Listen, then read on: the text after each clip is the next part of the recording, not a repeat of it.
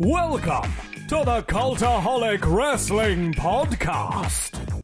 If you like a lot of wrestling on YouTube, join our cult.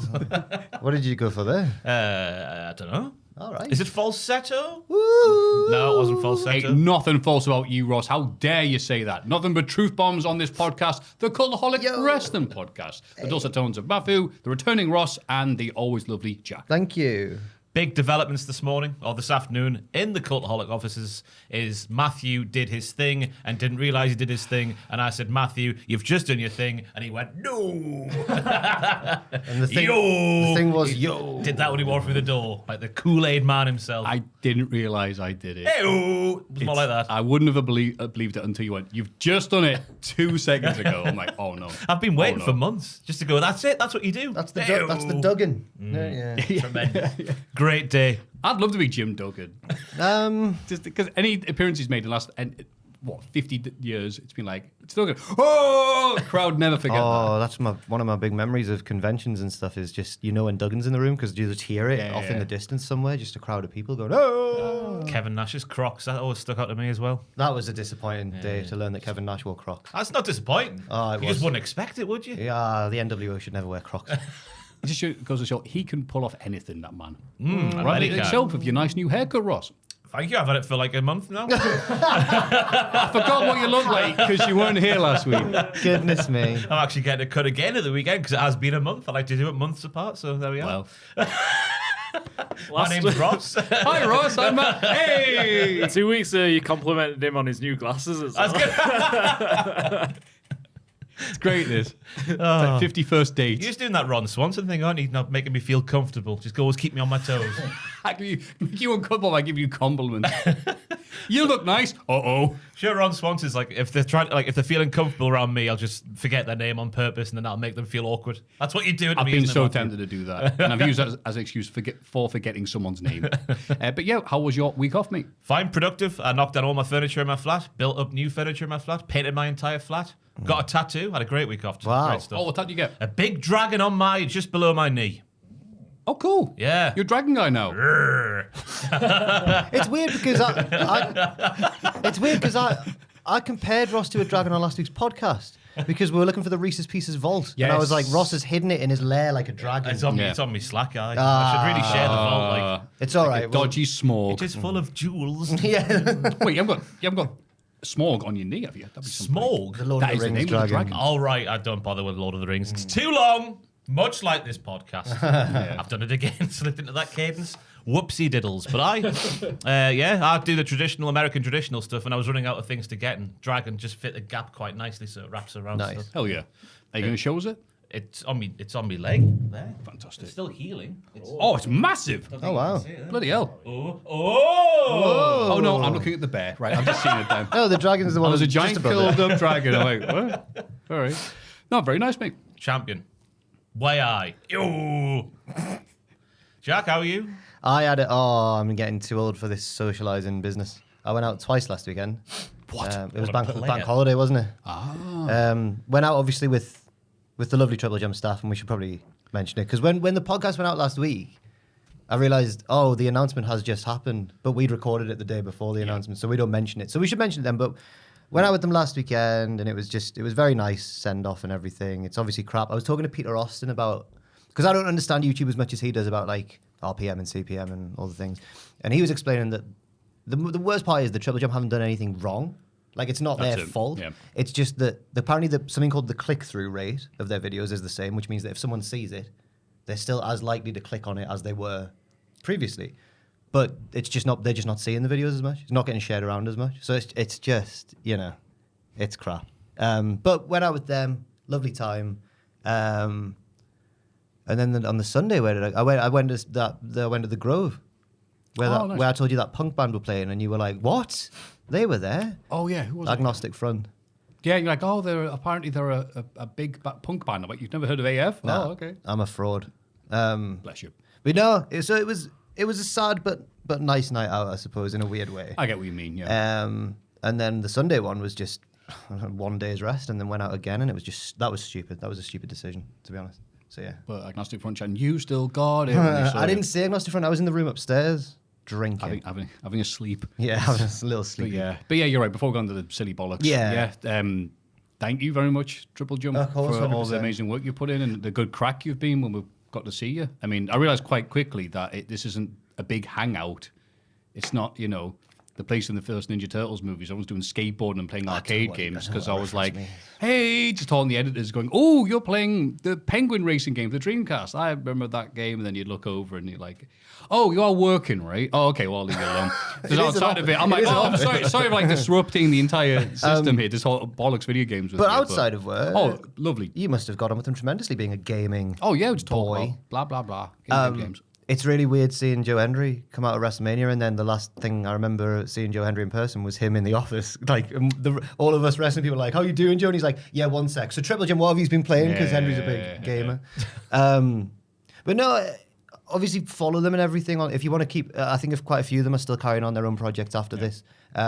So check the social media and everything. Yeah, Joel, copy their description from their announcement video. Stick it in this. That's a good shout. Will Yeah. do. That's the horrible thing. Like their announcement video got pushed out, which is the I know, horrible irony of it all. It's crap. Like their videos are tremendous. Like obviously I'm not too much into video games, but I would see one a week maybe, one a fortnight. Think, I'll watch that because I'm vaguely interested in it. And they're all very good at what they do. Yeah. It's a horrible crap situation. We held on as long as we could with it, but it's just. Yeah, It is a business. horrible. As It's competitive crap, as wrestling stuff is on YouTube. Oh. It's nothing compared to gaming. No. So- Yeah. Peter Austin's already done a video on his own channel, just Peter Austin, the channel. It's a history one. He's up near the Sycamore Gap, talking about, arms in the air for the Sycamore Gap tree. That trial's going on at the minute. They did it for the crack. Did you see? They filmed it, They admitted it. They did it for the crack. and they found a big shard of the Right. tree in their boot. Oh, that was the OJ glove, was it? Yeah. I'm no legal expert, but I reckon they did it. But no, I shouldn't say that because the court case is ongoing. We Yeah, can't that's even just my But if they opinion, are yeah, of found course. guilty, then they're going to bring back hanging. Well, that's what Peter Austin's video is about. It's about the history of like weird laws you could get. Capital punishment could be applied to in England's history, and that's very interesting. Very good video. I'd recommend it. Wow. Okay, yeah. Yeah. I'm hooked. Austin's history presenting voice is a joy to behold. Yeah, yeah. Do you notice this? Yeah, he's great. His inflections at the end of the He makes me feel like an absolute amateur. Yeah. So check them all out and You everything. think we'd be good at this by now, but them's the breaks. Joel will stick that in the description as well. Yeah, good shout there on the description. Thanks, Jack. That's all right, mate. Yeah, but the other stuff that happened this week with the news, because, sometimes news just happens and doesn't stop happening. WWE have released a bunch of people in one day. Podcast curse, wasn't it? Podcast curse strikes again because people just do stuff on Fridays now. So got the list alphabetically, so give our thoughts. Braun Strowman, his release has been blamed as being due to his big salary that he was down where which I remember that being speculated beforehand, is be confirmed that he got a big ass salary when he returned. And his role's diminished since, so they've gone, well, why are we paying this much for this dude? It's not. I forget who the quote was from, but I read it on Twitter today, so it could be bollocks. I might just. Be vigilant. But he has like an agreement where he can come back for like 3 to 4 months at a time in the future, just to. Okay, which is good use of him, if that is true. That makes sense actually with him because he's someone his size is quite a rarity in today's wrestling. So it makes sense. You bring him back once in a while to scare the heels or whatever. Yeah, and then pull over somebody on the way out, and then that's it. Yeah. Yeah. It's a shame out that those Heyman quotes at the was it the Pat Whoa, McAfee show? steady now. At the Pat McAfee show before WrestleMania, not the Tony Hinchcliffe one after okay. WrestleMania. Just odd timing after those. He was calling Strowman rubbish, wasn't he? You're not very good, you. Or something he says along those lines. Just Heyman. Did he? Yeah, something like that. That's nasty. That feels real. Wow. I think he was on the list of priorities for the company with the amount of monsters running around with Jacob, Braun, Rusev, etc. So it's just like, oh, okay. If we're paying them way less than you, yeah. Yeah. I know, but it's always a bit this recent phenomenon of WWE bragging about gate like receipts and everything. It's like It's a business. It's I know, but it's capitalism. WWE. I don't know. Yeah. That's exactly it. Cora Jade, which I'll put in my thoughts as what? Wow. She returned from injury in October from a torn ACL. Then a match this year, she appeared to be injured for real, which I wasn't sure if it was real or part of the show or not, in an NXT match with Grace. She's doing her best to hang on with some of the best NXT that they've got now, and still a shark. She's still been a big part of NXT. They seem the last few pretty months. in on her, yeah. Yeah, she was in the storyline with Roxanne, wasn't he? Yeah. Wasn't she? Sorry. Yeah. He. Wasn't she? But yeah, it was the injury sort of like got in the way whenever she got going, didn't she? Yeah, that might be one of the reasons, but I mean, it took quite a big part of the show she was. Yeah, surprising one. Dakota Kai, which I'll put what with 3 exclamation marks at the end. This release marks the second time that Kai has parted ways with WWE, having previously been released in April 2022 before returning 3 months later. Triple H's first rehire, if I do declare. For Damage Control. Just in general. Or was it? Like after when Triple H took the reins, it was like obviously SummerSlam 2022 when Damage Control formed, I'm sure. I remember now. Dakota Kai was the first one to go back. Odd one, because she never really got a fair crack of the whip on TV. She had bad luck with injuries as well. But she always seemed like, even though she was never the main member of the stable or anything, they never needed someone to plug a gap in a story or be part of this or do part of that. She was always good for it. Yeah. It's a strange one as well. I think the tag division's been hit quite hard. Oh, yeah, we'll get on to it now. Danny Palmer, the wrestler who thought that the Florida fires were a conspiracy and then got mocked by Sami Zayn in the Hurricane. Oh, no. Oh, no. Whoops. Well, Eddie Thorpe. And I put, well, I think this podcast is probably the most heartbroken by that of anybody right now. Like, what's going on? Or maybe not. Like, No, yeah, what's going on? Again, another prominent guy on TV for the last year. yeah. And they gave him more of a push than he's ever had the last few months with the trick. He trick. Yeah. He did trick. I thought he did quite well in that. Yeah, I thought it was my favourite thing he'd ever done. Yeah. Yeah, I got pushed down. Yeah. Oh, I'm sorry about that. I'll give you a title shot. I lied. No, I don't know it's if like, oh my God, the best thing he's ever done. I don't know if this is true or not, but I think he is in a relationship with Dakota Kai. He is, yeah. That's a bit crap. Oh, really? Yeah. They were sharing things on the Twitter together. Oh. He did right, though. We move forward without fear. Thank you, WWE. Fair enough. Yeah, took it well. Thank you, DJ Yif. Yes. Yeah. At least he's got the DJ and creator full back on. That's it. There you go. 2 a.m. At 2 a.m. Gigi Dolan. Again, and someone else. Surprising. Bit of Not a only surprise. featured on NXT every single week, but TNA most weeks as well, fairly Yeah. recently. So that's an odd one. I thought that the old girls, as they used to call them, her, Shotzi and Tatum, had a thing going. They did a promo segment just last week together. They were lounging. right. It was when they were lounging. Yeah. Yeah. That's what. And almost as odd as Jakara Jackson. I do not understand that one at all. Like, Who would have thought, like, if someone rapidly improving in developmental gets released while doing that? after the appearances on the main roster. Yeah. With the blood. And we were like, all but guaranteed they're going to the main roster. Oh. What? It was always, I guess, a worry because they're obviously very high on Lash Legend in that tag team, just based off what she's been doing in singles capacity as well. But Jackson was improving. If you go back to what Jackson was a couple of years ago compared to now, it's night and day. Yeah. Yeah, and that's what you should be doing on the developmental brand. Yeah. No? Right. Big Body Javi. They stopped using him. And we quite liked Big Body Javi by the end. Because they ran out of WCW gimmicks from the rip-off. Oh, he was Yeah, he was doing the Bret Hart El Dandy stuff, wasn't Right. he? I mean, Yeah. at that point, it's like, well, we're going to do Glacier. He seemed to have good charisma about him, though. But again, we never really saw him that frequently, did we? No. I think he did more stuff backstage than in the ring. Was he quite experienced? Was he like a mentor maybe? Or like I actually training don't know people? much I don't about know. him. I mean, either. He He always didn't seemed like very solid, very smooth in the ring, Yeah. I think. I literally can't remember last know, time what that's- match he had or yeah. in any programs. So, Gallus. So Joe Coffey, Mark Coffey, and Wolfgang. Yeah, but then Joe Coffey did a tweet though. Are they going to just still be on Evolve or something? Or are they just wrapping up maybe their last appearances or something like that? I don't know. I haven't seen this tweet. I don't Me know. neither. He's in the gym on the leg press going like, "I rate me," yeah, you know. And implying, I think that he's going to be on Evolve battering someone, but I don't know. That wasn't like a scheduled tweet, was it? I don't think so because I think Mark Coffey replied like, "I've been drinking since Friday. I'll see you in the ring," or something like that. How often do the tape evolve? I don't know. Don't know. It could just be a wrapping up the date situation. I might don't be, know. Yeah. To be fair, Gallus served their purpose in NXT. I don't know how far they could have gone outside of what they did, but they had a role on NXT, and I thought they filled it well. We had a Yeah. great laugh at their expense. Anyway. We did. Oh, but- some legendarily dumb appearances. We did, but we did have a We're laugh. going to get you arrested. And a man's part. Oh, well, we're going to miss that. Yeah, we are. We are. I do think that their matches always brought an air of like old school heel menace to them. It's like, oh god, Hanging Tang are getting battered by Lisa. So that was, it's Yeah. a shame that we won't So- see that anymore. What are you laughing about? Katana Chance and Caden Carter. Now this one got me because in the ladies tag team division on NXT and the main roster, they are probably, apart from maybe the Meta 2, obviously Jakara Jackson's gone as well, but they actually felt like a tag team. They had tag team tandem moves, they dressed the same, they were fantastic every single time they wrestled, but that was very, very few and far between. So that was, just shows he's got no real stake in tag team wrestling at the moment in the company. Especially women's tag team wrestling. Yeah. Right, Yeah. especially it's like, oh, okay, then that makes sense if JJ and LL go to the main roster to replace it. No, wait, they've got Yeah. rid. Okay, Yeah. But these two weren't a priority tag team by any means, but it's still surprising as they felt part of the furniture. You can't have no depth in the tag division. Right. Yeah. And we spent a year saying the Raw crowd made no noise for the intro and then went wild by the time they busted out their cool moves. And like every week they do that. Every week the crowd will be like, oh, that's nice. And then they're gone. Actual tandem moves that no other tag teams do. Odd. Very strange. Aura Mensa.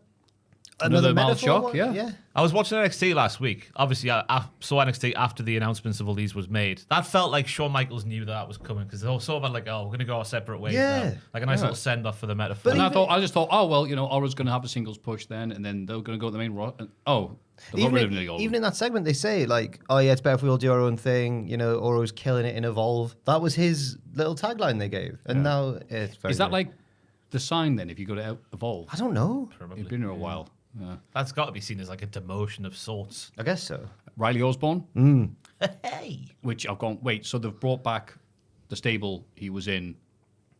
And Don't get me started on this new I chase.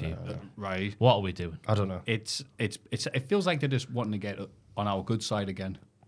But like, Anyway, we'll get on to that one. but yeah, but it's interesting, the Riley Osborne one, because that story came out, I think it was Alvarez talking about it, saying that, I'm not saying this is Alvarez's fault. People do have a tendency now to go like, this journalist trying to stir up trouble. But Alvarez says he was told by a source from WWE. That's the important thing to remember here. That Riley Osborne, part of his sort of situation backstage or the discontent, or maybe part of the reason he was let go, was that he was told he was going to start doing Evolve and he didn't want it. But then Riley Osborne himself has come out with a statement saying that's not true. My wife had just been released from the company. I asked for a day off to help, like we needed to sort out the house and stuff. And then the next day after that, I was the first one in, and I was commended for my professionalism, and I was totally happy to work Evolve. So whoever's told Alvarez that doesn't like Riley Osborne, basically. Yeah. It sounds like he's trying. And this has happened before, hasn't it? When in recent years, when a name from WWE has been released, and then suddenly reports have surfaced like there was issues backstage. They were those seem like fake WWE stuff going. Like, can you spread that? They were crap. They weren't even that good anyway. Their poos smell really badly backstage, and then people are like, oh, it's funny all these come out like now afterwards. Yeah, but now it seems more people like maybe just have access to grind or whatever. And but, I mean, Riley Osborne's Josh Terry, as he's now. Yeah. His statement on Twitter is very good. Just breaks it down. Says, I'm not calling out anyone in particular, but that's just not how it was, and I won't stand for it. I thought, fair play to you. That's nice to defend himself and be professional. If they'd let him show a bit of that in his character, that would have been fantastic. Oh, his character was awful. A fickle man, Riley Osborne. Didn't believe in Chase, you then did. Get out of here. But that was great. Nice wrestler, obviously. But the main theme about the releases, I guess, is it's not as harmonious as you might expect in the WWE at the moment.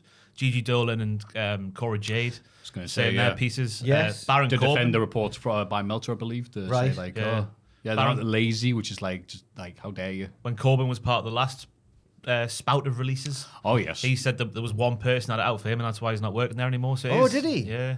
He wouldn't name who it was, though. I would guess Bruce Pritchard. But it seems it's not as harmonious as you might believe. Because obviously, in the new Triple H era, we've been led to believe it's all. They've been running that PR machine so well. They've been playing that game so well. You're like, oh, yeah, this is a normal company. And you can't have everyone being happy or whatever. So, then if it's the number one game in town, you can't just go do your RF video shoot interview the next day like you used to be able to do. It's still a wrestling promotion, just a massive one. Ryan Papola is a host for some of the WWE TV shows. I didn't really see him. No opinion of him. No pressure, mate. Shayna Baszler. Yeah. And God, I miss NXT Shayna. It's a shame we barely saw her in the main roster. She should never have lost to Becky at that WrestleMania. That's when it all ended, really, wasn't it? Yeah, apparently Vince just changed his mind on a whim. They'd had her win the Elimination Chamber easily. Right. Turn into a vampire. And then Becky, I think, rolled her up. Reverse the Karafuda clutch. The one that she always fell for. Yeah, the most badass MMA fighting wrestler on the entire roster. God, she fell for that one counter a lot of times. She also, there's so many highlights with Shayna. She's been unbelievable. And I think when she joined, she wasn't even that young in the first place. Never missed a step, never looked out of place or anything like that. Once legitimately made Jade Cargill tap out. That was it, yeah. It was funny when it was like, which commentator was just like, Jade's will never lost on TV until now. I was like, so that confirms you won that backstage encounter then. But yeah, and surprisingly, well, maybe not that surprisingly, if you actually pay attention and watch a TV show with your eyes and ears, Yoshiki Inamura, because I actually thought they were just making a passing reference to their stuff. He was on this week's. to say goodbye that's his end That of his run. actually was the end. That I felt thought in the reports, that's the end of his stuff. The thing felt he's gone back to nowhere. Briggs was going to chase him in the rain. I thought that was like the no. build-up to maybe that. That's like, no, that's He was just on going an back. excursion. Yeah, It was yeah. just an excursion, which I thought was just part of the storyline. But I thought... Because he like, please, I thought it would last shot. until... I knew he was going back. I just thought it would last until, like, Battleground or whatever. No. But no. They got me. They lied to me. Wow. I beg your pardon. Also, Shotzi. Yeah, Shotzi Yeah. as Contract's well. not being renewed. So her and Gigi both. Right. Yeah. And Shotzi, they've always used...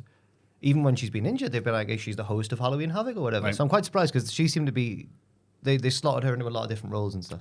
They certainly did, and I do like Shotzi, but she clearly wasn't the type of women's wrestler they're wanting right now in this version I'm of sure NXT. but she's so unique and has That's such the a good thing. look that That surely was she'll her fit in somewhere. strength, Yeah. Just the fact that they were so different. There was all That's three. what I would say. I like Yeah. the fact that she's different, but now you watch the roster going, now there is one particular style right now, and I don't think Shotzi's that, which sucks. I understand wanting to teach everybody to wrestle the same when they're all maybe coming in just as college athletes or whatever. But surely part of the beauty of wrestling, Maffew, is all the different styles and melding I'm with you. Yes. I'm not want to got rid of her. Stop it. No. Let's have a look. Just browsing all the stuff we've already covered. Shelton Benjamin has slammed Hulk Hogan after Hulk Hogan just talked about some other wrestlers. Said, I'm a big fan of the Benjamin Shelton. He also claimed he had Lesnar's first match. He back at also UFC, claimed that he had, I was brought as his first again. It's almost like Hulk Hogan is a delusional liar who's enabled by everybody around him. Shelton went to Twitter and says, you lost me forever ago with your don't get caught speech, or as you called it, apology. So rather than screw up my name and pretend we had any sort of camaraderie, which we never had, please do me a favor and do the Will Smith gif. Now, if I was Tony Khan, get the checkbook out. Cody Khan. Shoot, fight. Shelton Benjamin, Hulk Hogan in a cage. Hulk Hogan would know Yeah, he's got experience in the original UFC. Oh, yeah, he What was claimed called that, that? didn't he? Does he understand that, like... The internet is a thing. Yeah, people can look things up. No, he does. He literally doesn't. There's a look of terror on his face was on Joe Rogan's podcast. He's talking about something that didn't happen. Then Joe Rogan's like, oh, you can find that out. And Hogan's like, what are you doing with that magic device over there? Who is this young Jamie? Yeah. Nakamura was reported a bunch of places that, Nakamura's gone. And a bunch of people went, oh, okay. And it turns out rumors seem to originate from Wrestling World. But the content of the reporting appears to be written by AI. Oh, okay. And says that Nakamura was released on May the 3rd. Follow-up report from Fightful says no. It's a shame that a lot of people were like, yeah, that makes sense. And it's like, no, he's still with the company. Yeah. That's not one you can put down to sources, is it? No, that's just... No, sorry, AI's done this now. I was like, wait, AI's doing news? Down with the AI. Down with the wrestling world, apparently. Yes, all Wrestling world. John Tenter's daughter is trained to become a pro wrestler. Yes. She's on the Kelly Clarkson show, which I didn't realize was a thing. What? What? Maffew? You've seen Kelly Clarkson do live performances with all the Yeah, greats. exactly, but I didn't realize she had a podcast. She always does It's duets. the reason we have a podcast. No, it's a TV talk show. TV show, yeah. It's like It's a What? talk show. It's Yeah, not a- yeah. She does duets and that, and she's always, no matter who is singing with her, she's always the better singer. Oh, was this a thing for a she's while fantastic. then? Yeah. Oh, no. She'd I can't, recently- I'm sorry, Kelly Clarkson She fans. recently did a fantastic cover of the Outfield's "Your Love." Josie's on a vacation. It's really good. Save it for the Patreon bit. Okay, right. Yeah. When I was younger, I used There's to a watch new page wrestling. in this week, and I don't know what we're going to sing. Oh, please don't be Kelly Clarkson. I'm sorry. oh, yeah. Bit of Kelly Clarkson. Since you've been gone. Because Tade too. Well done. Anyway, yeah, whatever. She's a wrestler. No, but yeah, John Tender's daughter. Yeah. She said that it'll help. She used to love it when she was a kid. Obviously, when her dad died, she fell out of love with it, Yeah. and now she's kind of thinking, no, it'd be nice to get involved. And I'm thinking, don't get involved in the wrestling business. What a horrible place it is. But you never know. You never know. Yeah, but I mean, she's the daughter of one of the most True. established. Respected. like, Yeah. No bad stories about Tenter. No. It's crazy, isn't it? One of the very few people. Him and Duggan, I think. Didn't Hogan claim once that he sat down too hard on him, but you go back and watch it and he doesn't? And you're like, Well, Hogan. I think that's just the justification you need to say that Earthquake was a safe worker. Yeah. Duke the Dumpster Dross say was on the dark Oh. web. And I put, no good story starts with that as the start, so we'll move on to more pleasant things. ... Purtle Del Patron is back with WWE. That's a segue. I don't know what you say about that. Was it the story like his contract obviously was with AAA? And so obviously we've got them. Right. There's not that many AAA full-time roster members that had those contracts, and he's just one of them because he's been their champ for bloody ages. Ross has been slapped in the chest by him. Oh yeah. Oh, yeah. I've done my time. He is maybe the wrestler I've been most afraid of when I've met him. He was Why? my first ever interview. and I was stood there. And I'm coming up to like his bicep, and it's bigger than my head. His arm's just bigger than my head. Terrifying man. Arsehole. And a bit of an arsehole, actually. Allegedly. Allegedly, Wrestling World said that. No, he slapped me. He's an arsehole. There wasn't even a camera. Will you say John o'clock, please, Alberto? C. he said it, and then Nobody slapped asked him. for a chop there, Alberto. He went into business for himself. Yeah. Poor little Ross. Poor little baby Ross. First interview ever. My first interview ever. Ross was in with all. He was getting all the wrestlers to say John o'clock. Oh, aye. Not one issue. Can you say John o'clock, please? Oh, that's exactly what it was like. Apart from when it got to Rene Dupree. Because he legitimately hates JBL. So he went off on one for like a minute. I can't, the footage is out there somewhere, but it's brilliant. It's John o'clock, you piece of you. Oh. I do like Rene Dupree, just the fact, this is to bring up again related because it's a bit of humour here. He was doing his podcast, and his podcast appears to be filmed in night vision. It's not. It's just because he's just got the monitor on, and that's reflecting. So one time he like got away from the camera like that. Oh, yeah. And be like, did you just stop to have a bit of... blowing his bit of nose, wasn't he? Yeah. And he went, how dare you say that? This was disrespectful. The people who think I'm doing coke on my podcast, I'll show you. He had his toaster. Oh. He's like, I am using this to light my cigarette. What? No, that is really... I mean, there's a few people going, like, every cigarette smoker does this. It's like, that class. Can't be right. No, that's the most French thing I've ever heard. That's amazing. That's so good, yeah. How dare you? Look, I'm not doing that. I'm doing this completely other insane thing. Right next to my Lego house made of baguettes. Just because it's dead. Yes, that was the point of this segment, to say anti-French stuff. No, not anti-French stuff, just stereotypical. Well, he would... Oh, I'm fuming with that. Fifi, bring me my wine. It was literally his gimmick, Matthew. I'm so annoyed. I'm so cross. It went down like a leg. Yeah, even in the podcast, he's being him. He's like, It's gonna be. I love that. That's a great idea. I've missed a sitter. Like I've been sick. And finally, WWE star AJ Styles was the victim of hacking this past weekend. As someone was able to gain control of his X account with that SIM card double two-step notification thing. What? Some very racist messages were posted on the account, and then he got hacked. What do you like, you scoundrel? That was the news. What Everybody get excited for the Cultaholic Hall of Fame. The Hall of Fame. In condescending order, Chris Eubank Sr., in brackets, what a worker, 10%. 10. It was the best thing I've ever seen. It was Have great. you seen this? Well, obviously, yes. When he turns up with his son. It was always going to happen. I know, yeah. You can't But help it's just that the boxing people aren't as used to it. No, no, Oh, he's in! When he burst through that door. Oh my God. After say, oh, you thought a disappointment, my boy, the disappointment.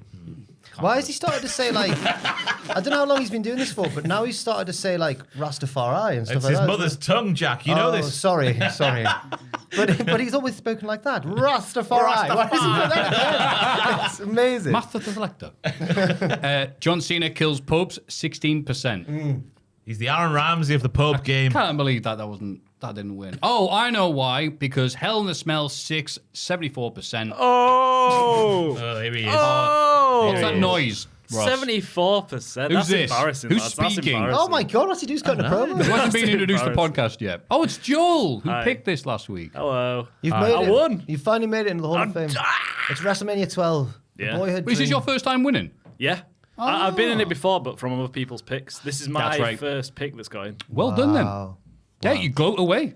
Yes. Thank you. I'd like to thank my mum, my dad. Probably Puccini, to be honest. Nah. Because it was Hell in a Smell, wasn't it? Yeah. don't. Did you go It first was, last week, did you, Joel? You what? Did you go first? No, I just really wanted to pick Eubank. No, I think I think I went. I last. really wanted the like dead Pope. Come on. It was a cheap pick, but you know you got to do it sometimes to win. You do, Joel. You do. I've learned that the hard way. No, what was the big one? When, Even the producer's like, I gotta win all of it. there was one where we thought it was like a titanic clash between your pick and Ross's pick. You go for like Cena's heel turn. Cena's heel turn, yeah. Didn't Something win. you put had beat it, yeah. Yeah, that was a I big can't thing. remember what you put. I think I put... Oh, I can't remember now. I It doesn't can't. matter. It was mad. I remember. I couldn't wait for the next week to find out who'd won. Yeah. Oh, This it was the Diddler World Championship. wasn't it? Yeah. Imagine if you Oh. robbed the world of that being in the Hall of Fame. Yeah, that deserves to be in. Fair Oh, play. yeah. Fair play. So, Hell in the Smell 6. And by the way, for people asking, yeah, it does still smell in that room because I went and checked before this podcast. Only a little bit. And I said, yeah, it does still smell. And Pacitti went, do you still think so? I went, well, it clearly doesn't smell as bad as it did when you were doing that stuff. But yeah. And he went, the sauerkraut does take a while to leave. Careful now. Both the devil and the angel on the shoulder saying, say it. So, yeah, Hell in a Small Stick, well done. Thank you. Well done, Joel. Cheers. Ross, what have you got for us? Oh, bless him. He just won, and now it's like, Well, do you right, have that's one? enough for you I'll now. give it to Ross. one, I'll though. give it to him. Well, No, I don't have one. my nomination this week is Joel finally getting one in the Hall of Fame. Hooray. It's been a storyline built up over years, if not decades. Has it? No. But people get behind him on the Patreon poll. You know, the same people who don't want me to win for no reason whatsoever. Oh, come on. They also want Joel to win for no reason whatsoever as well. So I'm going to try and just use Joel basically to get a Hall of Fame we always win. get behind the underdog. This is like John Cena being like, I'm an underdog and blah, blah. When Machine Gun Kelly came out with him and went, the real underdog's John Cena. Ross has won the most this year by a mile. Ross is here to kill the went Hall of on Fame. a 7-win streak. For some reason, my streak had to end. Why did it have to end? Well. Why did it have to end? Because again, everyone? everyone loves the underdog. No one likes the guy who always wins. So, yeah. But Joel won last week, so Joel, him getting one in is my pick. Okay. Because well done, Joel. Thank I'm you. really Wow. sincerely happy for you. Could be a double win. This is incredible. Oh, it might be because mine's just something I read and heard, and I thought I'd overshare. 'cause I'm the type of person- Someone on the mailbag sent me a fat bear, and I'm not going to put it in. I think it was Dale Davis. And he was like, You even name him they as were like, well. Ross, put that in Hall of Fame. It's a fat bear. No, I'm not going to fall for that. That's Maffew's shtick. That's Maffew's thank you. lazy shtick. That's right. I'm a fat bear at heart. Fat and lazy. Yes, my pick, because I'm second, is this picture I sent you, which is the legend, the man, the myth, Max McGee. Now, because I was on my arse recovering from having a gammy eye last time. Hang on a second. Last week. What's up? Was that his ass? No. It's easy. That's his helmet. Max McGee's. I mean, look at I was it. going to say. Wow. Goodness. So, American football man, right? Yeah.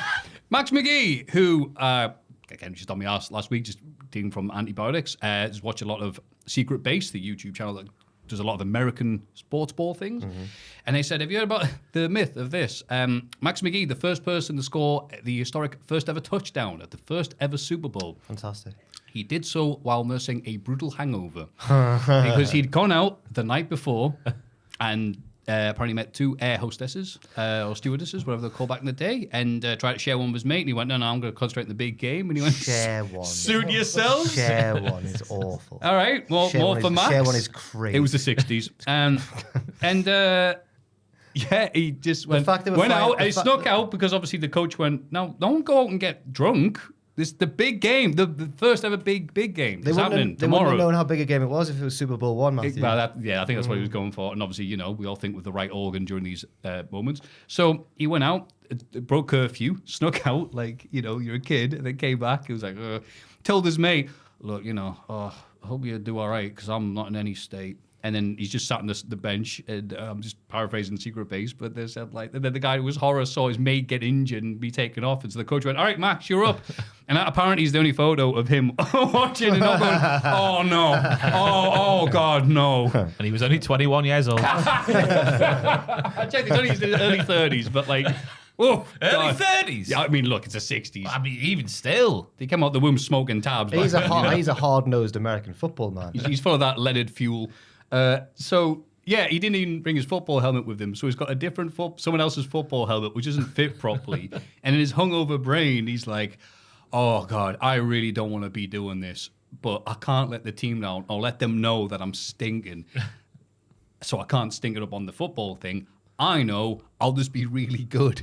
Yeah, He's got fair. the first ever touchdown. He got more yards than that one game they did his entire season goodbye. And they're like, all right, great job. Come off. He's like, oh, thank God. Fair play. So apparently, yeah, just this amazing instinct of the brain kicking in and going, all right, the best thing to do in this case is just to be really good for a short period of time. That's the best thing we can do in this situation. You can die later. And he did it. I mean, it's the ideal sport to do it. Just how slow it takes. Yeah. So we have to Silly sport. Well, no, the sport's fine. Everything that surrounds it. play ruins another it. few adverts. Oh, okay, good. Kendrick show was good, though. Brilliant. Yeah. It was good. Yeah. So that just finding out that Max McGee, and there's that one amazing photo of him. Like, oh, great. It's a good pick. Yeah. What are all these other tabs open? Oh, you wait. You'll find out. Okay. Wait, yeah. Little bit of wrist piss action. Oh, right. Yeah. Okay. Oh. Very I'll exciting. save that for later then. Okay. So that is my pick. You didn't. That is you didn't, my pick. No, that's not how you said it. He didn't say that, did he? He went, and that's my pick. And then he waited. And now it's time for Jack. And you can't do that. You did that on. You drew back. And you just stopped. DDT. Jack, it's your pick now. Thank you. Well, my pick's a song that I actually mentioned last week, and I've never had such a response from a lot of younger people have tweeted me saying like, I've never heard of this song before, and I love it. And I'm like, brilliant. I'll nominate it for the Hall of Fame. It won't win, but just to bring it to even more ears. That's nice. Because it's a wonderful song. It's Hello Goodbyes Here in Your Arms. Do you remember that? Yeah. I don't think was it last Summer year? of 07. What a tune. Yeah. The music video. I can't remember the music video. It's like a summer camp kind of thing going on. What does it go like? I like. Where are you? Oh, he's gone for the chorus. Yeah. Yeah. Great song. Yeah. Here in your arms. Great song. Great record. Yeah. Remember that summer you would that song and Kanye West's album with the bear on. The one, Graduation. Yeah. Oh, With man. Wow, we with just not on repeat. Everyone had the sunglasses with the thing. What an Good amazing morning. album. That's, that was the cool hip hop thing Yeah. to do back then. MGMT. Yeah. Time to Pretend. Skins. No, Skins might not have been around back Pendulum? then. Pendulum. Yeah. That came on the shop a while ago, and I was like, oh, I remember this period very well. Yeah. I remember a lad at uni was like a really good drummer, like a really, really good drummer. Yeah. And he was like, yeah, I auditioned for a band to be their new drummer once, but like they were a seriously good band and I can't tell you who it was. I just can't tell you. And then he got drunker and drunker and we were like, he was like, I got to the final 5, but it was like a global audition. Like there was so many people and we were like, who was it? Tell us who it was. And he was like, I can't. Pendulum. We were like, oh wait, Wow. well, yeah, but he was I believe him. He was a very good drummer, and a handsome man, which I assume Pendulum would want for the raves.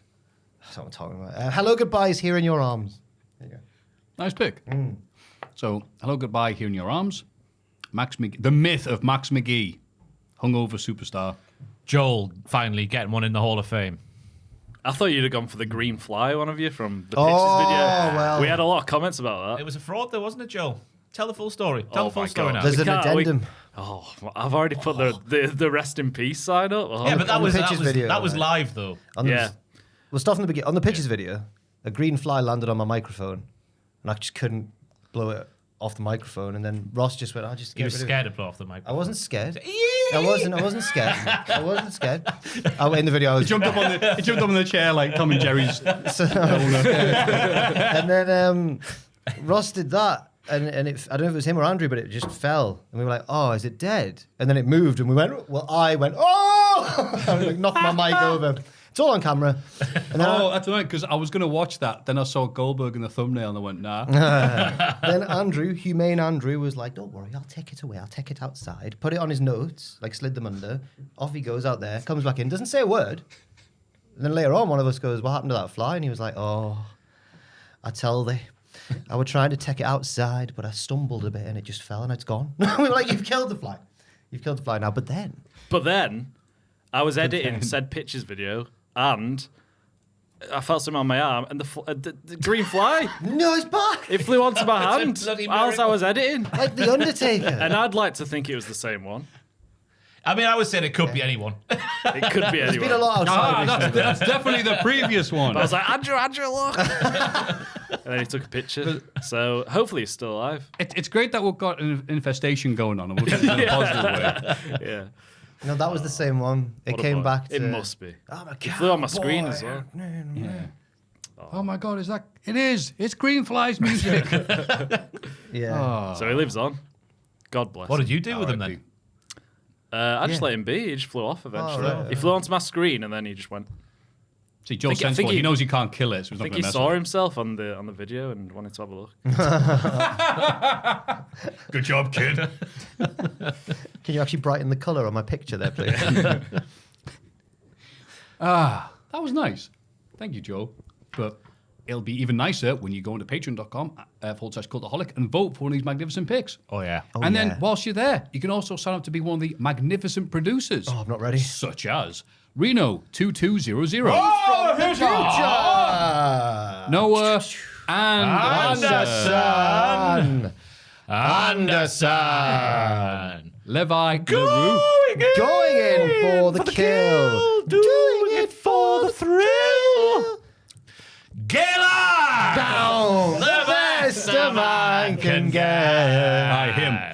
Feel that. Tears on your grace. She was a Burnley cheerleader last week. Was Natasha Bedingfield? Did you see this? When they What? got Sorry, promoted? what? She was in the locker room, the changing room. Natasha Bedingfield? Yeah, singing this song. Burnley? Feel the hate on your head, no one else can I thought the feel. Bedingfields were from New Zealand. Well, Daniel was, certainly. I assume she would be as well. I think she's English. Oh. Feel those tears on your grace. No one else can feel them for you. Only Brett can let them in. He likes cats. He likes He bloody cats. loves cats. Lord Bushy. Hey, Bushy, you're so fine. You're so fine. You blow my mind, Lord Bushy. Hey, Lord Bushy. Hey. Kendrick Alltop. hey now, Kendrick Alltop on the Patreon, the next line. Tay 2. Tear down. Na na na na na. Say two. Jake Rowan. Keep rolling. Yeah. Row your boat Oh, gently down the stream, pal. Josh Fair. Are you going into Joshua Fair? That was Joel. That was good. I watched, Look of disgust from Ross. I watched back our reaction to it because he was like, "I've got one, lads," and he doesn't even get to "Are you going?" And I start laughing like Elmo. I go, I'm absolutely delighted with And then it. Maffew offered another song as well. Yeah, you did a different one. Gorillas. It's fair. fair. Josh Fair. Oh. Yeah, it's coming up. Yeah. It's there.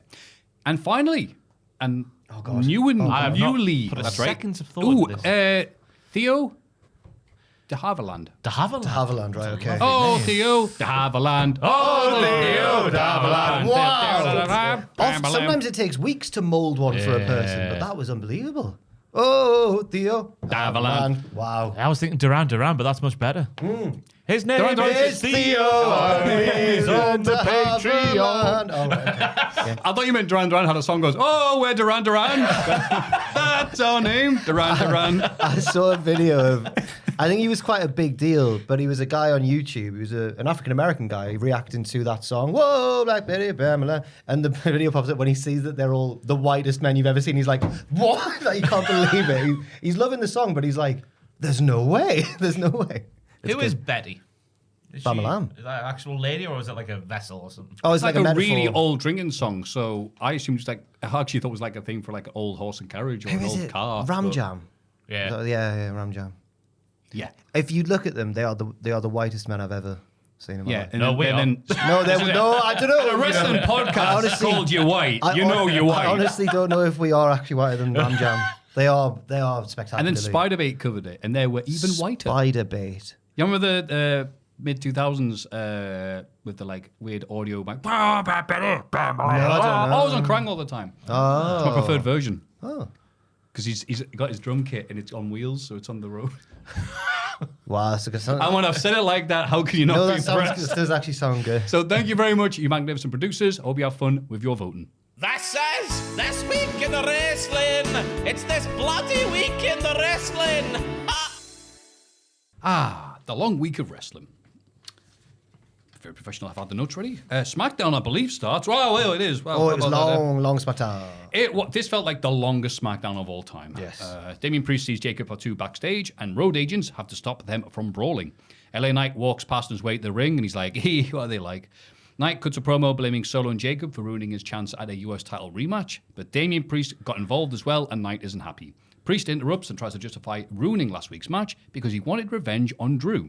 He thinks Knight would have lost anyway due to Solo's interference. They bring up each other's losses at WrestleMania and get gradually angrier. They're supposed to have a match later on tonight, but agree to have it right now. And the crowd really likes that. Solo attacks Priest during the match to cause a DQ that everybody saw coming. He attacks Knight as well, but the faces team up to take him out. They want to put him through the announce table, but Jacob Fatu makes a save, beating down Priest and Knight by himself. Yes. The match itself was a good television match, I thought. Proper ding-dong battle. They hit each other very hard, they did, the lads. That's all I've got written down for the match. The promo at the start, fully on Team LA Knight. Priest didn't have to come down when he did. Sort that in your own time. Don't make LA Knight's problems your problems, Priest. Or the other way around. Attack Drew after the match. Yes. Yeah. Not when the match is on. It's also a rubbish excuse from Priest to be like, you would have lost anyway because of Solo. He doesn't know that. It's almost proven Priest's point at the end of this. It's like, see, would have got involved anyway. I guess, yes. Okay, Which is very ham-fisted, but this is SmackDown, and they're just like, all right, come on.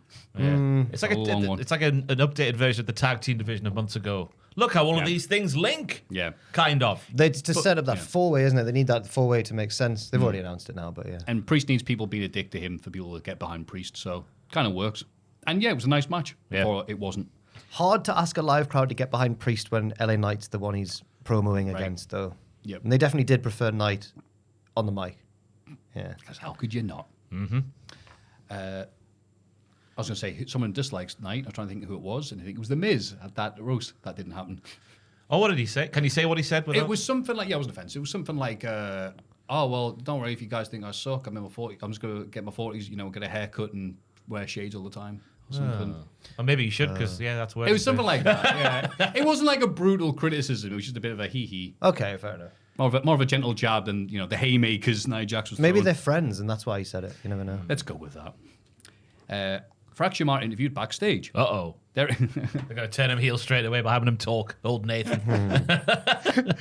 They're excited to wrestle Pretty Deadly tonight, and the lads interrupt.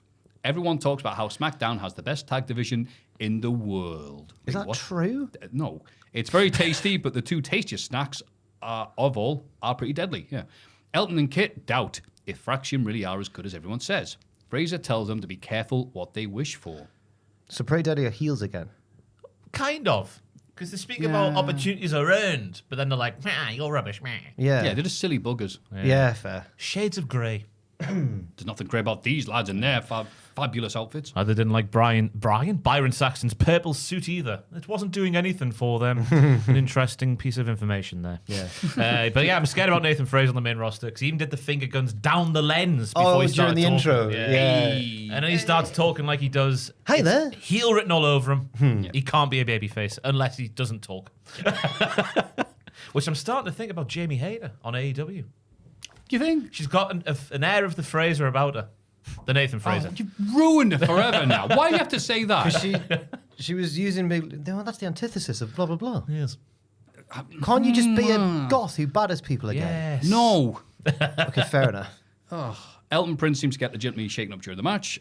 Fraction pick up the win. There was that one moment where he just didn't kick out. Yeah, Nathan does the stand and shooting star press, but it looks like he gets was that knee in the face or something like that Elton took, which meant he was sort of preoccupied instead of kicking out. Oh, no, I'm a schnoz, he was saying. Oh, my bloody nose.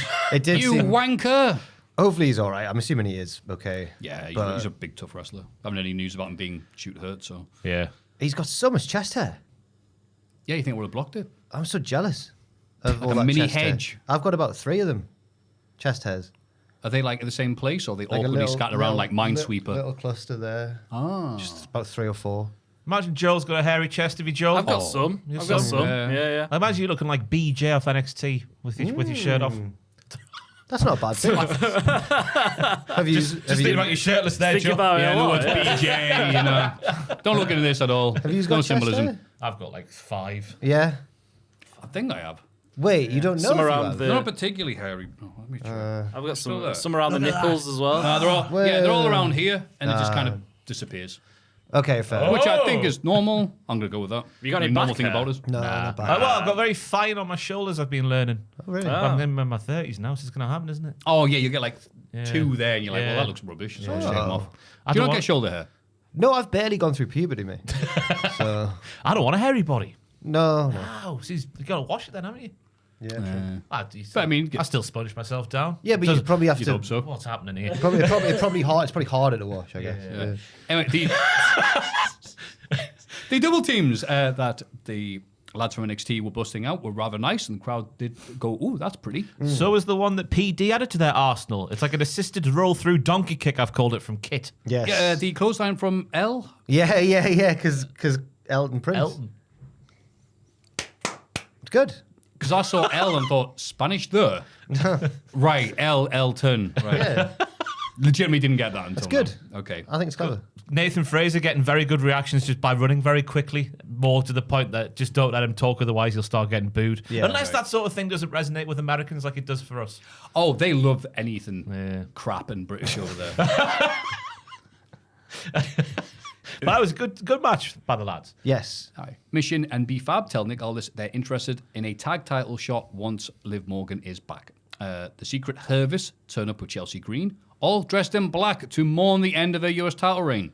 Chelsea threatens to take Aldis to the Supreme Court if he doesn't give her a rematch. He says no, because Piper Niven has a match night against Zelina Vega. And if she wins, she'll get a title shot of her own. Piper is shocked and Chelsea almost faints. So at this point I was thinking, wow, this is going to be very interesting. There's going to be a nice scene when Piper wins. Yeah. And then she's going to take the shot from Chelsea, and Chelsea has to come to terms with that. That's the obvious thing to do, because it's much more interesting than anything Zelina Vega's got about her currently. Like all that infighting with the Secret Hervis. But they didn't do that for some Yeah, reason. they dangled a more interesting story in front of us. Yes. Because Chelsea Green's, everything about Chelsea Green at the moment, she just gets it, doesn't she? All the little things. You'd think so, but then the push isn't really equating that, is it? She But- got a new contract this week, though. Oh, that's nice. So hopefully she got some more money. More green for green. Nia Jax Isn't arrives. it weird that Americans' money's green?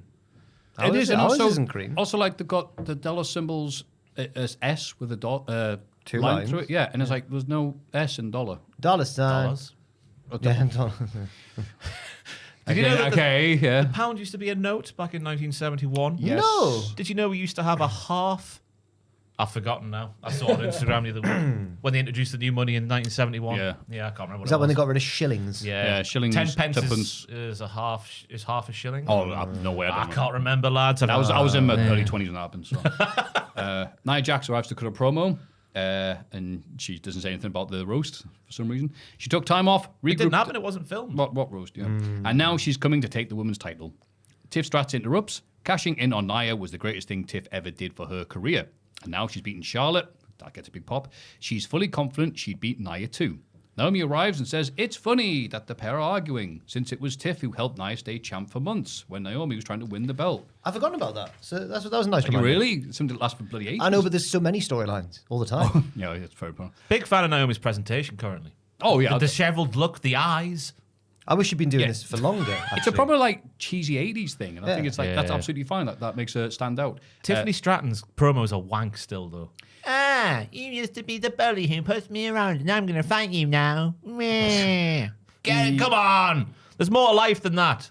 No. So is it the Be more, I mean, you're be, yeah, be all more right. but- creative. so so it's the writing of the promos, not her. Yeah, right. And I guess so- it's her delivery as well. 'Cause it's just, Yeah, it's that's- just Well, too much of a juxtaposition. I don't think she's Yeah. getting the right stuff written for her that would maximize her ability on the mic. Right. Naomi's the one who's really changed. She took out Jade Cargill, and now she wants a title. Jade arrives and chases Naomi into the ring to start a brawl. The faces clear the ring, and Aldis books a tag match for later on, because, again, got to fill these SmackDowns. He's such a smooth operator, by the way. He said player and then looked down the camera with a little wink.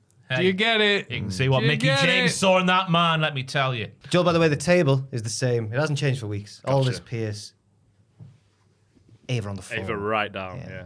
But she's been negotiating this week. I'd argue she's got a bit closer to the other two. She has, but not enough to overtake Adam. No. Well said. Yes. Camilla Hayes hypes up the... Oh, yeah, probably the Tiff thing. It's annoying that they've gone back to Nia Jax, because it's like, we've She's just beaten done her. this. Yeah. And I know they're doing the Damien Priest thing. They need to have someone that's going to get booed and Tiff's going to get cheered. But, like, was she the only option? I know. Yeah. But she wasn't. She wasn't the only option. Surely. In terms of getting... Because when her music hit, I put in my notes, good heat for Nia when her music hit, and a good pop for Tiffany. Who else is getting that kind of booze when she comes? Maybe that's why they've done it, yeah. Camilla Hayes hypes up The Miz before his match against Aleister Black. Miz calls himself a pillar of WWE, just like Andre the Giant. Aleister didn't knock Miz out last week. He woke him up. Miz wants to remind everybody who he is. There's a reason he's always remained in the company. Aleister only lasted 5 years in. Ooh. Ooh. He's referred to Dre and said, like, Dre, like Andre, and had the big thing of him. It's just like, it took me a few seconds, like, who's Dre? Oh, Doctor. Dr. Andre. It's wrestling. We know we've got to give names to things. Right. Andre 3000. Yeah, that's how many beers he drank. And then, despite distraction from Carmelo Hayes, Aleister Black wins his match against The Miz. Melo and Aleister have a stare down after the bell. Excuse me. It was a DIY journey for Aleister Black with his match here. Little to no reaction during his entrance because I could hear his lovely theme clearly. But then by the end of the thing, there was lots of claps and cheers because he did lots of nice things during the match, including an hurricane, a kick of his own. I don't know why I've written that like that, but there we go. The handstand evasion out the skull crushing finale was sick. I thought that Black, because he wrestled in tights the first time, didn't he? Little underpants. Right. Oh, sweet short tights, right? Okay. And then this time he had the fighting shorts on, and he was doing more like Katasha Hashimez, that sort of thing, Yes. Yeah.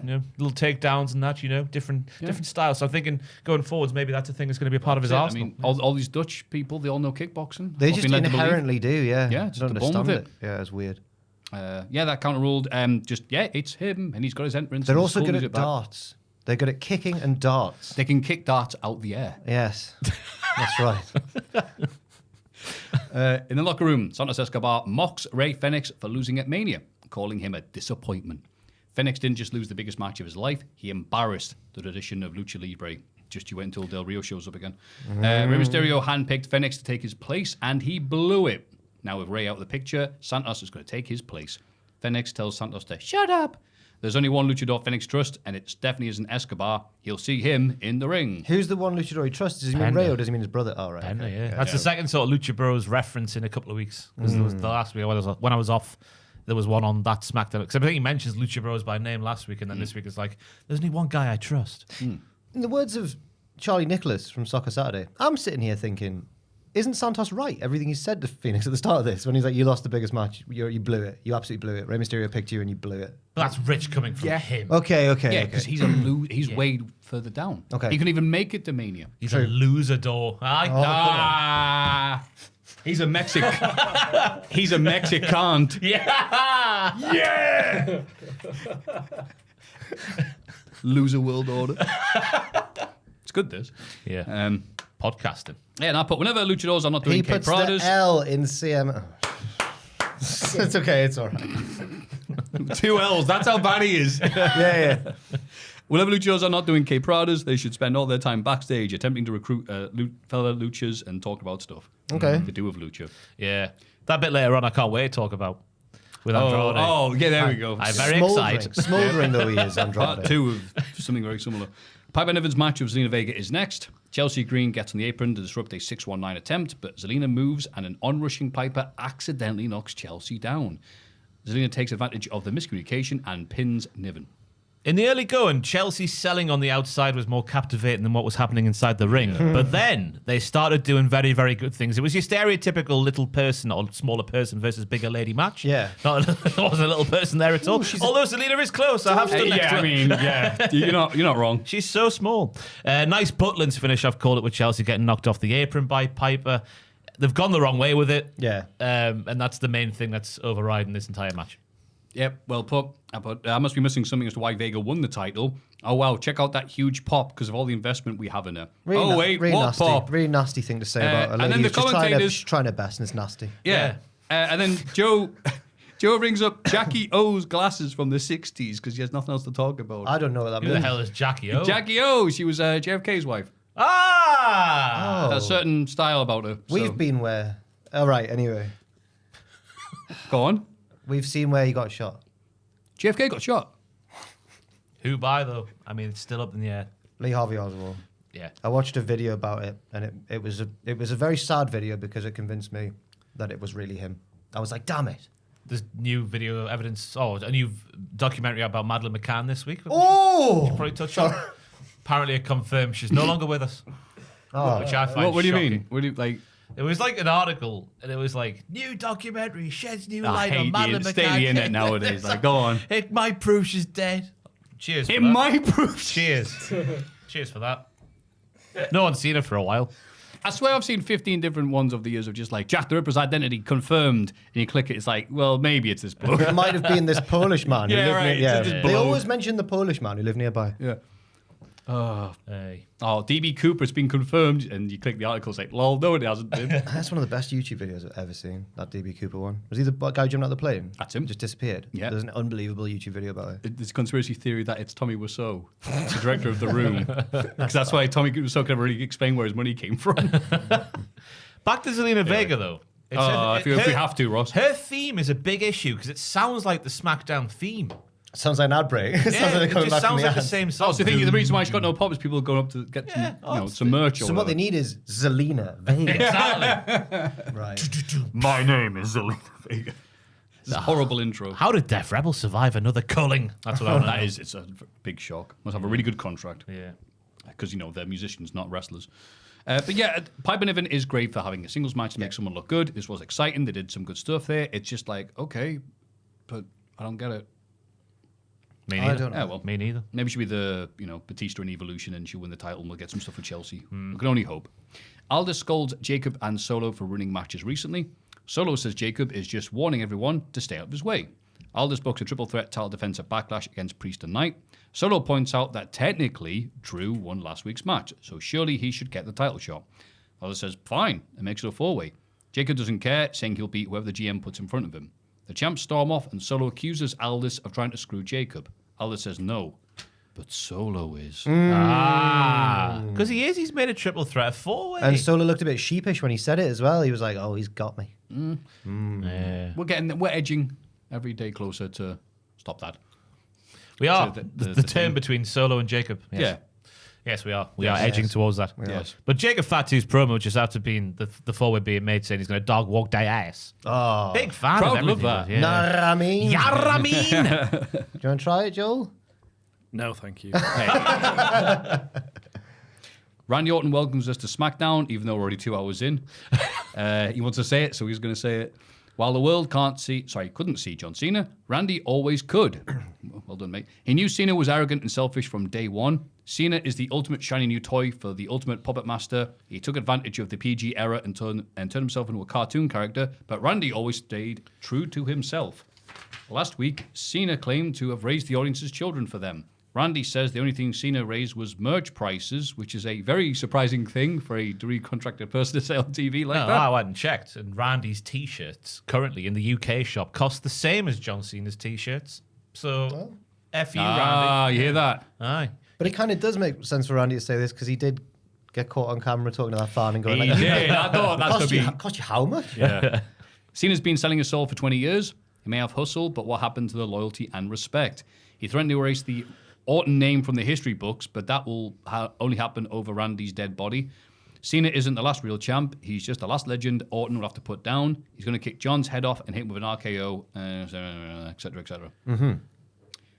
Any thoughts here, Ross? There's not much to say because that is what he said, and there's not much to go off there. Yeah, it's... John Cena, I mean, there's obviously his schedule's being made part of his gimmick now. Oh, you're not going to see me that many times before I go away. We need some sort of presence on camera because that's now 2 feuds in a row. Cody had to build a lot of it by himself.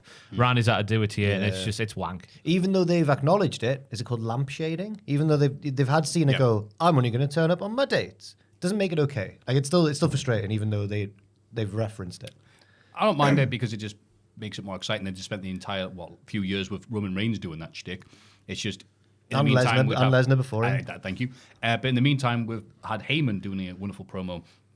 Randy's all right doing a bit of a spirited thing here, but then it's just like this felt very AI that he wrote a script. You say you're the thing, but I'm the counter to that thing. Yeah, you should say You like... call yourself the river, but I'll be the bridge at Backlash. You know, He should that say type of like, stuff. I was actually a Marine, you knob. Yeah, for a month before getting kicked out for smoking tabs. more of a Marine than John Cena was, I've got to say. Exactly. Even though he's the one who comes out. Yeah, I remained true to myself over those years. It's like, no, you didn't. Yes, he did. Randy Orton's always been unapologetic about being a dick. Yeah, Whereas it's funny that cheer Cena that. will- Yeah, you were a dick. Yeah, but his point is that Cena was wearing a mask this whole time. I get it. I do get Yeah. it. I think Randy's delivery was pretty good. It's weird to think that he used to be quite... Wasn't that like always his problem was promos, and then he just became a good promo? I think his character was either high, or the fact that his character had to be like, I will eat you with a chin lock. But at some point, he really... I guess when you're that natural in the ring, you've got time to work on your promos. Yeah. And plus, it's like, it's a bit Marvel films when he's like, I'm going to erase wrestling from the history books. No, my dad was a wrestler. You'll erase him. It's like, calm down, Randy. And What are you talking about? well, he was, and his granddad. No, it was, but it's like, wait, about their lineage, their heads. Like, what do you think's going to happen?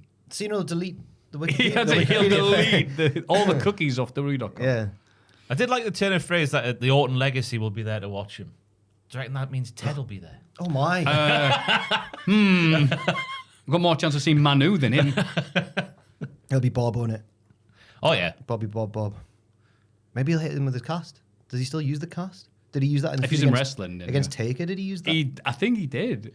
He had the cast on. I remember the Yeah. cast, the big white cast. I remember the one when It's never healed. I remember the one when he interferes as a fan at SummerSlam. Oh, yeah. And it looks like Trump. When you go back and watch it, it looks like Donald That Trump. was on YouTube for years as like crazed fan hits the ring. It's like people are like, what? You can know tell what that is? You can tell it's not real because Undertaker calmly helps the fan out of the ring. Whereas Taker would have loved to have battered a fan if they got in the ring. Those soup can punches, whatever JR called them. Got chicken here and mushroom in this one. Backstage, Nia Jax tells Naomi they need to get on the same page for tonight's tag match. Nia is keen to go after Tiff, but Jade is Naomi's problem. Naomi just shrugs and says sure. She walks off and Nia is befuddled by her. That Naomi's crazy, man. Wow, some she had like her outfit to show that she's crazy. Yeah. But you did say, like, you stay out my way, I'll go after the woman I'm feuding with, and you go the one you're feuding with. So that's a great segment that was very necessary. Right. Did they play off it in the match? I can't remember. It starts with, like, 2 singles matches, but then by the end, it's just like, kind of a normal tag team match. Yeah. Orton bumps into R-Truth backstage, who cheerfully tells him he has no chance against John Cena. Jimmy Uso saves Truth from a possible beatdown, and Randy leaves. Truth claims Cena told him he'd beat Orton. Cena's the last real champ and would never lie to Truth. Now, this made me riff for the Pitchers video this week. I riffed off this one. So I did. Because I pitched that R-Truth should get involved on Cena's behalf in some form of fashion. And then become Cena's on-screen presence because obviously he just suckles on the John Cena juice all year long, doesn't he, R-Truth? Because he's been talking to him, he said. And he never lies, does R-Truth? Never lies. No. I can't remember if it was you or Andrew on the video who said that.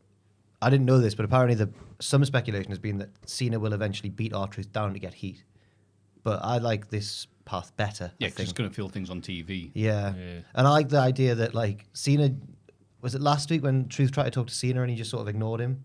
But I like the idea that Cena actually wasn't ignoring him. And then I think, though, that having R-Truth cost Randy in St. Louis might raise issues. Well, get heat, I suppose.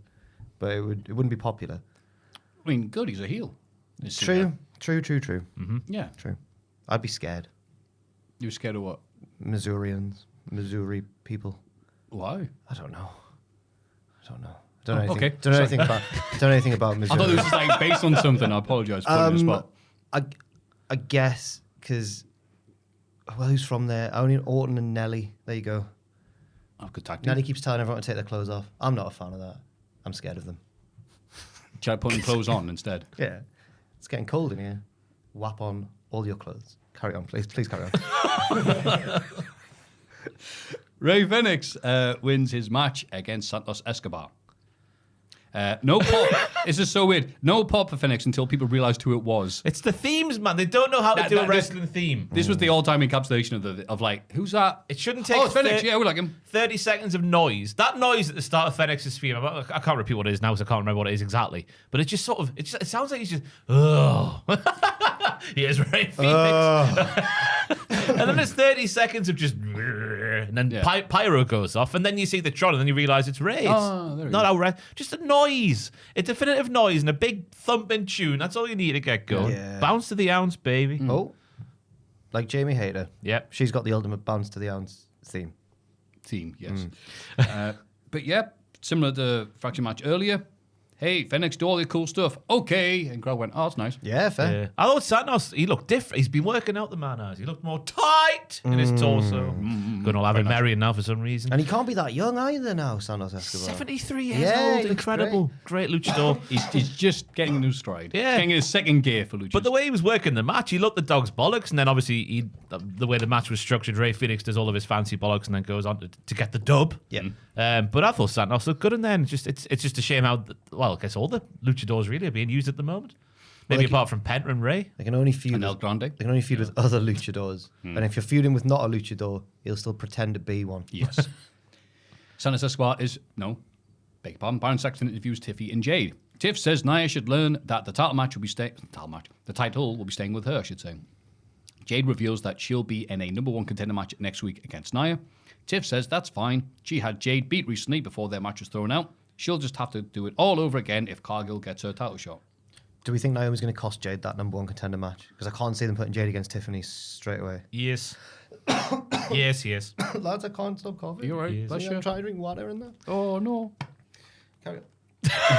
But it's another pro where the lasser said, I'm going to attack that part of the tag team, and the other last said, I'm going to attack the other part of the tag team. Yeah. And it was a really necessary segment. I guess, is this where we learned that Nia versus Jade is number one contenders for next week? I guess that's... I think it is where we maybe learn it, because I think Jade said, I've just been talking to Aldis. Yes. Yeah. At least there's a little bit of purpose for it then. Sure. Santos is furious boy. with the shagging cousins backstage. Andrade interrupts and tells him to calm down. Escobar talks about legacy, so Ted DiBiase again, respect and honor, but he doesn't have those things. The Garza family does, though. Santos leaves angrily, but Berto lingers behind slightly. He seems to be paying attention to Andrade. I can't wait to see what happens here. Will he go from mid-card obscurity with a heel, or will he go to mid-card obscurity with a person no one cares about? Oh, the former Speed champion, Andrade. Oh, Grande Americano won the Speed Championship on really? Cinco de Mayo this week. Oh, no. Was it really? That? Yeah. Oh, my God. I forget. Was it Dragon Lee defeated? Okay. Would you mind searching at the background, please, Joe? Yeah, I that believe you? it was. I'll have a look. Yeah. You can say any name and no one would know. Beat Otis. The Speed Champion. But I don't understand what we're doing here. No. Oh, I do. It's the only thing he bloody does. Is AEW or WWE, I'd be backstage talking to people with the possibility of recruiting them and being in a team. Yeah. He's really good at doing that. Yeah. Putting on his shades, taking off his shades, putting on his shades again. I think Joel's No one found does out. that better than Andrade. I think Joel's found out. It was Dragon It was Lee Dragon that he Lee, beat. yeah. Oh, Cinco bad de news for Mayo. Dragon Lee. Yes. SmackDown's very interesting at the minute. Was it when Mexico split off from Spain or vice Okay. versa? That's Cinco de Mayo, isn't Right. it? I can't remember. I don't know why I had to say it out loud. So it's like their their Independence Day. I think kind of so. thing. Okay. Could have just kept that myself, but I'm No, not sure. that's good. Yeah. Good knowledge. It might not be though. It might All be right, I'll have a check. We guess what Cinco de Mayo is. It's a sandwich. Can I have a single but hold the mayo? Yeah, boo. It is to commemorate Mexico's victory over the Second French Empire in a battle in 1862. Against the French. Nothing to do with what I say. Hey! Celebration of the Mexican victory over French forces at the Battle of Puebla on May 5th, 1862. Celebrations include parades, food, music, folklore dancing, and battle reenactments. I love a good battle reenactment. I wish it was I'd more like to that go to way. one. Yeah. I've never been to one. You see them in just in American sitcoms, isn't it? There's Oh, always Yeah, right. Here's how the Civil War was done. And they ask you, can you guess who wins? No. That South Park episode, wasn't it? They get the South drunk and go, you should reenacting people. You should win this time. And all like, what are you doing? In the main event, Tiff and Jade beat Nia and Naomi, with Cargill getting the pin on Nia. Jade grabs the belt after the belt, and Tiff isn't happy. They argue, which allows Naomi to attack them from behind. She takes out Jade and poses with the belt herself to end the show. It's all a bit similar to the stuff going on with the IC title, isn't it? A little bit, yes. Oh, yeah, actually, you're right, yeah. And it came quite close to it. It did. Any thoughts on the match, Ross? I like the start of the match with the two separate singles matches. Made sense in the context of what they're all doing. Jade looked very good with her hot tag. Everything seems a bit more fluid with her offense. One after the other. Jade getting out of Annihilator into a powerbomb across the ring was nice because it's strong. And Naomi stands tall with the title, even though it's Nia versus Jade next week, which sort of tells you what exactly is going to happen. Solo Sikoa will interfere in that match as well. I think it'll end up being a multi-woman match. Yes. Oh, right, yeah, cool. Yes. Potentially. Yeah, SmackDown is long. SmackDown was long. I enjoyed Raw more than SmackDown. Yeah. Oh, absolutely. Groundbreaking opinions this week. Absolutely. SmackDown's been boring for a while. Yeah. It's just because of the three. It used to be one of the Also- better This shows to watch. But It's just And it's also, like, no. Yeah. There's no way it's there's just no two. way. No. Aye. It felt so long. Aye. I need a shave after watching the bloody. Nah, you're talking. There's also no Cody, lying to no me. Roman at the minute. They've lost all their big names. Yeah. Monday Night Raw. Jey Uso opens the show and calls out Logan Paul, but Paul Heyman comes out instead. see the two different people. Logan's a guy who scammed a lot of people out of money, and you know what? Forget it. Oh, Maffew. Jay says Paul has a lot of balls to be in the ring with him after betraying Roman Reigns. Heyman rants about Roman and Punk, but gets drowned out by chants of CM Punk and OTC. Heyman turned Roman into the ruler of WWE. It wasn't Heyman who lost to Cody. It wasn't Heyman who left after Mania. Roman left Heyman in the hands of the Tongans, who put him through a table and almost ended his career. Heyman's always made it the bad guy, but he won't stand for it this time. Screw Jay and all of the fans. Heyman says the championship is about power and control, but Jay doesn't understand that. Seth Rollins needs to be champion. Heyman delivers a message from Seth challenging Jay to a title match. Jay can pick the time and place because Seth will fight him anywhere. Jay accepts the match for right here, tonight. I like, that was good. Jay did well there. The crowd actually, because you thought he wasn't going to say that, and then he goes, right here in... No, they really, yeah, tickled the fancies. Yeah, Heyman did it. Heyman was acting here quite well. And then Jay just goes, are you okay? That was good. Yeah. It was to give Heyman...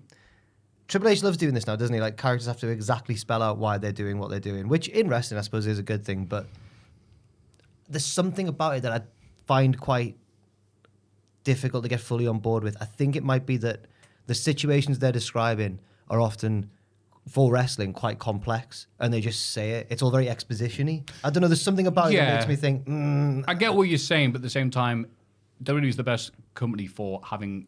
Hey, this is my first time watching wrestling. Let's see if it's easy to get into. Oh, yeah. Cool. This dude just explained everything. I know this. The video packages, the commentators. I mean... The fake tan on Heyman. You're all there to explain what's happening. And I know what it is. Good. So you feel safe and you never watch Raw going, I don't get this show. In contrast, Tony Schiavone got a tag team's name wrong on AEW because he didn't know what was going on. That could be... you know how little that narrows it down, it's Jack. Before the main event when they're doing like, this is what's next week. And Tony goes, that's right, RPG. Vice. And That's what they're called now? Excalibur's like, Roppongi Vice, yeah. No, they're not called Don RPG. Callis calls them RPG Vice. That's wrong. They've just they're Roppongi Vice. They've always been Roppongi Vice. That's the new heel version. I think I'm right, and I think the wrestling people are wrong. That's the spirit. But I'd also like to apologise to Schiavone there. Damn it. They can't be RPG Vice. That's what Callis calls them. Roppongi Vice. Maybe that's it. Maybe Callis is doing it as a joke, and then Tony's like, "Oh, that's the name." Maybe someone just abbreviated on the script. He just read that's good You one. think you Good would know. detective work. I What are your thoughts here? Well, I liked it from Heyman because I never thought about this entire WrestleMania turn from his perspective because Roman didn't come back for Paul. It's a good point. He didn't come back for the Ula Fowler, and I've not thought about that perspective. So I'm glad it was laid out for me. I'm glad. I think Heyman did well here. It's just it happens every week now that someone reaches far back and explains what's going on. Yeah. But this, you're right. This was a good example. I think it's a fine art of turning that into not only loads of exposition, but making it convincing and also delivering it with skill as well. And I think Heyman is very good at that. Yeah. But you know what, Cole and you know what the Cole and Pat doing the yeet means come bit really needs? A bunch of kids on screen while they're yelling about it. Just Jey Uso hanging out with the kids during the entrance, and they're going, "Come, come, come!" I think that you doubted me when I first brought up that yeet meant that. You were like, "No, they wouldn't do that." Oh, yes, they would. I probably did. Yes, I was trying to be positive. Look at me, how silly. On the subject of that, though, I did enjoy Cole saying to Pat, "Should we not calm this down? This is how we got into bother with Gunther." I like that from Cole. Good. He's always on. He's always on. What a word. They call him Comfort. Did you see Kevin Owens' I think tweet to Rollins? I think it was Owens. Oh, you're going to get a really dodgy tan like your other mates. Outrageous spray tan to fit in with the rest of your stable. Bloody hell. Man, Paul's yelling and screaming and his crazy tan really made this easy to explain some of the plot. Wow, it's like everything I just said there. I'm glad we're actually retained some of this information. I thought some of this was at the point where Heyman was too good because Jay is, he's not quite at the levels of promos he was doing a few years ago, but he's obviously still very, very popular. But sometimes you're like, okay, the referee would have stopped this contest. It was boxing. It's because it was real, Maffew. That ECW stuff stuck around with Heyman. He's always the bad guy. He's always the crook. That reminded me, like, Cornette did that thing where he said, like, Heyman gets annoyed if you bring up the fact that he's a liar. Does he? He's like, what? Why would people say that? And he goes like, you are kidding me, right?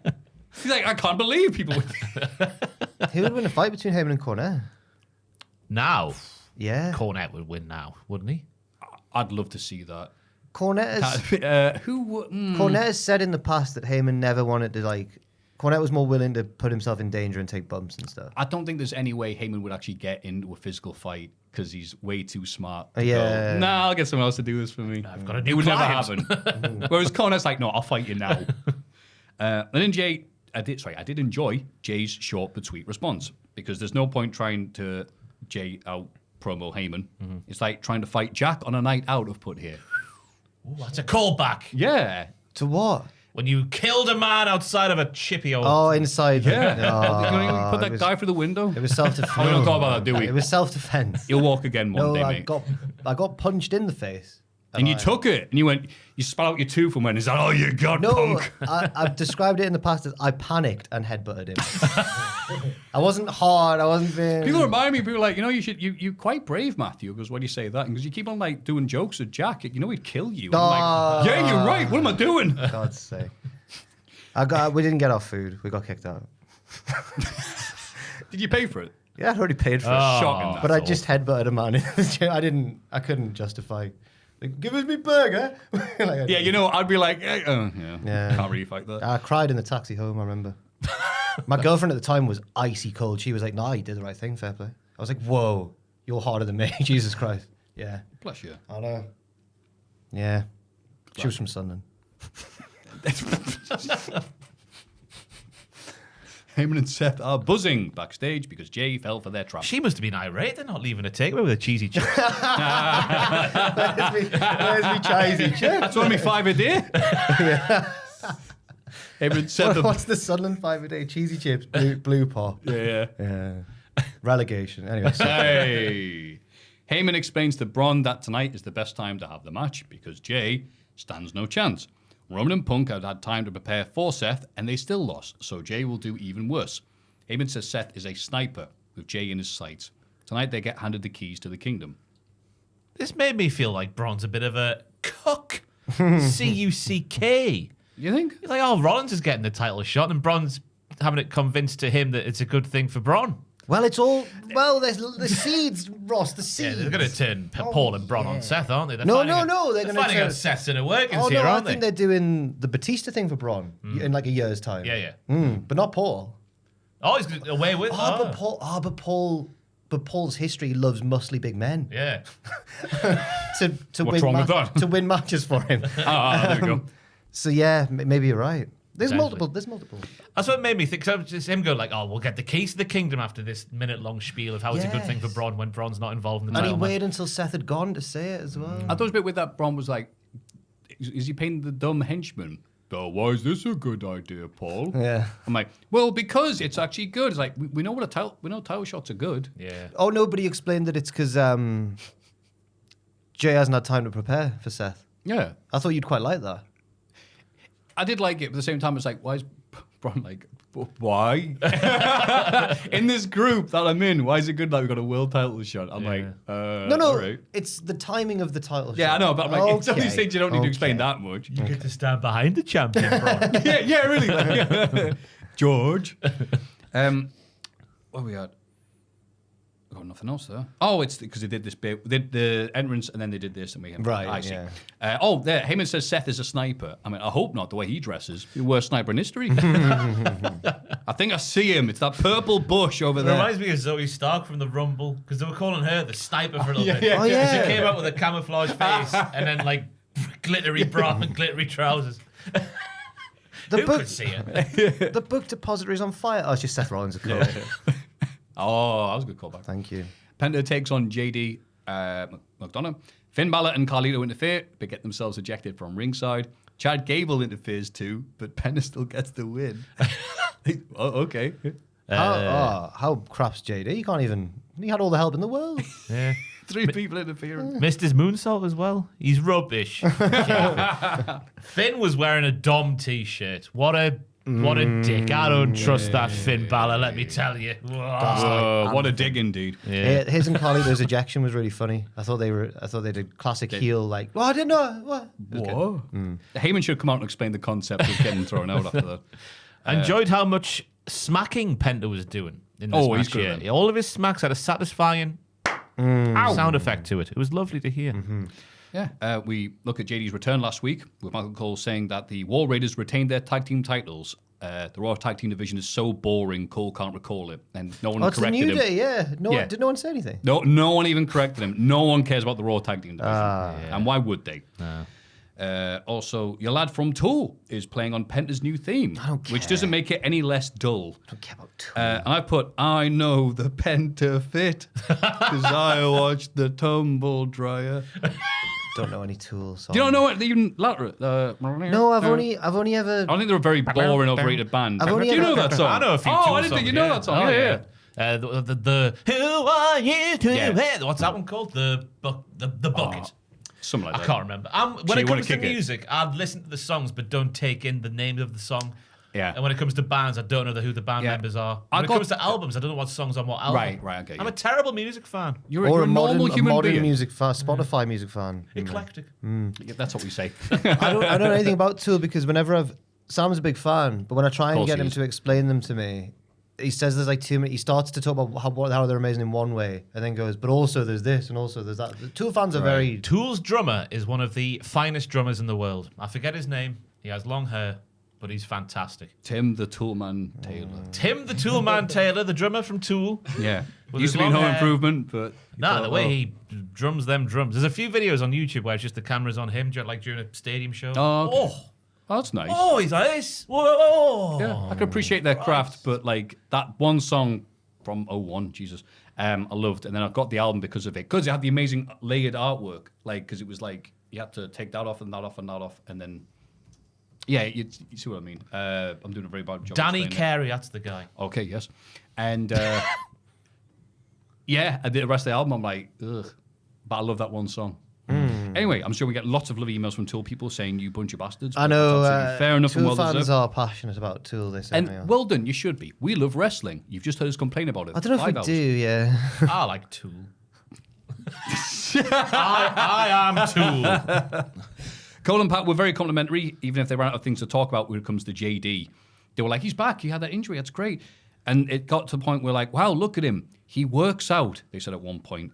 That's a thing only he does on the roster. So eventually Pat yells, whiplash from that chrome dome of his because of his massive head after they apologized and said, we're not going to make fun of his giant head. But they had nothing to talk about. They just went, look at him. It's not even what a chrome dome means. That's a bald head. Bald head. I know, not very. Yeah, They about- couldn't even get that right Come on, either. lads. They're wasted. Pat's shaken up. He's been shaken up by Gunter, to be fair. Yeah, and Cole hasn't slept. Shakes him till he passes out. I like the one bit where the two lads were throwing punches and then Penta casually avoiding one by leaning back.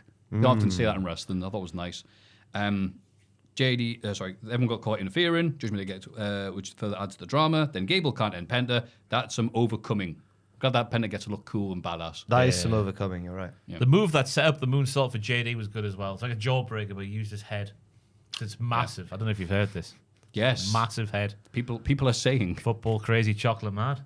Grab a power there's not a pod. footballer Rigger's never had. Oh no. That's the Vic Reeves version from Shooting Stars. Oh no. Should have pointed that out. Wasn't me chanting that as a kid at the screen. Grayson Waller doesn't want to have his match tonight because he's a great tag team partner. Oh, yeah, okay. He convinces Adam Pearce to give the match to Theory instead. Theory's excited, but wants to know who it's against. Grayson says it's better as a surprise. Uh-oh.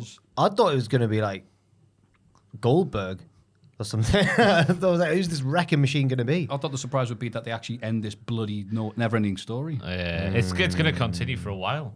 Just the way Waller reacts at the end of this match upcoming. My goodness me. It's shorter for the polar ice caps to split than Do this. you remember how long ago? Probably wasn't even that long ago, but do you remember they had that triple threat match against Oba for the NXT title? We thought it was going to be then. Ooh. Still going. Yep. Was that this year? It was this year. I think it was just before Mania. Yeah. It was the... We're Like just going to have to... all We have to four get standard overcome this pointless show and we'll get the Mania. It was the one where it wasn't the main event. The women's match was the main event.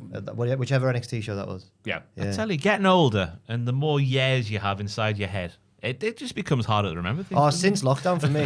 I feel like I don't know what's happened what year since lockdown. Do you remember when you were 18 and you could pinpoint No. matches from like football season? Oh yeah, it was 0-2 or 3, yeah, 2-0 yeah. at home. Because there just And now wasn't as there's much. so many seasons. There just wasn't as much. Oh, God. history. Someone posted on one of the groups I'm in. The Greek NXT wrestler with the dodgy gear. And I'm like, I have no memory of this. The Greek? Greek NXT wrestler. wrestler with dodgy gear. They knew it 'cause he had his flag on and stuff like that, and his gear was something else. Can you just Google, maybe you want to Google that? How long ago in NXT? It was before 2.0. Oh, right.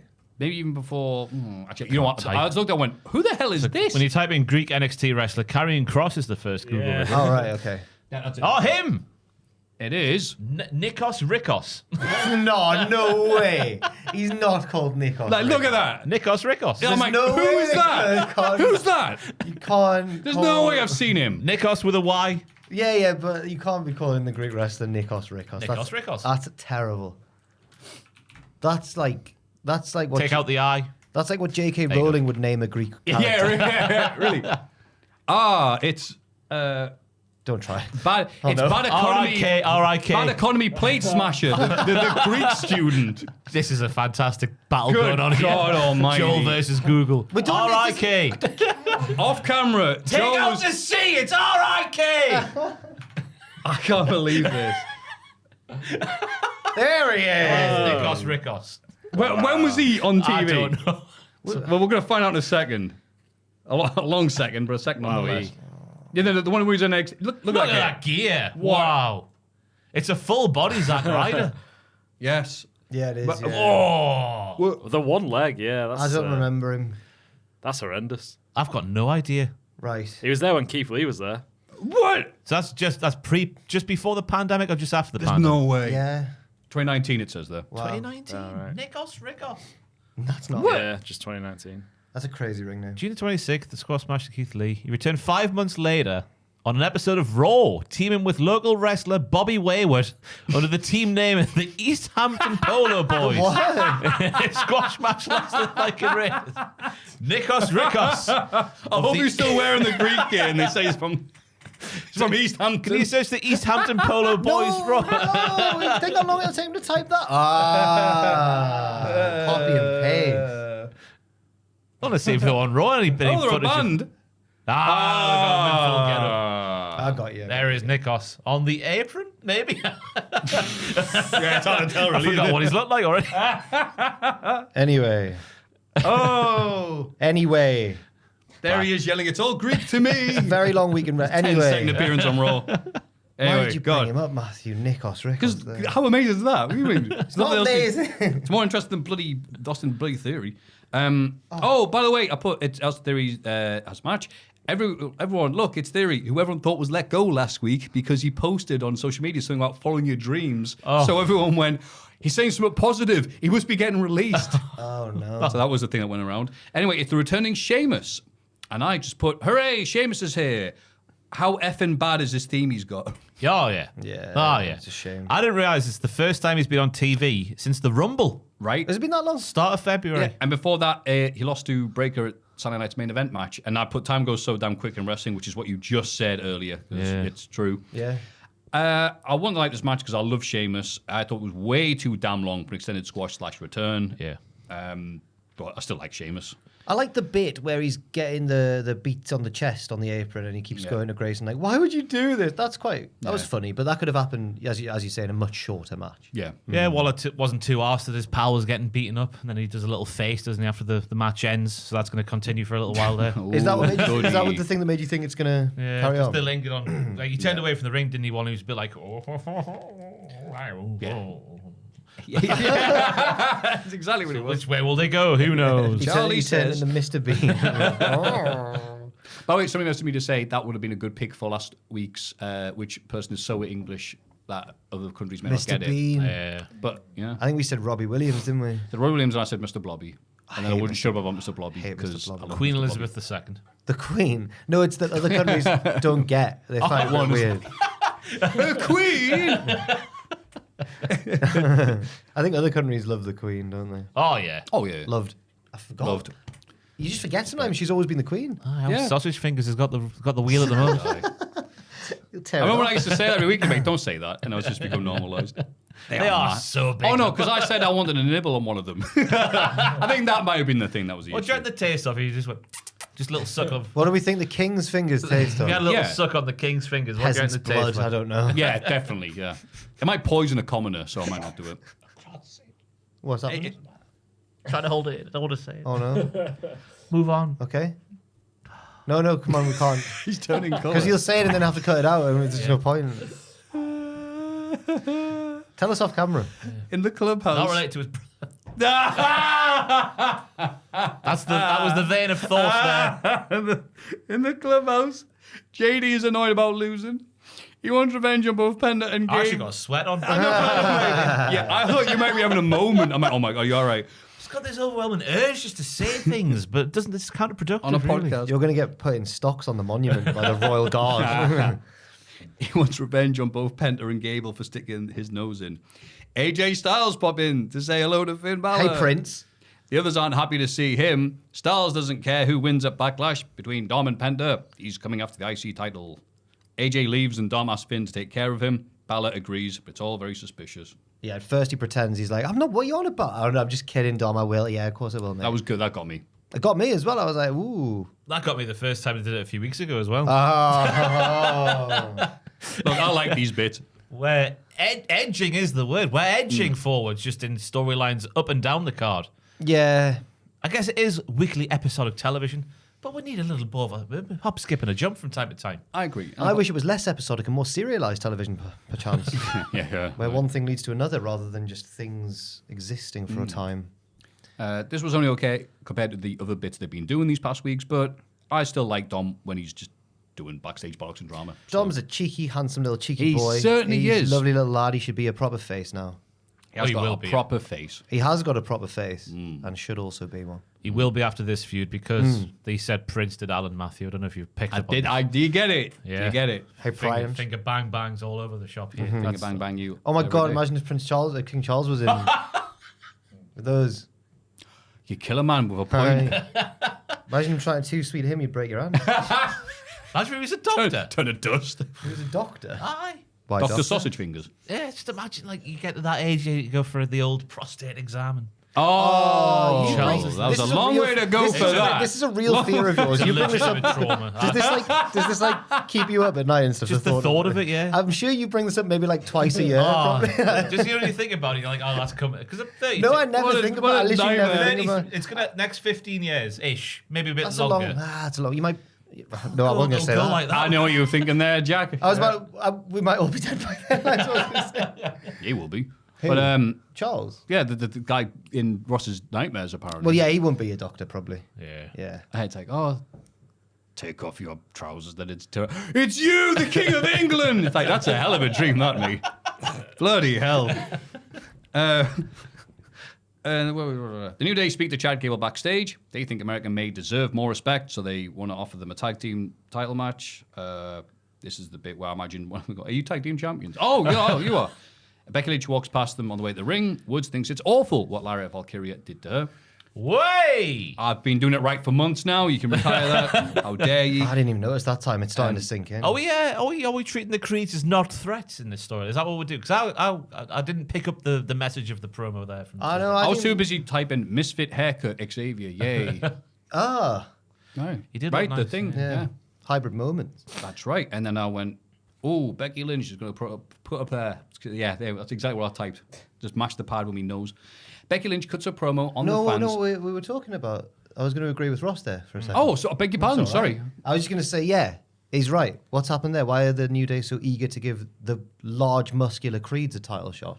What's that about? the shooting Creeds. Yeah, they should be avoiding them. The MMA coaching Julius Creed. Who are they trying to avoid instead? The Vikings. Yeah, it's like you help us with the War Raiders and we'll give you a shot. So it's similar. Heels hanging out It's with like heels. the DIY Pretty Deadly story a bit, but like the Creeds. Yeah, there's not many stories in WWE But right the now. Creeds aren't like Pretty Deadly though. The Creeds are the Creeds. Yeah. They let go of several creative team members last week, didn't they? It shows. Yeah, well. It Well, showed. they got told off for messaging Jack with stuff. No, I was in person. I talked to him. Oh. You went in person? Aye. Wow, that's a lot of effort. What I a journalist he I is. mentioned last week that a while ago now I was talking to an ex-member of the NXT creative team once. Oh. But I couldn't say who. Who? I'll take the break. But I went, why on earth did Chase you not It's all right. He used a code and went, Jim Bigman. Oh, I'll never get that. It actually wasn't him, but That's what I'm saying. That's what I'm saying. but it was why did why did the calendar save the U and not like a wrestling match? And all he could say was like, I don't know. I literally don't know. don't know, Alright, Jeff. Okay, fair enough. Shawn Michaels likes ladies. That's why. Ugh, weirdo. Becky Lynch cuts a promo on the fans saying she deserves thanks for taking out the trash. Nobody cared when Bayley was at Mania because she's garbage and Lyra is the recycling. Lyra wouldn't have anything if it wasn't for Becky, not even a career or a fiance. Lyra interrupts and says Becky must be the queen of recycling because she's been recycling the same tired old act for years. That deserved a bigger pop than it got from the crowd, that one. Becky didn't make Lyra, who's defended the IC title more times than Becky's shown up for work recently. Another good one. Becky may have broken the glass ceiling, but she had no intention of bringing any other women up with her. Becky replies that it's not a job to like everyone, it's a job to beat them. Nice. I'm like, yeah, okay, Yeah, I'm fair. with you. Lyra says as long as she's IC champ, she hopes Becky enjoys being in second place. Becky goes for a sneak attack, but Lyra's ready, and they brawl. Lyra gets the better of it, avoiding the manhandle slam and hitting Nightwing. There were some good points made from both women. We need to talk about Becky Lynch's promo. No, we don't. There were some good points made, Rob. She sounded like Donald Trump. What? What? No, what? In No, what way? Bailey is garbage. I took out the garbage. Everyone said, "Hey, good job. You took out the garbage." She didn't. Garbage Donald Bailey, we call Trump. her. Garbage Bailey, we call her. It was great. I was having a time of my life watching Bailey. I'm the president. Bailey is garbage. I took out the garbage. No. I swear I didn't Not pick even. it. She bloody did. Go back and watch it. I'm not making things up. You're like that tweet that says this film has big boss baby what's that thing? Baby boss vibes. to Guy it. who's It's a seen- guy who's only seen one movie. Yeah. Yeah. I know No, what you're talking about. I mean, better if I said it properly. Sorry. I think Like Donald Trump. Oh, it was she fantastic. was just doing the heel voice that she Bailey does. is No, it garbage. wasn't that. It was. I took out the garbage. Everyone said, great job for taking out the garbage. There were some elements of it maybe in the content of what she was saying. Lyra is recycling. Ah. Not as offensive I'm garbage. going to make a small wall around Lyra. She can't get out of because she's only little. Honest, go. Hey, it's fantastic. I think she did it on purpose. Okay. Brilliant. Now that you've Did said you think it, that as well? In your no, notes but there? now that I don't know if I agree that she sounded like him verbally. But now that Ross has pointed out, yeah, the points she was making were very Trump. What, now that Ross has repeated her lines doing his Trump impression. No, No, it's it was the punch, it's it was the- literally what Trump would do. The whole Trump like, 1, 2, 3 and then punch. this one's recycling, not quite as bad as I do get it. Actually, I do get it. That's just WWE. It's a No, formula thing. no, Maffew, no. You're doing it again. Put your hands down. I'm fully on board with it from Becky Lynch. Taking Okay. promo classes from the greats. God, no.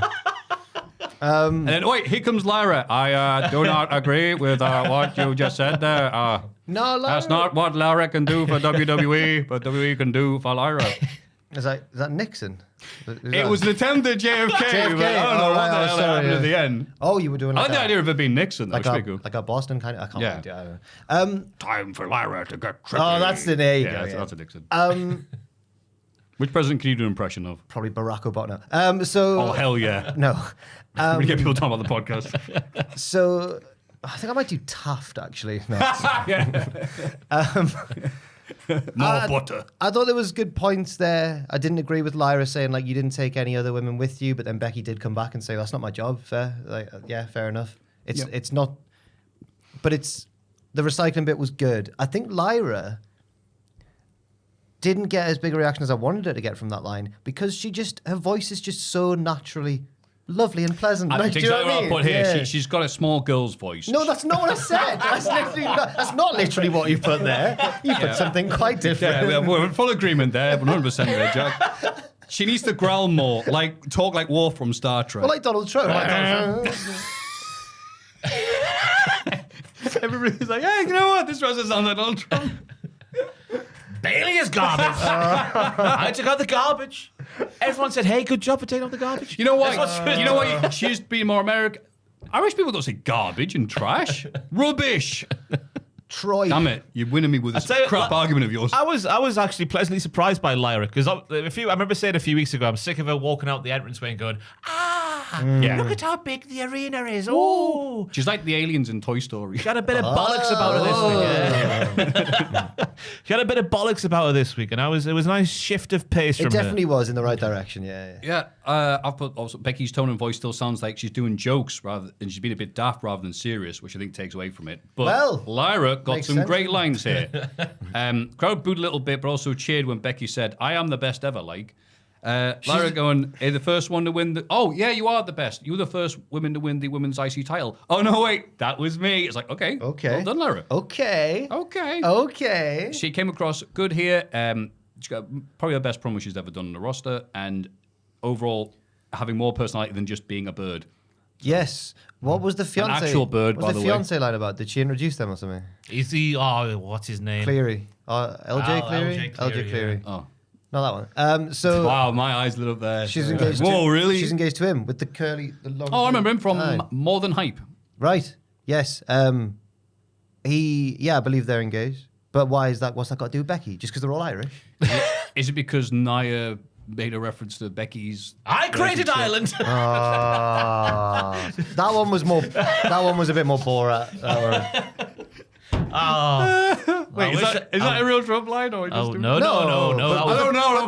But the very, subscribe to but the very fact, Donald Trump's Patreon. the like very some fact people that here. you had to ask though. Yeah, right. I'm like, it's wait, you could have it's such said a that. sign of the times, isn't Yeah. it? Great record as well. There, sign of the time. Never listened to it.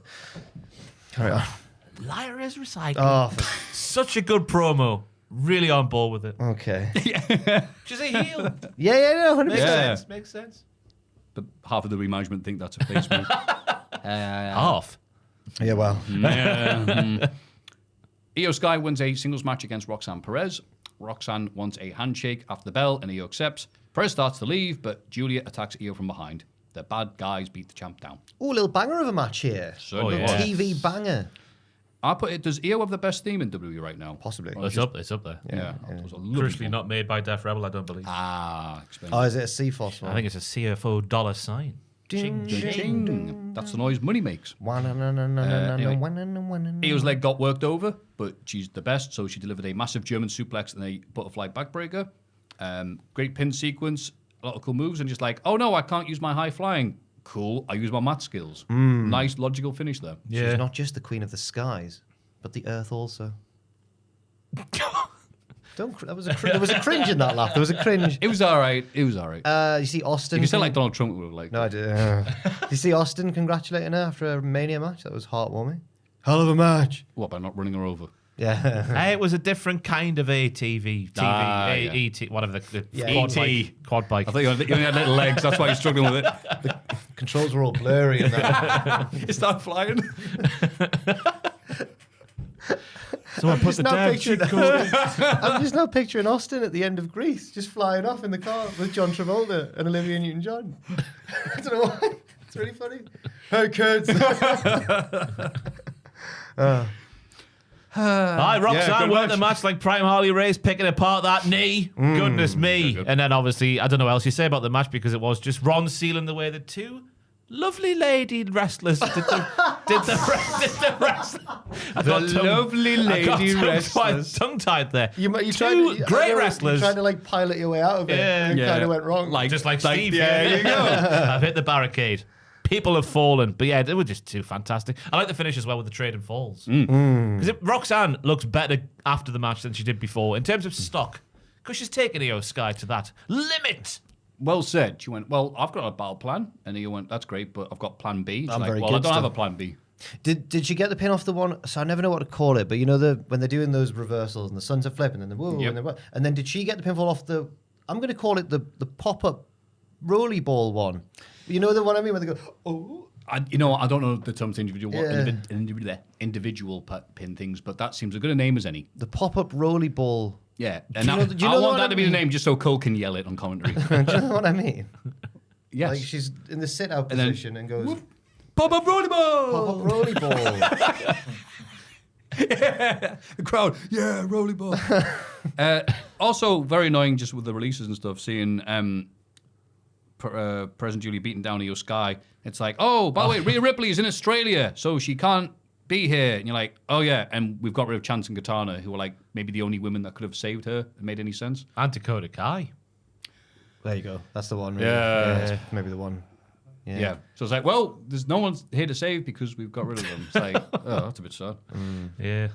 And then Rusev wins a match against Brave Sweet Otis. Tozawa challenges Rusev to a fight after the bell and gets beaten down. Rusev throws Otis around some more, locks in the accolade while officials try to stop him. Maxine Dupree is upset at ringside. Of course she is. She's always bloody upset every Raw. And Natalia consoles her. Big fan of this match. Proper throwback, just two big lads battering into each other like human slabs of meat. Big E aroused at home watching on. The spinning back heel kick though, after they're just hitting each other with their bodies.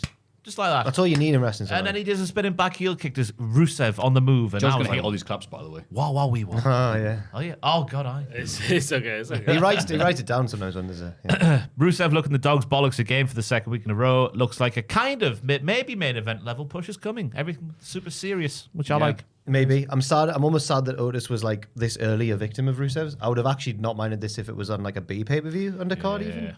With a little bit of a build. Think that's been generous for their place on the card. I just love to be honest Otis with is so good at getting the crowd behind him. That's all. He is, and I think that's good for Raw, and Okay, he's fair. very good at that. Hey, Ross, what do you think of Rusev's theme? It's a step down from what it used to be back in the day. The old bum bum bum bum bum bum bum bum bum bum bum bum. I hear the bells. You know, everything they do is worse. Death Rebel. That's just a statement there. Yeah, Is it everything they better do is worse. than I'm the best man? It's better than that one, but not as good as his second AEW theme. Do you remember that? His second AEW theme, the That's the one I remember. that was I'm the yeah. best man. Was that the first one? Because he that's first the came first in one, yeah. as I think was it Kip don't remember Sabian? that. Was it Kip Sabian? Sabian. I remember the Best Kip man. Sabian thing. Yeah, and he had the 5-star arcade match or whatever. Oh, against the best friends. The best when, friends, yes. When Chris Statlander came back. That's when Billy Mitchell was on AWTV. Yes. Getting ready. Rusev gave him tips in court, I guess. Statlander popped up out of the claw machine. That's right. And her face smushed the glass, didn't it? There was a Oh my god, she's an alien. Yeah. She popped up in the Yeah, claw yeah. machine. Yeah. What a reference. But it was a return from injury. As I don't think I got that at the time. I think it was. Wow, that's a good show. I think it was a return from injury as well. Right. It was just a really feel good ending to that Yeah. Dynamite. It was a very good episode. Yeah, it was. Rusev went away and redeemed himself, said Cole. Haha. He's a redeemer. Redeemer. They are just doing the AEW gimmick, but slightly differently. I thought this was another squash that could have been a lot shorter. Not with all Rusev- Don't this, Maffew. That's one He's of my not. boys. He's bottom tier. He's the design he's to make not. people. He gets reactions. There's nothing wrong with that. You're supposed to have people who make other people look good. I wouldn't mind Otis getting pushed further up the card at all. Otis should be world That's not heavyweight gonna happen. champion before he's done. He was Oh, money. God bless you. He was Mr. Money in the Bank once. Lest we forget. That was a long time He's the ago. neck on with Marty Rose. Kurt Angle was mesmerised by The it. phrase in there was used to neck on with Kurt Angle. Rusev taking a bump off the announce table for the hell of it, was like nice, but I appreciate the beating after the match more than the actual match itself. Okay, Because you okay. beat up two sick dudes. powerbomb. Like. I liked. Sick powerbomb. Tozawa was great at being Tozawa's- thrown around. Yeah, I liked how Tozawa was brave but clearly outmatched. That's Yep. good baby facing. Absolutely. Adam Pearce hosts a in-ring segment with Gunther and Pat. Gunther tells everybody not to worry because unlike Pat and Cole, he's a professional. Pat says Cole is the GOAT and has earned his right to have an opinion. It's appropriate that they're in Omaha tonight. It's a symbol of working hard and making dreams come true. Also, Omaha Steaks get a shout out, and I just get flashbacks to Jericho's podcast. Pat and Gunther grew up with the same dream, but Gunther has become jaded. It's just a job for him now. He's gotten too comfortable, which is why he lost to Sami Zayn and Jey Uso. It's also why he'll lose to Pat at Backlash. This version of Gunther is soft. Gunther asks if Pat's daughter had a nice birthday. It must have been a special day, and Saturday will be a special day for the Ring General. Gunther isn't going to underestimate Pat. He's going to break him in half and choke him out. Pat thinks he's untouchable, but only the grace of God will lift Gunther's arms from his throat. He was spitting bars, Matthew. Yeah, was you're going to Gunther. drop like a wet towel. Yes, I was dropping like a wet towel. Yes. Oh, I thought Pat's promo. For all his flaws on commentary and everything, he's a great babyface promo in front of a live crowd. He can get the crowd on his side. All he does absolutely, is pander the guy. I But, thought this was a storyline but- about announcers having a voice. But he's good at it though. Not Pat going, oh, I used to be a fan and I went to this place and ate a steak and that was great. I liked it. I thought he did a fine job to the point where I thought, what's Gunther going to come back with here then? And I was like, wow. Like, Gunther's promo was fantastic. Love the start bit as well when after he's spent months battering Jimmy Uso and Pat and threatening Cole, then he's like, don't worry, everyone. I'm a professional. I thought that was a really good start of the promo as well. It was such a good Gunther promo. It really was. And you are right. It's not necessarily the issues with Pat as a face, because he is very good at that. We see the crowd reaction every time he gets on the mic. However, I'm just remembering what I said a few weeks ago when I said, if Gunther losing to Jay was the start of Jay's reign and it followed up with another definitive victory over Gunther and him going, well, that was just me tapping out to save myself for the rematch or whatever. And instead he beefed with Pat, a man whose last feud was against Canadians. He'll beat him.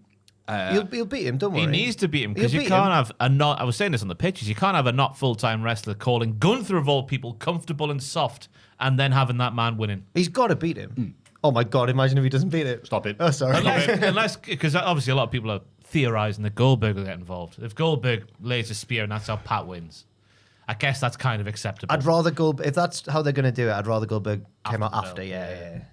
After Pat's been murdered. Maybe like Gunter's taking it too far and he's beating Pat down after he's won or whatever. Oh, and Goldberg's like, he used to be a footballer. I used to be a footballer too. But Goldberg was a proper footballer, whereas Pat just kicked the ball, didn't he? No, sorry, I shouldn't. No, sorry. Americans just love this it's what outfielders in football talk about goalies. They're like, they don't even train the same training as us. Like, they're just weird. Oh, they really? Are they like that? You Oh, hear I didn't realize it was a divide like some that. old pros are like, oh, the goalies are weird. But the goalies have the goalkeepers union. Oh, the keeper train. Ever seen a keeper train? It's not a real union. They're just... It's not a real union. No, it's just what they call... a figure of Goalies speech, have like yeah. a respect. Oh, thing. right. They'll always have their backs. Yeah. But keeper training is a lot more physical than outfield training these days. Oof. Really? Yeah. Oh, a lot of bumps. Oh, yes. All the bumps. Many bumps. So many bumps. Oh. He's doing that Becky Lynch promo again. But yeah, you know what? Just good promo here, and I was actually looking forward to this now. Same. Yeah, So same. well done, the pair again. Seth Rollins faces Jey Uso for the world title, the main event. Braun break interferes, but Jey kicks out the blackout, and Sami Zayn arrives to take out Braun even. Jey hits the spear in a big splash, but Seth kicks out. Sami can't believe it and is then speared by Braun on the outside. Heyman distracts the ref while Braun spears Jey as well. Seth's about to win, but CM Punk arrives to save the title reign. He beats the heels down with a chair and stands tall alongside Jey and Sami to end the show. Stands tall isn't entirely accurate by me there because I think Punk was the other two were selling this terrifying new force. I enjoyed it. Yeah. This was like a pay-per-view, the way it was structured. A pay-per-view main event, sorry. Just all the returns happening, all the run-ins and all that malarkey. Seeing Paul trying to get the fans to sing Rollins' song was odd. It was like seeing your deceased grandma in lingerie. What a turn of phrase. Yes. Whoa. Imagine that. That's the No, feeling. I don't want to I just imagine did. that. That's the feeling. No. That's how it felt watching Paul. What have you done that for? I don't know. Oh, no.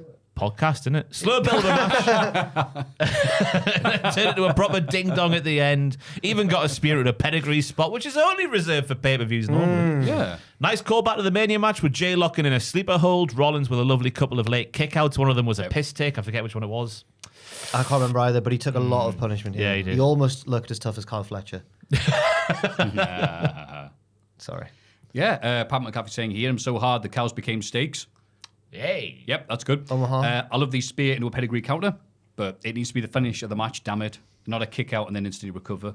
Sleeper is over because of the Gunther match. That's nice.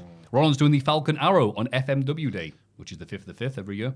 Not a victory, though, so get it up here, FMW. FMW Day. yeah. I don't know if I want to ask. No, it's just FMW, the wrestling promotion. Yeah. We did a lovely video about it years ago, where their big That show... was a Ross video. No, It certainly was. Not written by me. Oh, well. Yeah, he's an All Japan fan. I do apologize. Their big day. Yeah, their big Kawasaki Stadium show would always be on the 5th of May. Ah, got you. And that's what drawing all those fans. So It's Falcon Arrow. their January 4th. Exactly, Right, yes. got you. So I like annoying New Japan people going 5 of 5 better than 1 4. Okay. Ooh. And they go away, Matthew, no one likes you. And I go, yeah, it's fine. But do you want them to like you? That's what I would say. You know what? No. Yeah, exactly. That's it. So it doesn't bother me. I don't know why Cole yelled, he didn't get all of it on the stomp. It still looked gnarly to me. I think Jay sold it that way deliberately, didn't he? Like with the head. Oh, right, yeah. I thought. I'm like, no, it looks like he's really hurt the dude. I was like, oh, well, that wasn't very smooth. I I'm like, shut up, you idiot. That annoyed me as well. Yeah. Yeah. But then again, I'm not a tough guy, so I don't know. Sammy and everyone Neither's else. Michael Cole. You could batter him if you Oh, want. no way. I reckon Michael's silently hard. Just because he drinks Like I am right whiskey now. and tobacco and all that malarkey. Exactly. Yeah. Sammy and everyone else running in really gave this a big match feel and easy the highlight of the show. Nice stuff here. Yeah. Yes. Good episode of Raw. Yes, it was. It was, especially after watching SmackDown. I was like, oh, Raw now. And then I was like, actually. Yeah, we hate you, SmackDown. Yeah, SmackDown's rubbish. Team Raw for life. With Team Bischoff rather than Team Steph. Before we have a break, should we do the big question? Ooh. Why not? Let's do the big question, which is, what is going to be the best match at Backlash this Saturday? Not many to pick from. I was waiting for the big question. We'll do it now. We'll do it now. It's Cultaholics.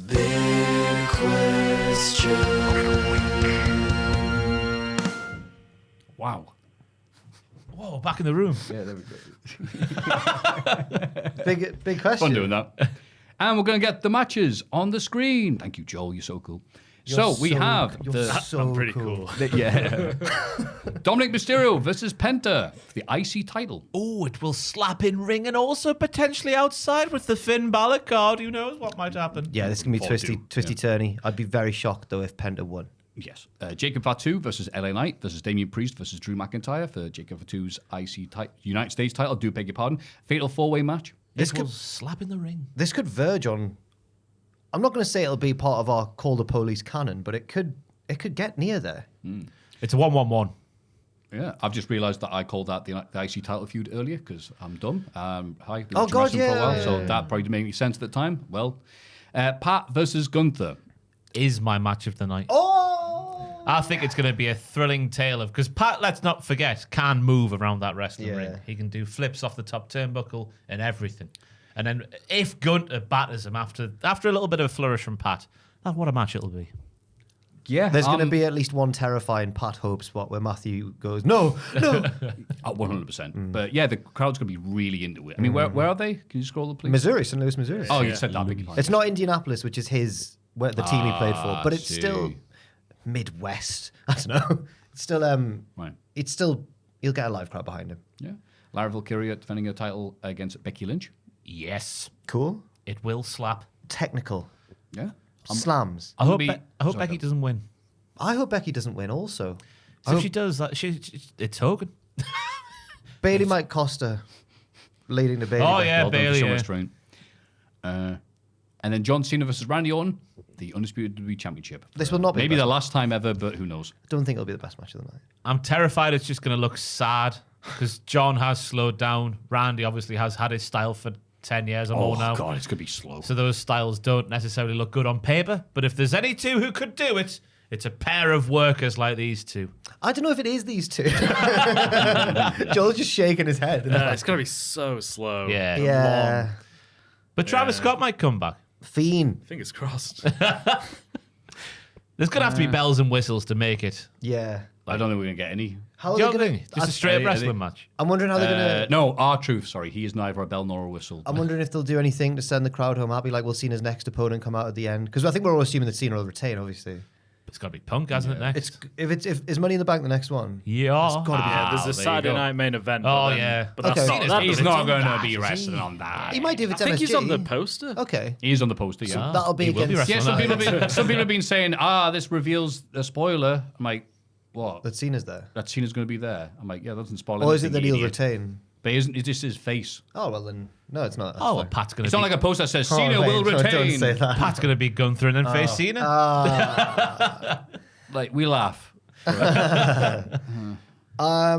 Maybe they'll save Punk then. But I think, like Ross said, it should be Punk at Money in the Bank just for the theme, the thematicness of it. Theme. And he should Theme. And he should bring back This Fire Burns for his entrance at Money in the Bank if he does.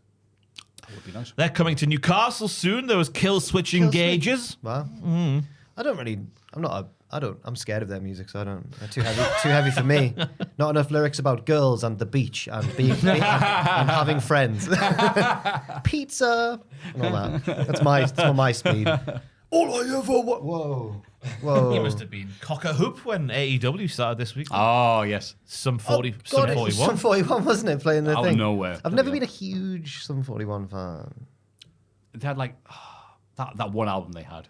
All All Killer, Killer No No Filler. Filler was indeed that. Arrogant name, but Hey, if backed you up. if you have it title like that's going to be good. Big Guitarist. fan of the singer's face, me. Just looks very smooth. Oh, yeah. What's his face? His name is the little blonde fella. Yeah. Derek Whibley. Yeah.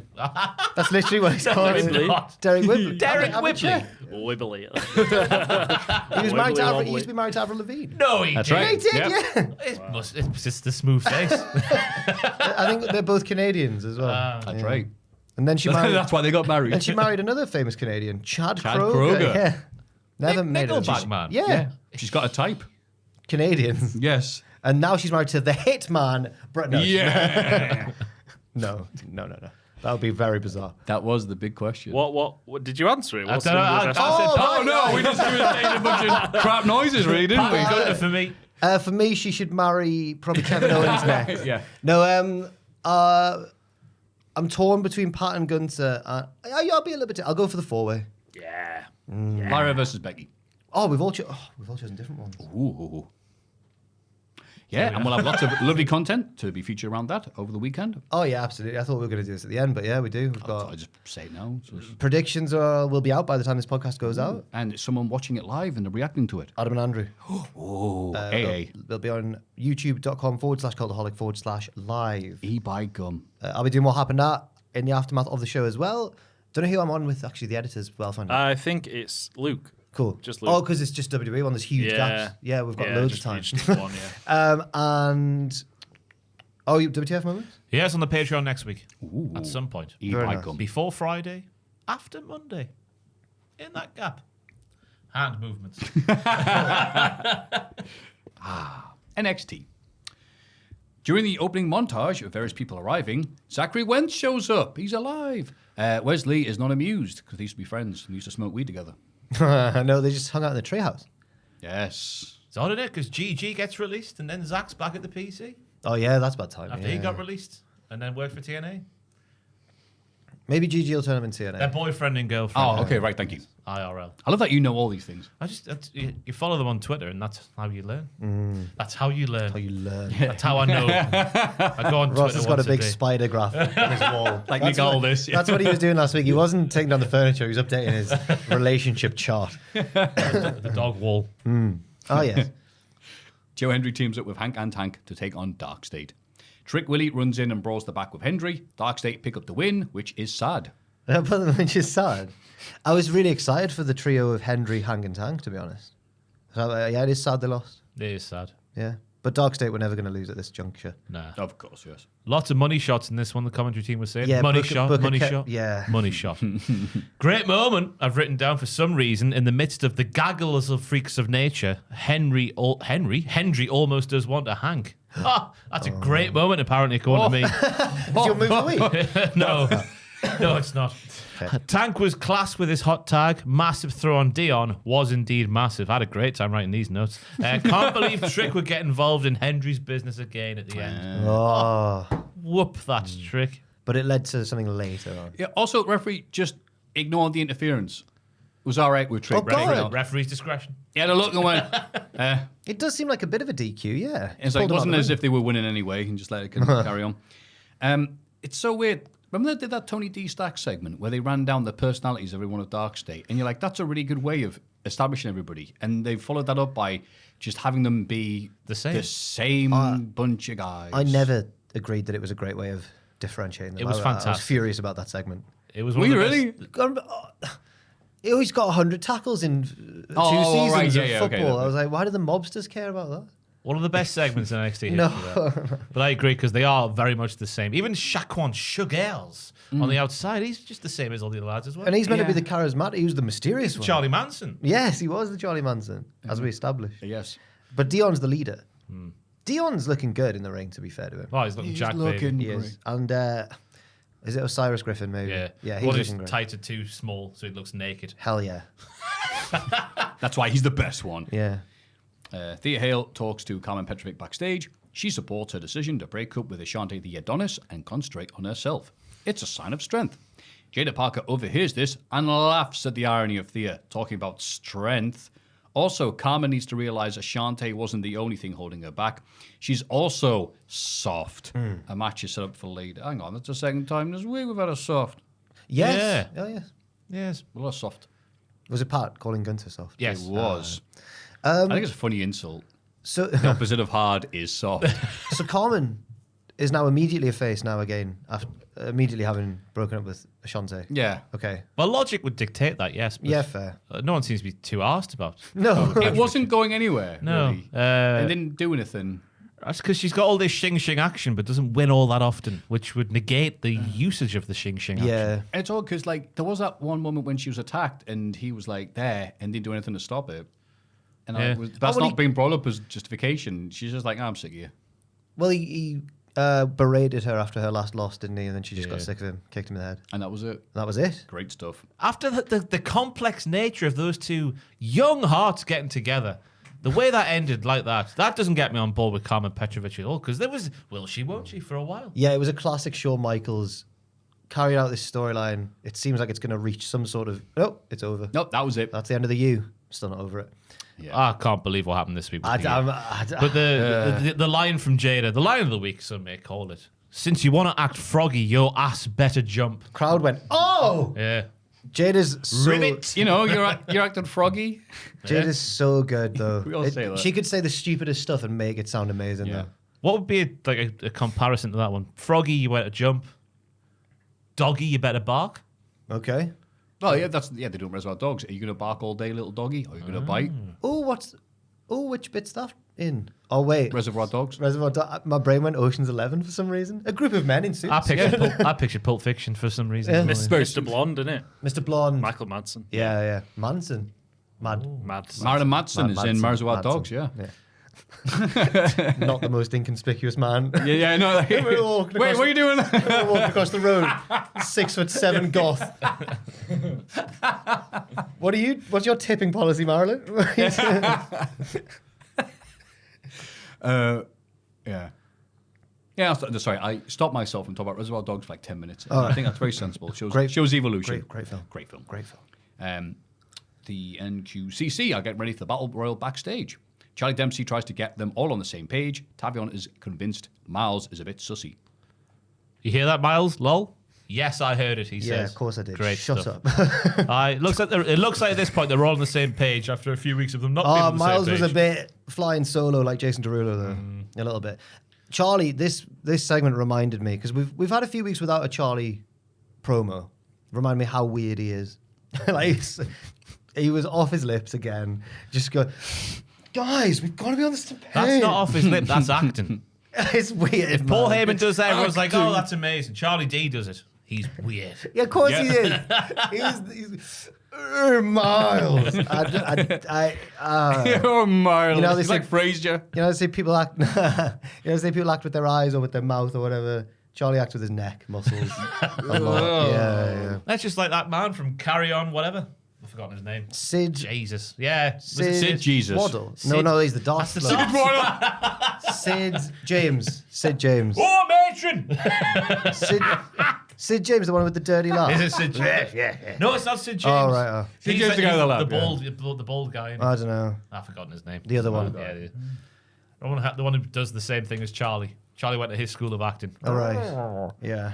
I know. Oh, I know do you you mean Kenneth Williams? I know. Yeah, I think you mean. I know him from. Not JFK. No. This is a stupid That's not what's conversation. happening. Let's move on. Zarya takes on Kalani Jordan. Towards the end of the match, Zarya accidentally kicks Kalani towards Sol, who instinctively catches her.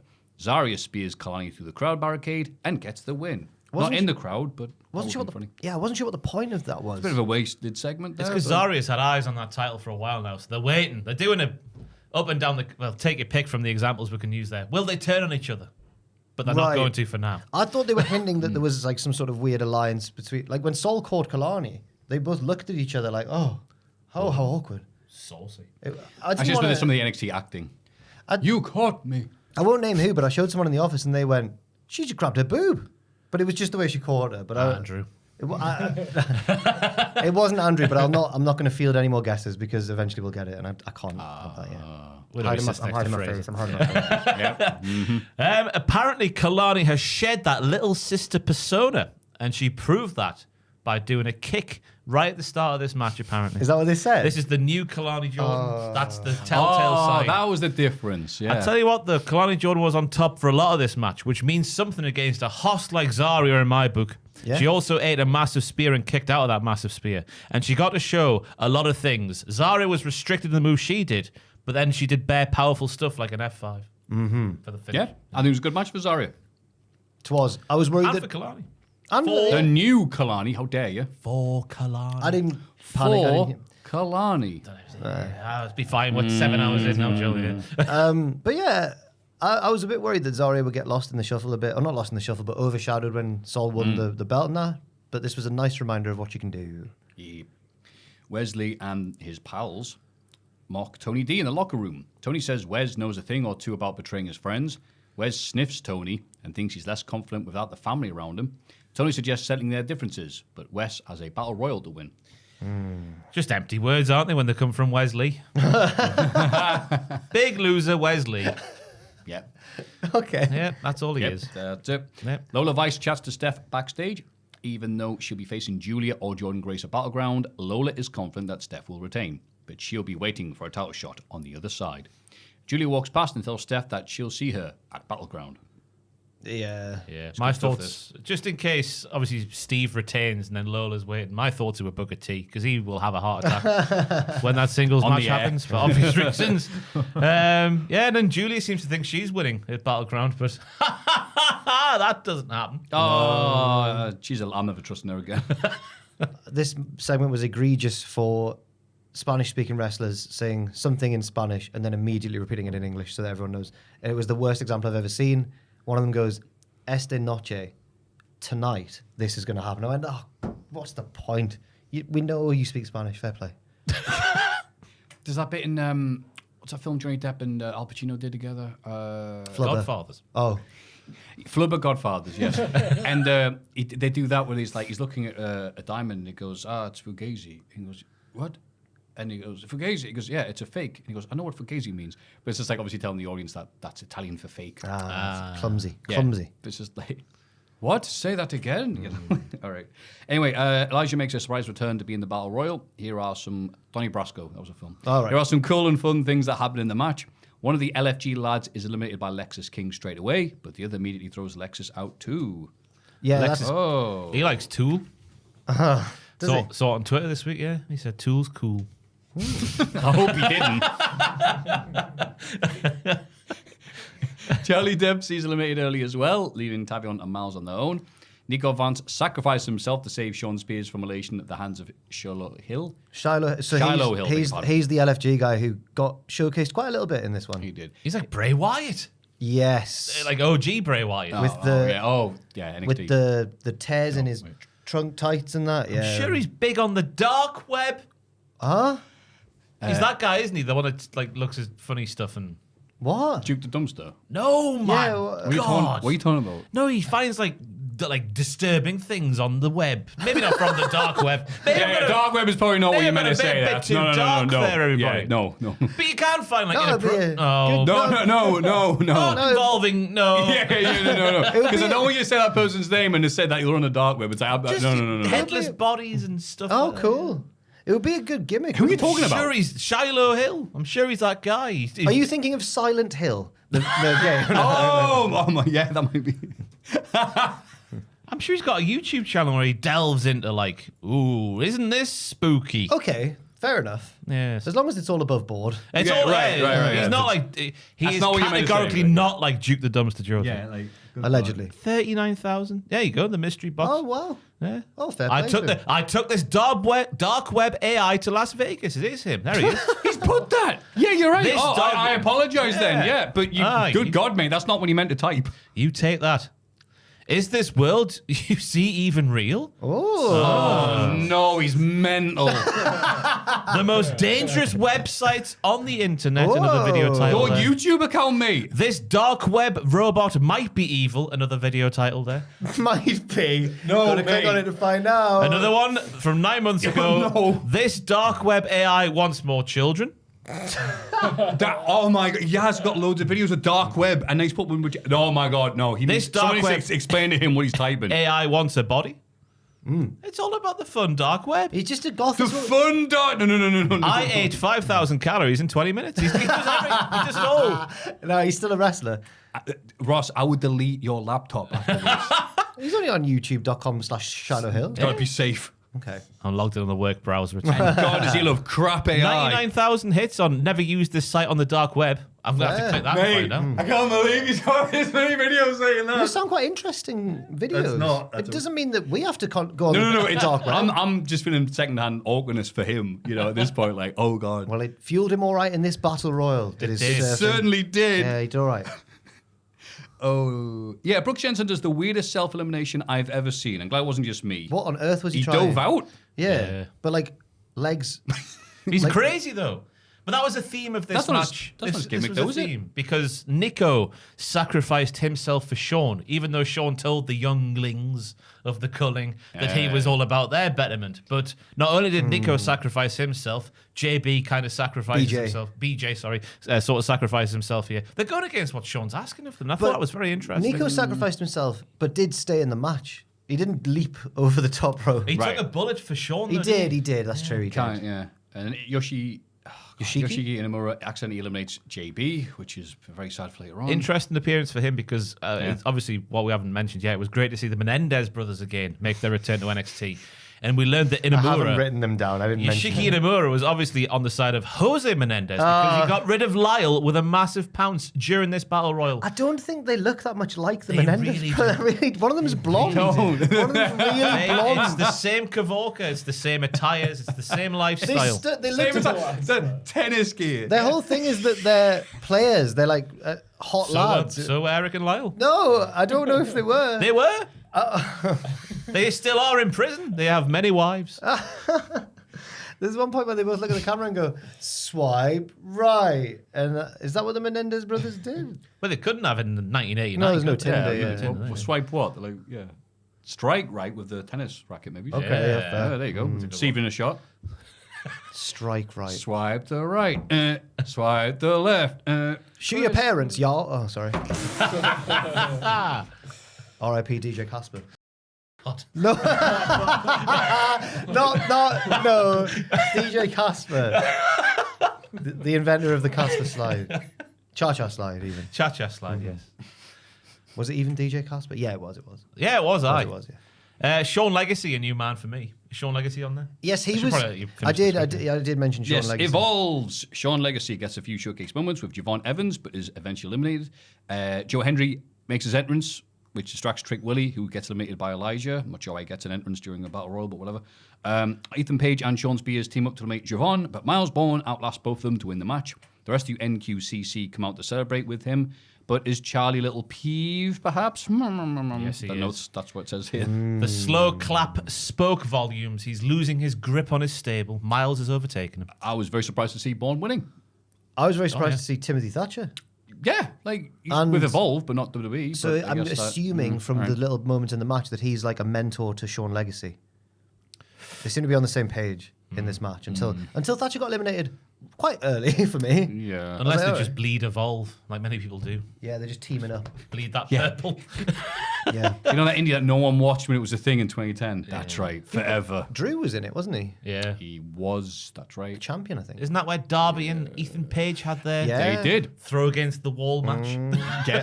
I think people. I remember being really conflicted about. I'd read like reports on Evolve and be like, before I'd ever watched it and be like, "What's going on?" Because a lot of people go, "This is the best promotion around at the minute." Would they? But then everyone would be like, "But Timothy Thatcher's the champion." Oh, so great. Boring. Timothy Thatcher just being a heel, but an English heel rather than An the American English heel? Who's a cool heel. An English heel. Yeah, because he would be like, well, I'm not going to let you do your cool moves because Oh, I I want to thought win, you so I'm going meant- to ground you I thought on you the meant he was mat. doing an English gimmick Oh, right, yeah. with the sorry. name Thatcher. I was like, I That's a didn't bit- say that very well, yeah. did I? I see. Then I went up to him and said, did you have an English gimmick in the Indies in America because you have bad teeth? And he went, no. Why on earth would you say that to a person? remember you telling me. Because I story, legitimately thought that some American twat went, you've got bad teeth. I know your gimmick can be that you're English. But why would you? I Especially, legitimately thought it was going to be that. It's like, how dare you? And we were in England at the time, so he couldn't do anything about it. especially a man as intimidating as Timothy Thatcher. He took it well. He was like, no, it's did it because of how I was trained. I'm Like imagining him English style. calmly explaining this to you while he's choking you out. No, it's actually because. Oh, I God, was no. announced I was at the dentist last Friday. All clear. Well Don't have to done. go back for another year. There we go. Just have the one filling. I'm approaching 33. I'm not doing too bad. Thank you very much. Well That's done. pretty I have good. no fillings as well. My teeth are a Oh. shambles. Really? Do I've you have any got- fillings? I think it was 3. Yeah. Whereabouts? All in the molars, all in the back. I think Molar, 2 in this molar, side and 1 in that side. Mine's at the front down there. Yeah. You can't even see it. It's like it just. Oh, really? Yeah. It's maybe there. Right. Can you see it? Can you see it, Matthew? No, I can't. My brother got his bottom tooth knocked out, and so he got it. He having it at work, so I think he's like work where able to pay for it. So I don't know how it worked exactly, but like he got it, and yeah, the issue is it's like great. Which tooth is it?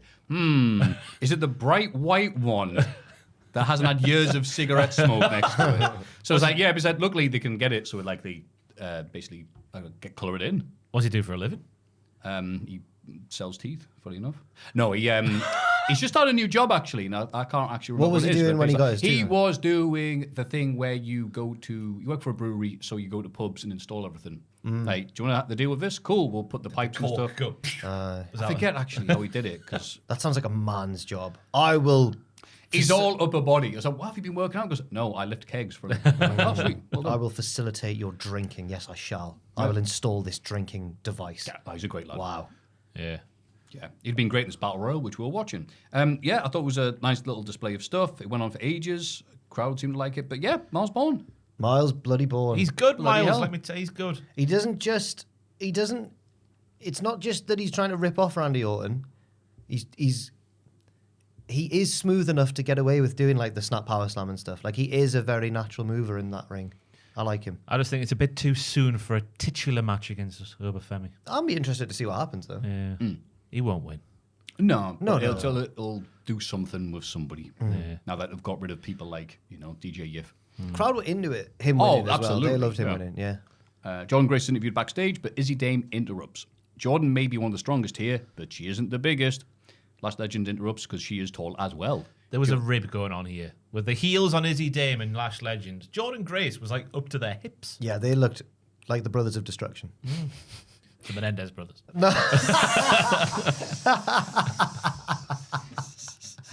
Oh no. Ross taking a well-deserved sip. Jordan says she'll be happy to face either of them after Battleground. Yeah, fair. I've got nothing to say about it apart from that must have been a rib. Ha ha, look how tall we are. You actually quite short lady, Jordan Grace. Ha ha. Yeah. Jada Parker beats Carmen Petrovic and beats her down after the bell. She goes for a hip attack, but Thea Hale runs out to take the bullet for Petrovic. All about Jada Parker, this one. Lovely hurricane from Parker, who has the shed with her and then some at the moment of written yeah. down. Oh, that's true. Jada Parker using her arse to stretch the shoulder blades of Carmen was an effective submission hold. I thought I'd love to be putting that to hold. Oh my God. shoulder, not because of that, just because like to have, those full on like. You have to know how that massage sounded people. at first. You have I know, to I know. apologize, but just like the way it's like, oh yeah. You sound like Harley Cameron this week. Shing Shing wasn't enough. She gets a few kicks in, does Carmen, but a sliding arse gets it done. I guess you would like that move as well. Oh, it's horrible. What are you talking about? Jada is proven right, and Carmen is soft. Yes. Softy. Soft. Yes. Say something again. Big baby. Big Roy Keane, I was listening. Oh, I got that clip's been resurfacing with like the basketball players talking about one dude, and it's just then going soft, overrated, pretty boy, a bitch. Who are they talking about? Oh, I can't pronounce his name, but like, yeah, he was a guy that just it's a cut of them all giving their thoughts about just like how much they disliked him. It's just great. Wow. A bitch. Sorry, that was very exciting, Matthew White. You don't have to overshare everything. Graves remembered Saturn's moss-covered three-handled Family Cardoza, which I thought was nice. Well, I think it's one of Chris Jericho's moves, actually. I think you'll find. One of his 1001. I think it's a Dr. Seuss reference. I always do that. Dr. Zeus. Dr. Seuss, Dr. Dr. Seuss. Seuss is the monkey from The Simpsons Dr. Seuss, Planet of the Apes Dr. Seuss. episodes. Yeah, Dr. Seuss things. So that's why Jericho said it one time. And then Perry Saturn, when he was with Moppy, had that as his finishing Got move. you, got you. That's a great thing to know off the top of your head, Matthew. It really is sad. What did you do last week? No idea. What was Perry Saturn's move? And it's 300. Whoa. And the GM's office, Ava tells Joe Hendry the situation between himself and Trick Willie has to stop. She reveals that Hendry will defend the TNA title against Trick at Battleground with a contract signing set to place next week. Joe says he can't wait. Who on earth would book a talking segment between Ava and Joe Hendry, only give Ava 9% of the title? I couldn't believe what I was watching. Ava's nearly bigger than Joe. Why is Ava not wrestling? That's what I want to know. That wasn't my main takeaway from this segment. I was like, why? Do you remember during, I think it was a lockdown one maybe, or was it? No, it was a Raw anniversary or one of those big Raws where they had a Vince Austin segment, but Vince just talked the whole way through, and then Austin hit one stunner and didn't say anything. And it was like, why would you not have one of the greatest talkers ever talk? That's how I felt here with Ava and Hendry. One of them's a good promo, but they limited what he said to just like, great. But I would argue it made it more powerful because you could feel Hendry's anger through the camera lens. Because he was pacing as well. He was going, I'd rather hear him. I'm mad. I'd rather hear him talk. I'd rather him put the title on the line against Trick and say, I'm sick of you. I'll put my belt on the line. Right. That feels more... That's basic wrestling, lads. I thought we got robbed as well because if there's one segment I should have had no, let me get this straight. It was this one and we never got one. Now let me get one thing straight. Ken Ross, you fraud. I don't know who that is. Sorry, I can't talk about who. There was a really good video that Ross and Henry filmed once where Henry... People do like it. Mom! Scooped him up effortlessly. Mom! Yes. You say it like it's an achievement, Jack. No, Is that because I'm a fat bastard? No, Are you shaming me in front of my own face? No, I just meant you're a grown man. That's all I meant. I'm furious. Don't linger with it, man. Sorry. I had to let it linger. Okay. We get the OTM vignette. They're coming back and aiming for the tag gold. Yeah. Thank you, They've lost Miss Parker. They've lost everything. Don't They're be going to get bored. the gold. Sound like you were bored of them there, lads. Yeah. You both went, ugh. There was nothing about the segment there, was there? Well, they're from the streets. They've let the noise die down, and that's why they're going to strike now. What? No one cares about us anymore. We're ready. Yeah. Tactics. We've heard the lack of pop. Backstage, Wesley, speaking of no pop, is talking on the phone. He seems happy about somebody taking the bait and agreeing to a match. Everybody's got a price. Hee hee hee. And it's Stacks. It's obviously involving Tony after that great promo earlier Oh, on. Ah, of course. he's got Money. Yeah. I thought it was going to Maffew. be his bloody Rascals, mate, but no, you're right. Oh, not Trey Miguel. No, the Zachary Wentz. The one who They're, was they're just, feuding. I thought he was not on the phone to him. I thought he was saying like he's taking the bait for a match against him. I'll get more of it. But your Stacks thing's way more interesting. I'd rather that. In the background, JB stops Inamura before he leaves the building. Inamura says he let JB down tonight and it's time he went back to Japan. JB says he doesn't want to go. I just want him to go. I don't want you. I want you to stay. Yeah. Inamura wishes he could have been a better tag team partner and gives JB his leather jacket back. Inamura walks off and the Culling arrive. BJ says, this feels familiar. Maybe the problem has been JB all along. I thought it was quite well done, actually. Quite liked it. Yeah. I'm ready for the match between BJ and JB. Years in the making. Literally, I can't remember if they had one back in the day. I assume they probably did, and I can't I remember. honestly wouldn't assume anything in Shawn Michaels NXT. Yeah, no, I don't don't think they them having did. Matthew, I'm going to look in the background, right? So just keep on talking. Okay, thank you for giving me a heads up that time instead of me going, ooh. I reckon they didn't because I think JB went off and BJ did his whole disappearing angle where he was like, They're not down like a street fight. nah, they never actually fell out. Okay, well, anyway, the NQCC congratulates Miles on winning the Battle Royal. Try Dempsey assumes he'll be having a title shot because Miles won on behalf of the group. They had 2 matches in 2024. Sorry, I do. February, JB defeats BJ, 11 minutes, singles match. Then And in then the no DQ. July, no DQ, BJ defeats JB. That never happened. He beat him with the 3-handled family chronoza. Yes, I knew it. Charlie can't wait to stretch out Ober's big meathead and make him cry for mercy. The pop from the shed was Yeah, incredible. And then I would you thought something believe had it? happened in the arena because I was like, there's no way they popped that big for that. Ober arrives. Is impressed with Miles. He's looking forward to their match at Battleground. Charlie says it'll actually be him, but Miles stands up for himself and wants the title shot himself. But if Ober wants some practice, Miles is pretty sure Charlie would be happy to face him next week. Ober accepts and leaves. Charlie is cross. So yeah, he's going to tune up that big meathead next week, ready for Miles to. Charlie's so weird. Man. Yeah. Why is he so weird? Yeah. And then they're like, I can't believe you did that, Miles. And he goes, what? Hey, selective deafness. William Regal at all times was fully in control of why he was being funny, and his son is the opposite. He's No all control. over the place. Yeah. And the uni, Cale Dixon and Ura Connors try to get Mr. Chase to freshen up his image. Uriah Connors. It says Ura here. He reluctantly probably agrees doesn't. to try some Please let me know new what it- oh, no, does it? jackets. Yeah, URAH. Yeah. You raw. Why have I put that? That's got to be autocorrect there. Sorry. He reluctantly agrees to try some new track jackets on. He likes a second one. Ah, yes, the old comedic rule of 2. That's a good, yeah. Honestly, what was going on? He comes out with the first one on, and it's meant to be like, wah, wah, like, no. Right. They're meant to, in every sitcom, they're meant to go, don't think that's quite your style. Yeah, it's the 3 bears. This one's too big, this one's too small, and this one's But instead, the right one. he tries one on and goes, I'm going to try another one. Because he's Southern, we always forget. Then he comes back out with another one and goes, I like this one. And that's the segment.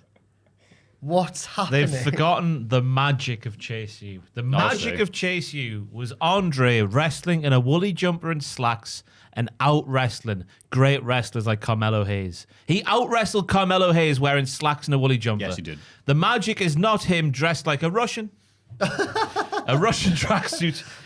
To be fair, the cheap-looking tight quarter zip wasn't doing it for me. The tracksuit isn't either. I hate all of this. It's not the same. New Chase U, new Chase Fit. I would say Chase U is effing S. Yes. Which I can't say on a podcast, but it rhymed on the page. But they would say on NXT. Yeah. Bleep it out. This is nonsense. And if I was Duke and Riley and Thea, well, Thea's still there, but Yeah. I'd be fuming. Yeah. This is what you've been replaced with. Yep. Nonsense. Crap. It's not even funny anymore. In a hard-fought main event, Jordan Grace beats Julia to become #1 contender. Stephanie Vaquer comes out for a stare down to end the show. It was a great match in that, but Chase U's gone. I know. I just couldn't get over it. Great main event. Who cares? Let's go back to being said about Chase Why have U. they come? I was watching in disbelief last week. When he's just got actually doing it. How do you get a classroom? Fill in that blank for me. Where's that classroom come from? Where is the classroom in relation to the lake of silence and sadness? Yeah. And the bridge that Stacks meets on sometimes. Yeah, where's it at?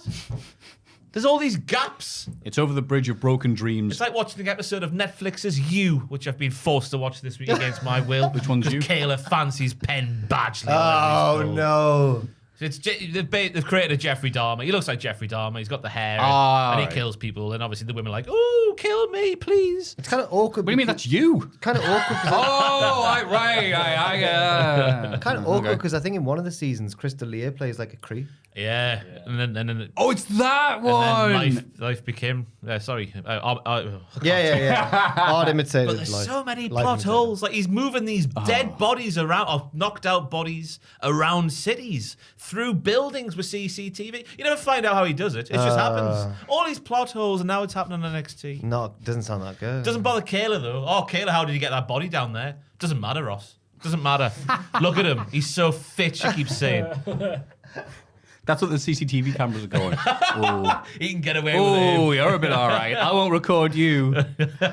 What? There's no upside for you to watch this. There's 10 episodes as well. There's no upside. 10 You're episodes. just sat there. There's at least 3 seasons now as well. 5, Joel. 5. Whoa, I've how's seen he the not been first caught one. yet? I've seen the first 2 actually. I think it's the final series.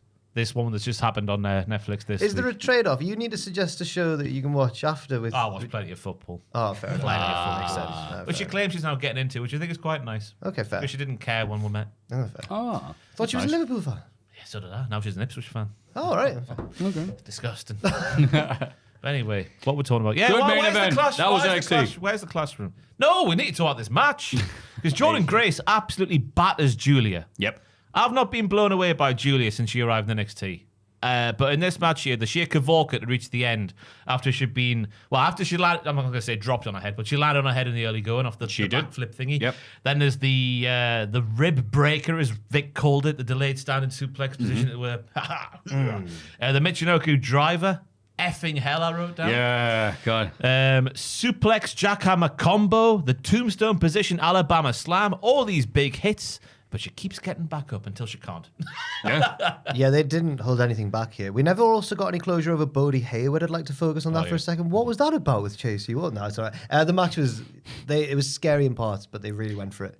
Yeah, Julia just apparently like taking a head bump now and again. She took 2 here, and Graves was like, ah! She's the beautiful madness. Yes, God. Finally, yeah. But Grace is small and hard. She's built like a bungalow. Grace so I isn't do want- small. She's a very muscular lady. Yes, but in terms of height, she's not the biggest. I don't think she's We the established smallest this either. earlier. I don't think she's the smallest I either. think it was a rib. I reckon if the camera peeled away and you saw the full length of Lash Legend. She's and not like Izzy Thea Vane. Hale small. Or Zelina Vega small. Zelina Vega. No one's smaller than Zelina Vega. Pick her up and put her on the shelf. She's actually landing on that green flag from last week. She's 5'3". Build height. Jordan Grace. Yeah. I take it back. She is quite small. I didn't realize she was that small. Bloody hell. So Well, I do we'd wonder never if say it to her face. But Alexa Bliss is 5 I feet. actually could. Alexa Bliss is 5 foot and bang on. We know this. 5 feet of Oh, fury. furious. And I do wonder if doing the Michinoku driver is the best move for something her build. I mean, Taka wasn't busting this out on Kurgan back in the day.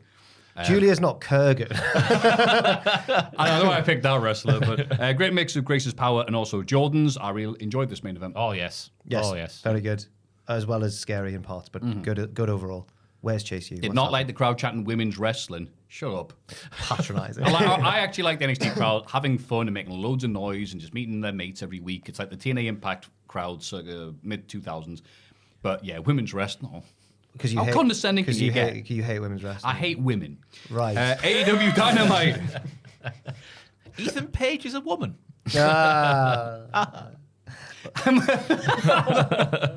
Hangman Page comes out to open the show.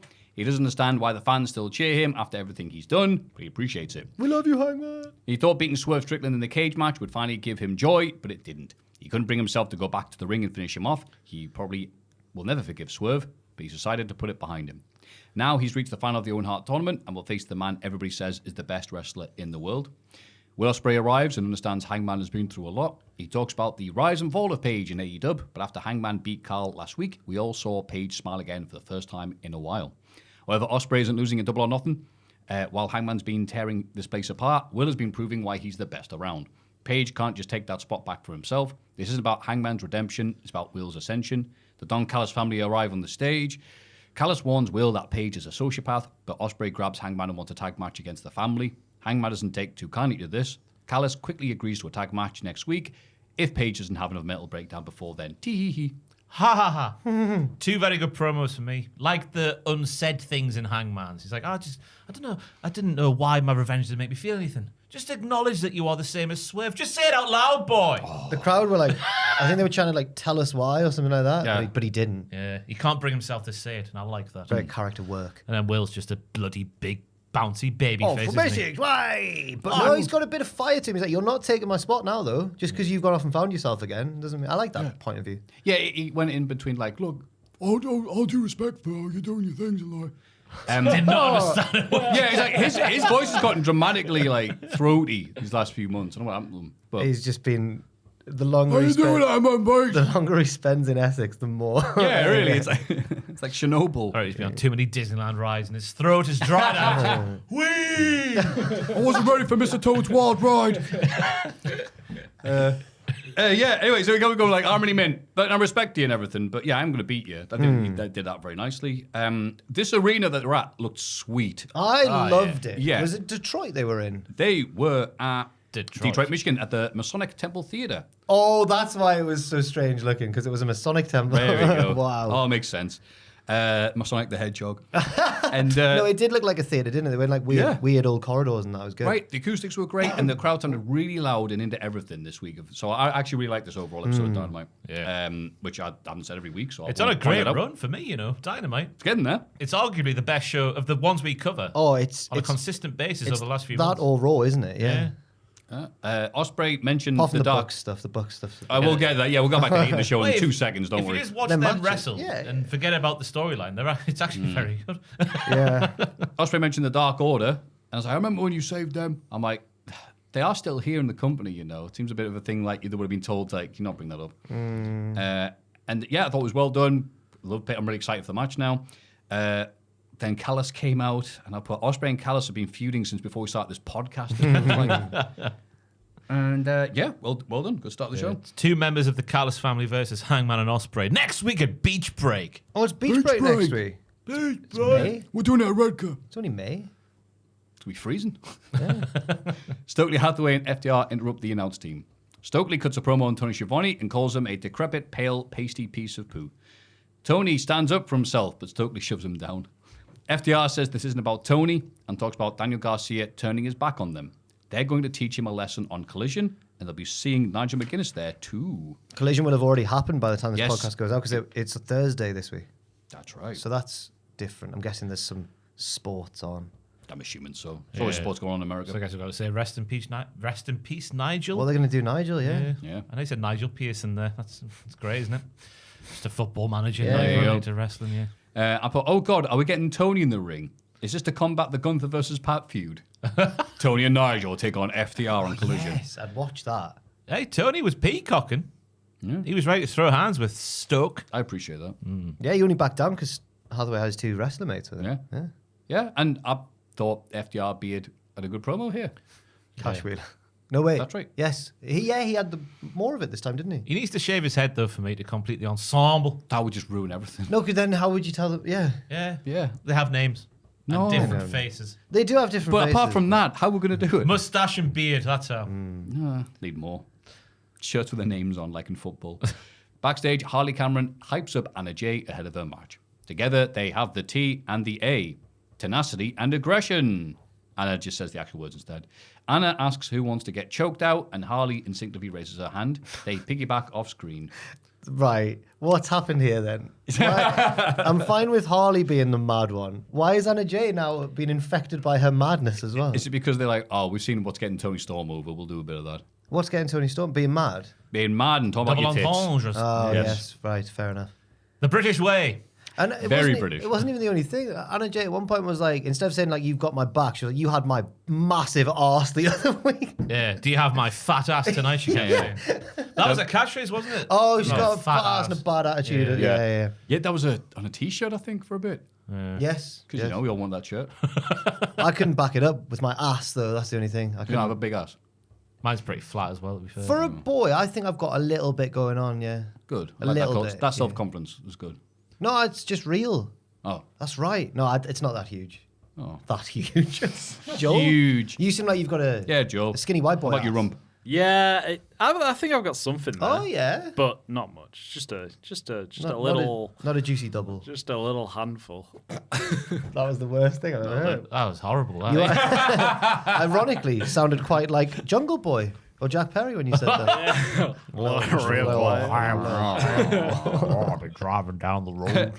Where's he been? Cry me a river. Real ass. Yeah, where is he? Where is he? I don't Who care. cares? Yeah, who cares? I don't miss About him. the jungle. Tony Storm faces Anna Jay, Thunder Rosa, and Penelope Ford in a 4-way eliminator match. Megan Bain interferes to help Ford, taking out the other 3. Harley Cameron runs out with a steel pipe and beats Megan to the back. Tony gets the win via submission over Ford. Thunder Rosa reluctantly congratulates her pal. So no one gets a title shot. Not at the moment, no. Okay, Because whoever won, if it wasn't Tony, they get the shot. But Tony won. right. This match just turned into the because obviously it's a multi-person match. There's no DQs, but it just turned into a match. Megan Bain was just also in the match for a bit. Like Yeah. that interference lasted quite a while. But what a story the match had. Because Penelope kicks Tony right in the vagina in Yeah. the midst of a bridging pin. And then at the end of the match, Tony gets to kick Penelope in her vagina. It's a moment of catharsis. Yeah, it was. The crowd popped Yeah. for it because Tony does the right. She pauses and looks and then goes, "I'm going to do what she did. I'm going to." So it worked. It did work, and it was silly. But Tony Storm can pull off silly things. I guess it's with a big strength right now. Oh my God, Taz bringing back as well. I assume that hurt. Until he got kicked down there, which I remember doing ages ago in TNA when We had Taz. it confirmed, didn't we, that it does hurt. Right. We had that confirmed. I'm sure it was on the podcast. Oh, I've just asked Kayla at home. I can't remember. Hey, Kayla, think quick. I can imagine. I would like to clarify, Jesus. I did not. I just asked, would it hurt if Yeah. you were booted? Yeah. I imagine. And she said, look, if you don't want to watch you just say no. Oh, she probably would say, oh, if Penn Badley wants to do it, he can do it all day. Put me in your plastic box, Penn. Penn. Penn's a strange. What's his name? What's his real name? Anyway, yeah, grand match here. Big ass dives the outside. Crowd really into this. His real name's Penn. Penn Dayton Badgley. Yeah. I don't think he's even that nice. I think he looks a bit like a marsupial. He does look like a marsupial. Yes. Yeah. What do you think of the match, Ross? Great. Really good. The story, as I mentioned there, was fantastic. I like Thunder Rosa bringing back the tag team of Thunder Tits. Yes. Yeah. With Crowd like Tony that. Storm for portion of the match, and then remembering that if she wins, she gets a shot. So they started fighting for a little bit there. The Tits did indeed have the fat asses back. She took out Megan Bain. That makes sense after the promo from earlier on. And we still, I guess, it's going to be Megan Bain again, I guess, because the way the match Yeah, ended. It here. does feel like it, yeah. If they write that wrong, then, she should have won the first match. Then, yeah, I'm all right with that. We see Crew in the crowd before the That's Hurt Crew. Syndicate make their entrance. That's Crew. Crew need to be removed from this storyline. There cannot be a match where Crew take on the Hurt Syndicate. That's Crew. They are. That's Action. So small. Action Andretti and bloody Leo Rush. Yeah. But now they're not the Crew. There's Crew. There's Crew in the crowd. Crew Yeah. needs to be disbanded. Get Leo Rush and the Hurt Syndicate. Bring back that stuff. Do your favourite pose, Bob. Oh no! Oh yeah, that's not what they that. need. Yeah, get your ass out, Bob. And then they didn't. So there's about to be a segment that we'll talk about in a sec. But Crew walk towards the ring and then stay in the crowd. They've been doing that for a while That's now. all It they is do, funny. yeah. Like, Why? look, they're It's in the not crowd funny. watching the show. I'm like, yeah. Right. Maybe Okay. they're just not meant to be there. Oh, you got comp tickets. Well done. We paid to Show it watch the off. show of the company we work for. MVP asks where all their challenges are. Isn't this where the best wrestle? And I'm like, the Crew's going to do something then. Top flight in the Crew. room. Just Crew. They Not admit the Crew. they've been down on their luck recently, but this seems like an opportunity. Seems like Crew might be afraid to get in the ring with the Hurts, but Top Flight have been hurt before and keep getting back up. No, they don't, because they are taken out by MGF. It's because you want to prove a point to Lashley, who says you need to hurt people to get in the Hurt Syndicate. He powerbombs Dante on the apron, which looked vicious. MGF gets in the ring and tells Lashley he hurts people. Bobby says he'll have an answer for Max next week, and crowd like, oh god, all right. He meant business because he was wearing a vest and jeans, and he did that with the blood. That's what Bobby asked him last week, wasn't it? You need to hurt people. So he did hurt two men. People, that's a plural. Yeah. Bobby was a bit turned on by it. He's like, okay. Wasn't a fan of him saying, I'll give him the answer next week. Yeah. So we don't need to wait and wait and wait like we are. Just get him in there. It's going to happen. Oh, but a crucial new character has been introduced to the Hurt Syndicate later on. Illegal Eagle. Yes. But Can't we remember need his name. the tag team division's a bit of a mess when you remove your Bucks and your FTRs from the top echelon. Because when Top Flight's music hit, I was just like, oh god, it's another feud where Hurt Syndicate just aren't losing. Yeah, we need the Bucks to save the day and win those tag belts from the Hurt Syndicate. No. We just need to build up more credible tag teams. I think the Ops, maybe if Joe fails against Moxley. They're the nice idea. trios champions. Yeah, but imagine Joe and Hobbs against the Hurt Anybody. Syndicate. Yeah. Oh, yeah, that'd be Yeah, lovely. true. That crowd like these segments. They're really into the idea of this. I'm not invested, but oh well. Yeah. Not like this is the worst thing ever. Oh, he's so playing the long it's game, kinda- MJF. This is how he gets the Triple B back. He's got a plan. And he's calling out Will Ospreay later on, which might be a little bit of foreshadowing. Yeah, but then Will Ospreay out dramaticed him. That was an odd segment. Catchphrases. Or whispering to each other. Whispering catchphrases. On another level, bruv. I don't like this now. The Bucks and Okada cut a promo backstage. Okada calls Kevin Knight a bitch and walks off. Nice one, Kazuchika, mate. Well done. Good stuff. Ricochet arrives and the Bucks ask why he's so eager to team with them tonight. Ricky says he has a problem with Swerve and Ricky knows how to beat him. He'll lead them to victory. Ricky walks off and the Bucks head into the locker room, but are surprised to find the Death Riders waiting for them. I believe this development will make Ross angry, and he's not wrong. Yeah, well, it's just that no one cares about this, do they? No. Based off the metrics we have access to, everyone hates this. So we're just going to have to put up with it until All In, I assume, when it all comes crumbling apart. That's right. And kill your own company, not killing ours. But are the Young Bucks friends with the... We need to know. No, they want to be. Oh, Yeah. right. But maybe this is the sign that the Death Riders want to be friends with them because they were in their locker room. You know what I'm happy to see in that than the Death Riders? The Melendez brothers. I've been happy to see them than the Death Riders at The this point. Melendez The brothers. Melendez. Did I say that wrong? Yeah, just a little bit. Say their name again. What's their name? Menendez. Bollocks. Menendez brothers. I would rather see the Melendez brothers because, as far as I know, they've done nothing wrong. Yeah, I know. That's right. New tag team here in that's- AEW. I love Not them. to be confused with another famous team. I love the Melendez family. I mean, are you on the edge of your seat about will the Death Riders and the Elite get together? Oh, I always get the edge of my seat because I'm reaching for the remote. God, you're like Jim Cornette. You're not in that way.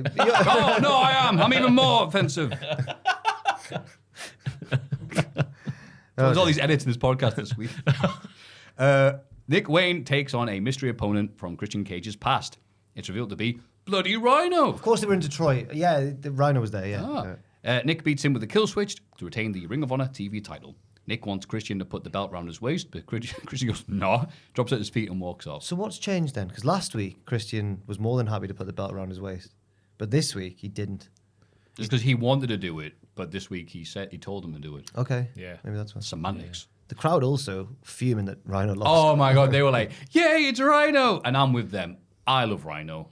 He's hasn't changed anything about his stuff in decades. It doesn't matter. Still great. And then he lost after the distraction, and they were like, "No, boo, yes, boo." It was like one saving move, him. wasn't it? Yeah. I don't mind it. It was nice to see him. Yeah, I'm not inoffensive. Didn't like beat anybody. Yeah, good usage. Fair play. Shayna Wayne's interesting though. That's the sentence no one's ever said before. Yeah, wow. She All hugged her son. Whoa. We know that she's having the intercourse with Christian Cage. She's made this clear in promos, but now she seems to be more towards the son than in a empathetic way. I didn't realise how that came out there. Oh no. Yeah. I watched. Because she was quite disparaging towards the son. Yeah. Come this way, Shayna, Christian would say, and she would. But this time Christian left alone and she stayed in the ring. And I watched her when Rhino's music. No, it's okay. I watched her when Rhino's music hit, and she looked at Christian as if to be like, "What are you doing? Like, you've put my son against Rhino." Like, Yeah, plus he's famous for powerbombing wives and power driving wives and stuff like that. Oh, Rhino. Yes, Rhino, I should say, yes. not Nick Wayne, right? Yeah. Oh, yeah, Nick Wayne in ECW when he was -5 was doing great stuff. We saw it on last week's Collision. Kevin Knight and Roosh cost each other the chance to win a $100K four-way match by brawling at the back. That match was outrageous, by the way. Was it? Was it Oh. good? By the way. Oh, it slapped. Outrageous, by the way. Yeah. Roosh cuts a promo saying, Brilliant, by the way. He kept doing that last night. It was pissing me off. What a finish that is, by the way. Brilliant, by the way. Is that Ishii? Brilliant. "Can you stop doing Roosh impressions?" Oh, the promo here. Yeah. Roosh is still with AEW. I sometimes forget. Of course 'Cause he is. He's so sporadic. in his Don't mess with appearances. him. You know, you mess with the bull, you get the hair. Yeah. You sound like a Hoover. The Ashington Horns. The hair. The Bucks and Ricochet, yes, that's his name. From GC Dub, Ricochet. Take on Swerve, Speedball, and Mark Briscoe. Towards the end of the match, the faces seem to be gaining momentum, but Maffew Jackson pins Swerve with a small package out of nowhere. What's happening there, Swerve, then? cannot believe Swerve of all it. people. And I know they sold it as a big thing. Like, Swerve's like, oh my God, what? But I still wouldn't have booked it. I wouldn't have had that happen. Yeah, Go on, what were your thoughts on the match before I ran? I don't know. Why wouldn't you have booked a Jack the Jobber? Why is Swerve losing to Matt Jackson? In a I roll-up? don't know. I wouldn't have had that. I wouldn't have had that one bit. Well, I you would have protected Swerve, one of the big stars Yeah. in AEW. Yeah. wouldn't have had him pinned by a tag guy with a flash roll-up. Yeah, probably. I'm sorry if it's a radical thing to do. Oh, that's just mental, that is. Especially the ones who are involved in the most hated storyline currently going. No, I probably wouldn't have done that. No. No. What about you, Ross? Does that now mean they own Swerve and can get Swerve to work for them when they go up against the Death Riders and Stadium Stampede I or don't whatever? want that. I don't want that at all. They've got a pinfall victory over the man. That's team up. Yes. No, I want Swerve to. That worked, I right? want Swerve to batter them. Yeah. Yes, But they won't, though, will they? I don't know. No. We'll have to wait to Blood and Guts probably to find out. Yeah. Good healing from Trev again. In the promo earlier on, he's like, follow my lead, boys. Then he gets in the ring. They leave the ring and he poos himself Yeah. when Swerve is in front of him. It's becoming a nice weekly staple of a Dynamite diet. To have a big, silly tag team wrestle wank when nothing's on the line. It's just a lovely exhibition of wrestling. A nice 20 minutes. Now, I like it, me. It's just you can go, let's just watch it. It doesn't mean much. Did this match Hopefully. feature your move of the week? Because we're running out of time. Your move of the week. We are. The Stompy into a powerbomb thing? If you haven't written might have something? forgotten. I mean, you were about to say that? I've forgotten to write one down. The Stompy powerbomb thing, it is good, isn't it? I'll work it out. Okay. We tried.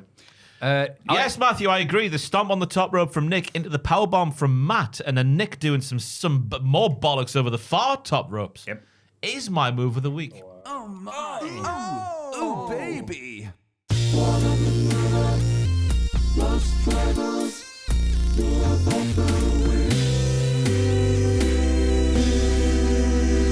Well done. It's not the best move of the week ever, but it's certainly one of them. I see. Right. Okay. I didn't forget to write one down. No, you did. No, it's seamless. Yeah. What a move it was, though. Yeah. I like Ricochet posing with the Bucks' hair so the crowd could chant, you're still bald. But this is just me. Look, this is me saying this. I'm not saying it's the opinion that should be good. This was just a bunch of cool moves, as you said, the AEW Dynamite special. As again, Excalibur used to call this in PWG, quote, the big gay six-man match. He did this last week. I didn't Even know, with I don't know Ricochet, what to I say. felt I need to share that. It's good. Even with Ricochet on a hot run right now, I still can't get interested in the Bucks and their matches that I can almost predict what they're going to be doing next. Because I've been watching them do this style for about 15 years. That's on me. It's not on modern people. So Okay. It's your fault. and I just get mad going, these are some good guys. They need to get away from young Bucks. It's not. That's how I look at these things, which again is a very negative view, and I appreciate that. The Bucks will lose in the end.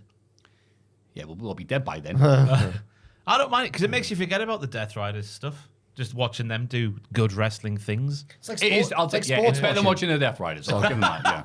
It is. It's like sports Wrestle washing. Yeah, it's wrestle washing. Just look at the pretty moves. Don't think about the story. Exactly. MJF interrupts a backstage interview with Ospreay to plug his replica Dynamite diamond rings. Max wants Will to win the tournament so he can face him for the title and secure an easy win. Ospreay wonders why MJF wasn't in the tournament if it's so easy to win the title. Maybe he's scared of Will dropping him on his head again. Max tells Ospreay that he hopes they wrestle again because he'll prove once again that nobody is on the level of the devil. Will stops him from leaving and tells MJF that He's on another level. Why do I talk like this now? What happened? Why do I tuck my trousers into my socks? yeah. Why does he do that? Oh, It's a cool look if you're a sick bad boy from the streets. Yeah. Cool. It just looks like you're trying to hold in the excrement that's fallen out your throat. This was really like EastEnders, like quiet. I'm gonna speak quietly to be threatening, but I thought they both did well. It was good. And then Ospreay then snaps out of it and goes, "Sorry about that, Renee. What a wank! What a knobhead!" Yeah. What a British expression he is. I thought it was pretty good. I just don't know if assuming Ospreay wins the belt, I wouldn't have him face MJF again. He's already beaten him, clean as a whistle, in Wembley Stadium. Yeah. It's something for him to do. And I guess having MJF beef with everybody backstage in between the Hurt Syndicate stuff is just like, well, if everything happens because MJF attacks somebody. True. That's true. Their Money in the Bank is just MJF being mad. Renee hosts a sit-down interview with Jamie Hayter. Calm down. Jamie needs to beat Mercedes Moné in the final because Mercedes is the antithesis of everything Owen Hart stood for. Jamie is insulted that Moné thinks they're similar.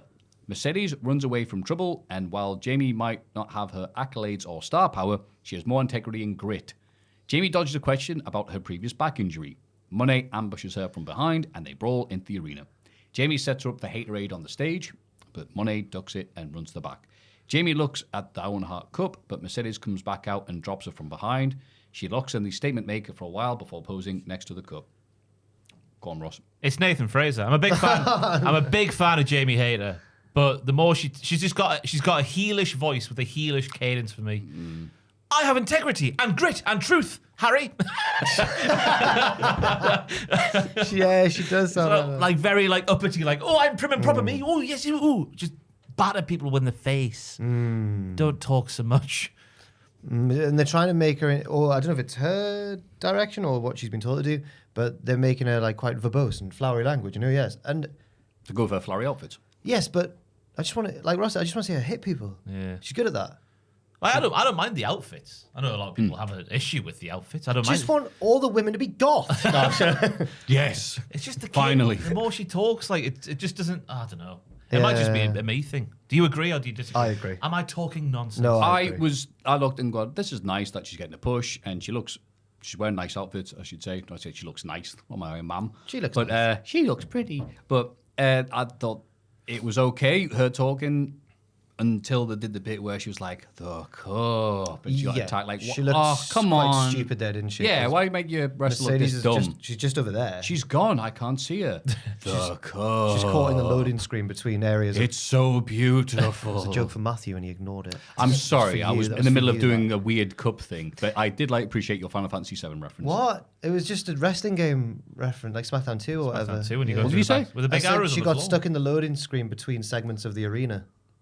I thought you said of the Airs, and I thought you were talking about Fantasy. I've never played Christ, it once. Matthew, I have you no nerd. idea. I What a once, palaver. I once, That was disgusting. I once Yes, that was watched. good. I once watched a YouTube video explaining the plot of Final Fantasy VII, and I got lost halfway through. And I Yeah, thought, that's not going to be fun if you Like haven't played what? it. I thought it was just a simple tale of revenge. Right. Anyway, Thank you for saving me there. But yeah, no, SmackDown game bit, that was good. bloody hate that Sephiroth me. Like what a knob. What a heel. He did well at WrestleMania, though. He did. Yes. He did. Sephiroth. Willow Nightingale is interviewed backstage, but Chris Statlander interrupts. She tries to apologise, but Willow does not accept it. However, she challenges Statlander to a match on Collision. They shake hands, but isn't very friendly. Yeah, left-handed handshake. Oh, it's dodgy that. Slap the meat. Yes. They will. They will. They will. I mean, yeah, I like the matches. They will. Maybe they've realised that they should probably both be friends again. It was a weird breakup, that whole thing. Oh no, it wasn't a weird breakup. It was weird that after it immediately turned Statlander face again. Yeah. that was the weird part, wasn't it? And said she's no longer an alien. I was like, boo. Yeah, I wanted to be an alien. Who cares what Jim Ross thinks? Because he always What? the Andromeda Galaxy. Kevin Knight arrives for his match against Okada, but Roosh attacks him from behind. Herald! That's what he yells. Trey Mystico fends off security while Roosh beats Knight down. Mike Bailey finally runs out to stop the attack. Knight insists on still having the match, but Speedball has to leave due to the CC rules. Okada wins and hits Kevin with several Rainmakers after the bell. Bailey makes a save afterwards. Really enjoyable little television match for me. I think Kev got enough in there to come out with it looking a bit better than he did heading in terms of doing moves to someone like Okada, who's a big boy in the wrestling, a very big boy. Really enjoyed Okada screaming at a child while battering Kev on the barricade. Yeah. That is the end of my notes. Yeah, I don't have much more to add. They're protecting Kevin quite a lot. He got beaten up before the match, and that's against Okada. So it gave him an excuse for losing. Right. I wouldn't have minded if he'd lost clean to Okada. But yeah, This was more of an angle than a match, and AEW don't usually do these to set up future things. So I'm like, oh, finally. nice change of pace. Yeah, good. Yes. I was very happy with it. This was alongside Raw, maybe a little bit under Raw. This was the best show of the week, actually, wasn't I it? will say it, yes. Yeah. Just to be pro to Come AEW on, for we it. love AEW. For all the good again. it'll do our hit. Just saying. The Don Callis family are backstage. Why don't they stay there? That makes us sound like we just crap on them because of the hit situation. We're impartial here, by the way. I don't think it sounded like that. I apologize if it did sound like that. No, There's many good things about AEW. There's many good things about AEW. Yeah, but I think it's just the algorithm, isn't it? That it's just like, If only everyone. you watch wrestling, watch all these people hating AEW. If only everybody loved AEW once again. But they should probably stop booking I think it might storylines turn like around the- when people, Stop booking the Death Riders and all that. That's it, isn't it? Gotta give the people what they want. Don cuts a promo on the Outrunners, telling them he was wrestling in the 80s and knew plenty of idiots like them. He tells them to find a couple of partners so they can face the family. Who are the Outrunners going to team with? I don't care. They need two. They need two more men. They do need 2 more men. Crew. Oh, no. Wow, that was a very negative reaction. Top Flight might be the answer, though. Yeah.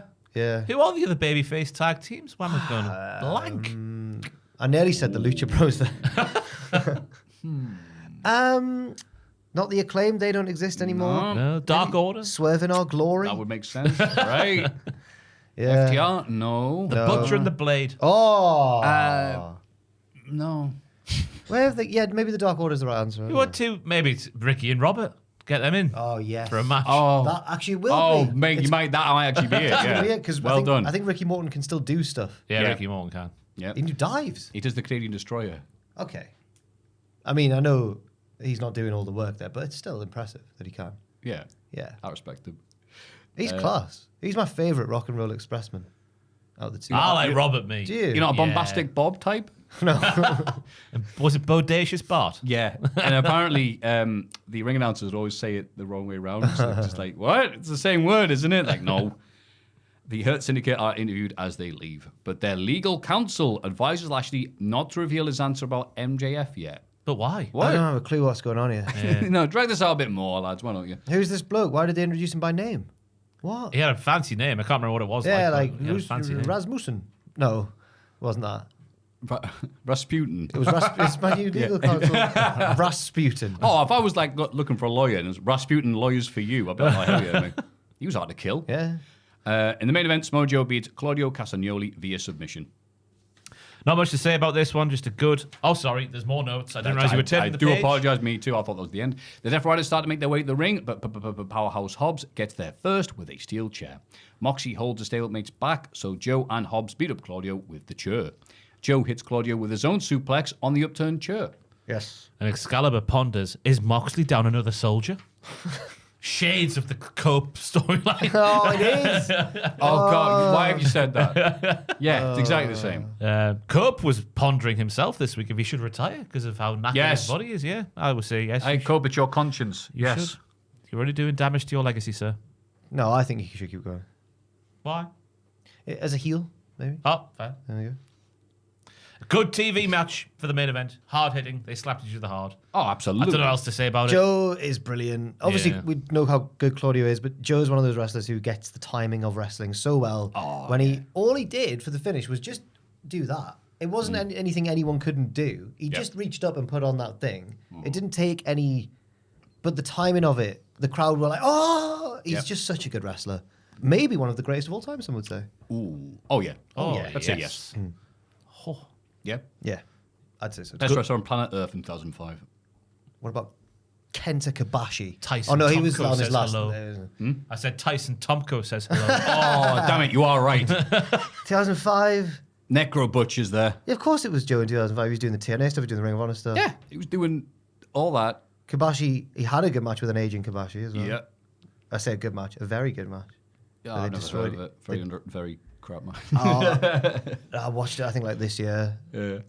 I think I'd seen it once before. And it's just... I think you've told the story before about how Kobashi was like, I don't...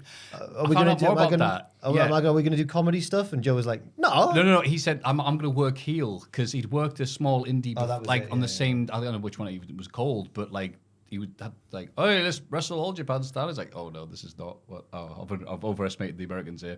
Like, boo, you're Japanese. And he's like, oh, all right. So I thought he was going to have to do like, that's right, I'm the evil foreigner. Like, no, the crowd will know who you are. This is Ring of Honor. And he's like, oh, okay.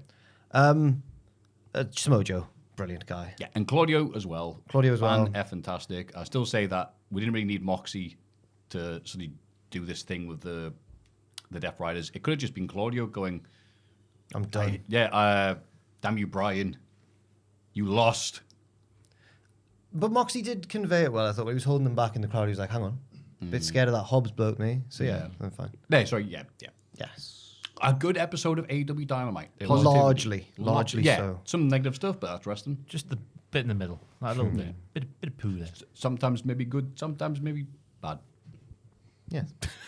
Let's have a rummage in our mailbags. Mailbag time. Yes, it is.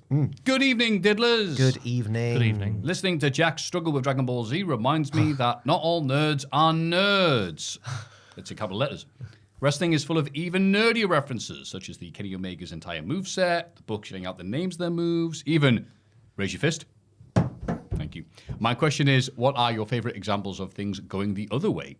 Wrestling or wrestlers appearing in other nerdy media. For example, Randy Savage as the Wrestler in Dexter's Lab. I do remember that. Much love and thanks for all that you do. Final Fights, Cristiano Ronaldo, the only good version of Ronaldo, a.k.a. John from Georgia. Thank you very much, mate. Fatal Fury's in, but it's not a problem. I think you did that deliberately, so I would do a nerdy thing and correct you. I get it. I see it. You're winning this one, John. Thank you, John. So, favourite times when a wrestler's appeared in other nerdy media? Does Dexter's Lab count as nerdy? He's a nerd, Dexter. Is it nerdy to watch children's cartoons? He is. Yeah, it is. Dexter himself is a nerd. Dexter's a big nerd. Yeah. I realize, if you're an adult watching Dexter's Lab now, it's like, you're a nerd. Or you're a stoner, probably. A stony nerd. I own myself then. Randy Savage was good in King of the Hill. Oh. It's not really nerd show, is it? I did not realise he was in Anyway, it. he's got these... one of the characters gets really buff and because he meets these gym bros and they start just giving him bad advice and he's like, no agony, no braggony, am I right? And he's Wow. That's like Bret Hart was here. one of my 3 impressions I do that are all Bret Hart. All I can think is another Randy Savage one in Spider-Man 1. Damn it! There you go. Oh, I don't know what to say now. That was mine as well. I'm struggling here. I mean, I'm struggling as well. Did you know that John Cena appeared in Ready to Rumble? The New Day must have appeared 2 in seconds. The New Day must have appeared in loads of stuff. Gaming stuff. The gaming conventions with the gaming. Yes, yeah. Oh, yeah, they love dressing up. Play our games on a screen and everyone can cheer for us. That's what they do. That yes. stuff, yeah, right. I bloody loved when Samoa Joe played that clown in that thing. Yeah, Twisted Metal, yeah. Yeah, bloody loved it. Do you like that? That's interesting. Bloody loved it. So weird that got made 20 years after Twisted Metal was a thing. Like, but God, It was like Crush Hour, wasn't it? yeah, It was like it's Crush like Hour. the very first one of them It was like type of games. No, it was like a Crush Hour rip-off without the wrestlers. I remember that. Oh yes, that's right. Yes, I see. Ric Flair being in Red Alert 3. What, the Army Command game. Command and Conquer Red Conquer? Alert 3. Ric Flair No, he shows up. wasn't. Yeah. They How? went nuts on the casting for that one. What does he do? They did these skits on YouTube where he fights a bear. I guess the bear is supposed to represent the Russians. Okay. And it's Ric Flair at the gym, and he's hitting on some woman behind the thing. He's like, yeah, don't I look good? And she's like, oh, it's Ric Flair. And like, Ric Flair's 90 at this point. Command & Conquer Red Alert? Red Alert 3, yeah. When did it come out? Mid-2000s? Yeah, okay, yeah, fair. Yeah. Okay. He's like, isn't this great? Yeah, and then a bear attacks him. He's like, woo, play Red Alert 3. I feel like I've seen this, actually. I feel like I've seen that. Yeah. Wow. Okay. That's pretty good. You're like, okay, that's him. I think he shows up, I remember in the game, but he shows up in the game and if you're like, woo, go left. What? Attack the enemy. Early 50s then. Yeah. It's like just saying anything. Like, whatever. I feel like that wasn't a satisfying enough answer for John. I know, I feel I've let down. Yeah, You can play as Batista in Gears of War. Okay. That's right. Yes. Which one? The new 4? No, what's the 5? 5's Yeah. the newest one. Yeah, 5. Because he looked like a 5. bit like the dude anyway, so I think Yeah, one of yeah. the things that Yeah, was 'cause a everyone- joke that became real. Everyone said Our it'd New Day be, in it as well. It'd be good in if they made a real life version of it, they should cast him as Marcus. Yeah. But And he went, no, I'll just be in the Marcus. game, it's easier. Yeah. Nice. I love Other Gears of game, War. Clash of Clans. I love Cody Rhodes in that one. I love the Viking Raiders. in Oh, Clash of those poor bastards. Have you ever seen the Cody little character? No. I'm only He's got on the when they've Hulk Hogan- advertised it, He's yeah. got a Hulk Hogan It mustache. threw me off. I went, why is Oh. that there? Why is he Hogan? Oh, right, he's just a very, He was a Viking. Yeah. they've dressed him up. Ah, right. A real American. Hi, did lads. Hi. Diddle lads. How did the lads? Very interesting. Be watching you guys in one way or another. Gonna get you. Gonna get you. Since I was 15. I'm not gonna allow you to take back one. No, stop that. I'm 26. Hey. Concept of time and aging, Jack. I'm sorry to give you that perspective. Yeah, cheers, Bo. I'm sorry for what I've said. Last week, there was a small conversation about what your American sports teams were, and I always enjoy when you touch on that subject. I have no desire to change your current allegiances, but was hoping I could fill out any blind spots. Each American, while they mostly care about the big three of American football, basketball, and baseball, also has a college team that they support as well as a hockey team. If any of the four of you, oh, that's nice, have no allegiance in any of those areas, I'd love to assign you teams based upon what you typically enjoy or look for in a team. Do you prefer an old team with lots of tradition or a relatively new squad? Do you like perennial champions, middle-of-the-pack contenders, fun underdogs, or typically lovable losers?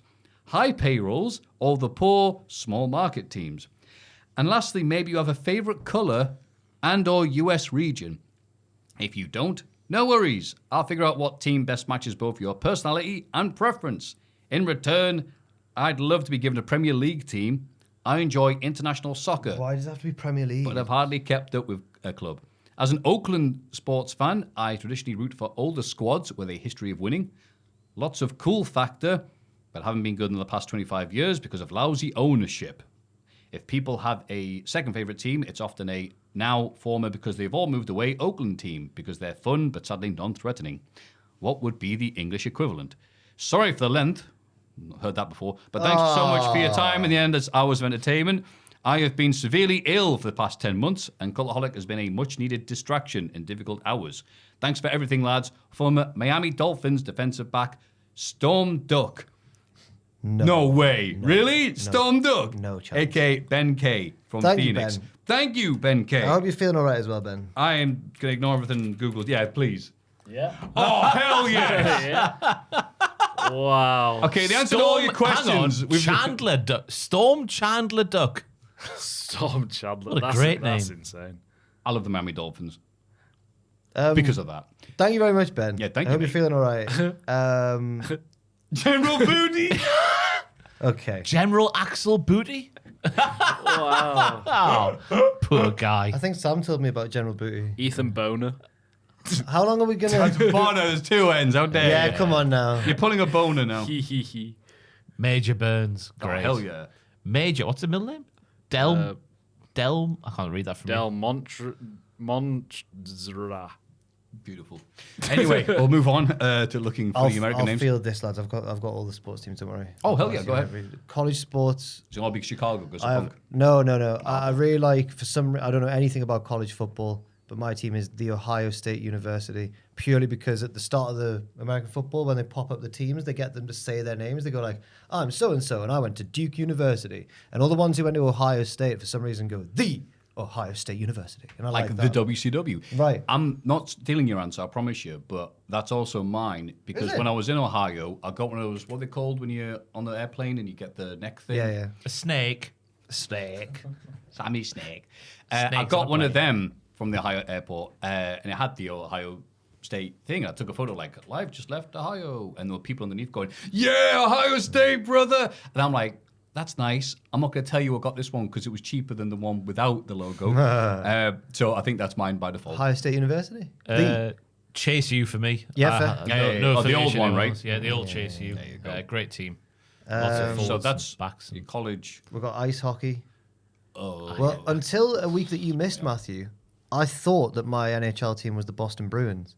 But then obviously we learned they were frauds because they brought out the Stanley Cup on AEW. Oh, yeah, when they hadn't won it, yeah. And then we Googled right. it. I'd Googled it before I came into the podcast. I was like, I just wonder when they won that, just to check. 2011. I was like, what are they doing? So I'm going to have to, but I'll say the Boston Bruins because I like the Dropkick Murphys. So, okay. and they play their song. That's their team song is the Dropkick Murphys song. Okay. Go, go, black and gold. It's all punk rock and that. No, nice. Okay. If it's ice hockey, I'll go with Pittsburgh Penguins. Because you like penguins. Because Penguins, That's fair. fantastic. That's very solid logic. Yes. Very I'm simple. going to pick the first one I see. Go on then. The Detroit Red Wings. There you go. Easy for me to say. Founded in 1926. We've not been asking Joel. Oh God! Oh, Oh, he's my just kicked God. the desk. Calgary Flames is my Calgary favourite Flames. hockey team. Isn't he asking to assign a team for us? Yeah, He's but, asking us to, but yeah. I don't need that. I've got all the bases covered. Ah, He's asking us to assign him a Premier If we League don't team. have one, I mean, we do. So yeah, it's true. we Yeah, can't I let like our Calgary teams Flames. down. I think you should support Ben. I think Ben should support Everton. It's Everton or Leeds for me. Yeah, I was think thinking about Leeds. historically good, bad mismanagement over 20 years. yeah. I was thinking I was going to say Leeds. Man United, maybe with their horrible management. Yeah, but that's It's killing funny I me. know, though. but yeah. That's what? That's Yeah, funny. you don't. Oh God, yes. Sorry, we're being serious. Yeah. Are you paying attention? We want to see you paying attention to your football team now. Yeah, Everton or Leeds. If you, We're 100% serious about our sports. Biggs. Oh, do you have a basketball team? yeah, 100%, mate. Don't worry about that. Sorry. What is it, It Jack? was like my favourite sport when I was a teenager. It was all about the basketball. NBL. We just typed in BBL. NBA teams. Wow.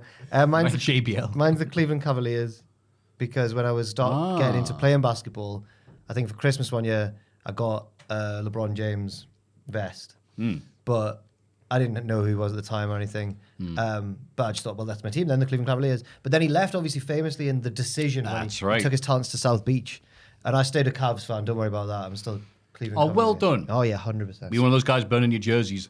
No, at I've the still got announcement. it. Yeah. Sorry, I was just tutting there because I was you're looking at the obviously the Atlantic Division, I guess, the Central Division, Southeast, Yeah. Southwest, Pacific, Northwest. Where's the Northeast? I was hoping to pick a team from the Northeast. That'll be Atlantic, maybe. Is that the Atlantic? Not sure. Oh yeah, Brooklyn's there, New All York's right, there. yeah. I'll go for the Philadelphia 76ers just to spite Maffew. Trust the process. Yeah, That's fine. Trust the process. That's what they say.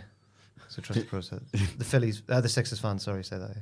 Oh, they're really. I think that's where it started. Trust the process. They had a long-term goal, and then it all kind of went wrong, and people now mock them by saying trust the process. I think that's where it's coming Thank from. you. What we've got: American football and baseball. Oh, American football. I don't really have a team. Oh, I know. Sorry, the Atlanta Falcons. Oh, yeah. Because Goldberg. no, Yes, how dare you? that's why. Ooh, I'll get mad. They had that lad whose name I forget, who is from inexplicably the Bishop Auckland Barnard Castle area. Was he a kicker? I don't know what he was. He was there for like a year and a bit. What? Not there now, but the fact that one of the very few, like European, not even English people to play for the NFL is from that area. That's mad. Yes. Mine's not the Cowboys, even though it very much seems like it. It's actually the Baltimore Ravens. Oh, what's that? I don't wear purple; it makes my hair look orange. But also because we were at uni once and we stayed up drinking to watch the Super Bowl, All right. like in the college bar and that.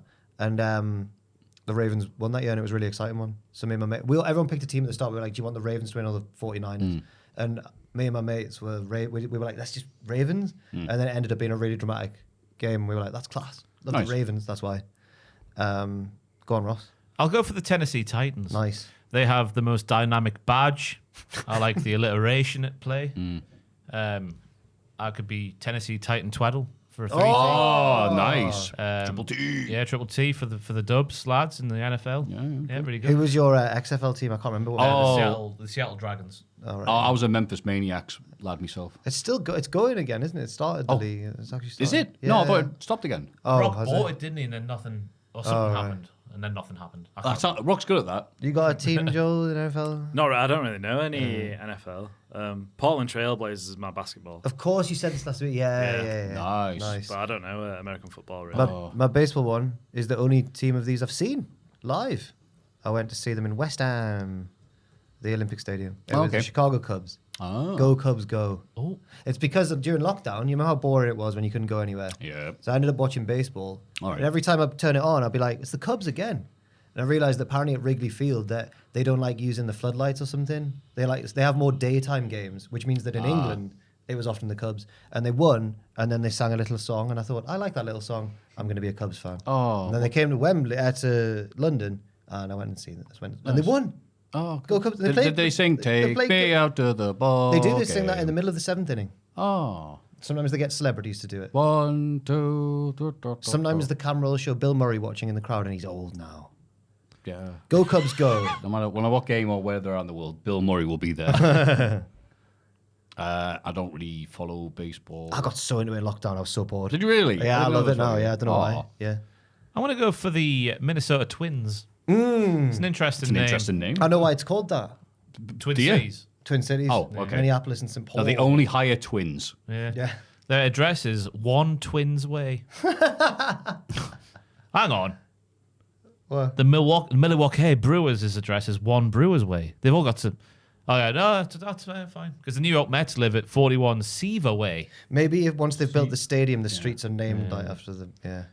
I like hearing New York Mets and New York Yankees fans yell at each other. Taz has got to be a Met, hasn't he? The orange. I don't want to. Oh, right, that might be it. Yeah, because I don't want to get in the way of that and get that incorrect because they will come for you. Yeah. They hate each other, and it's just great listening to them. It's good.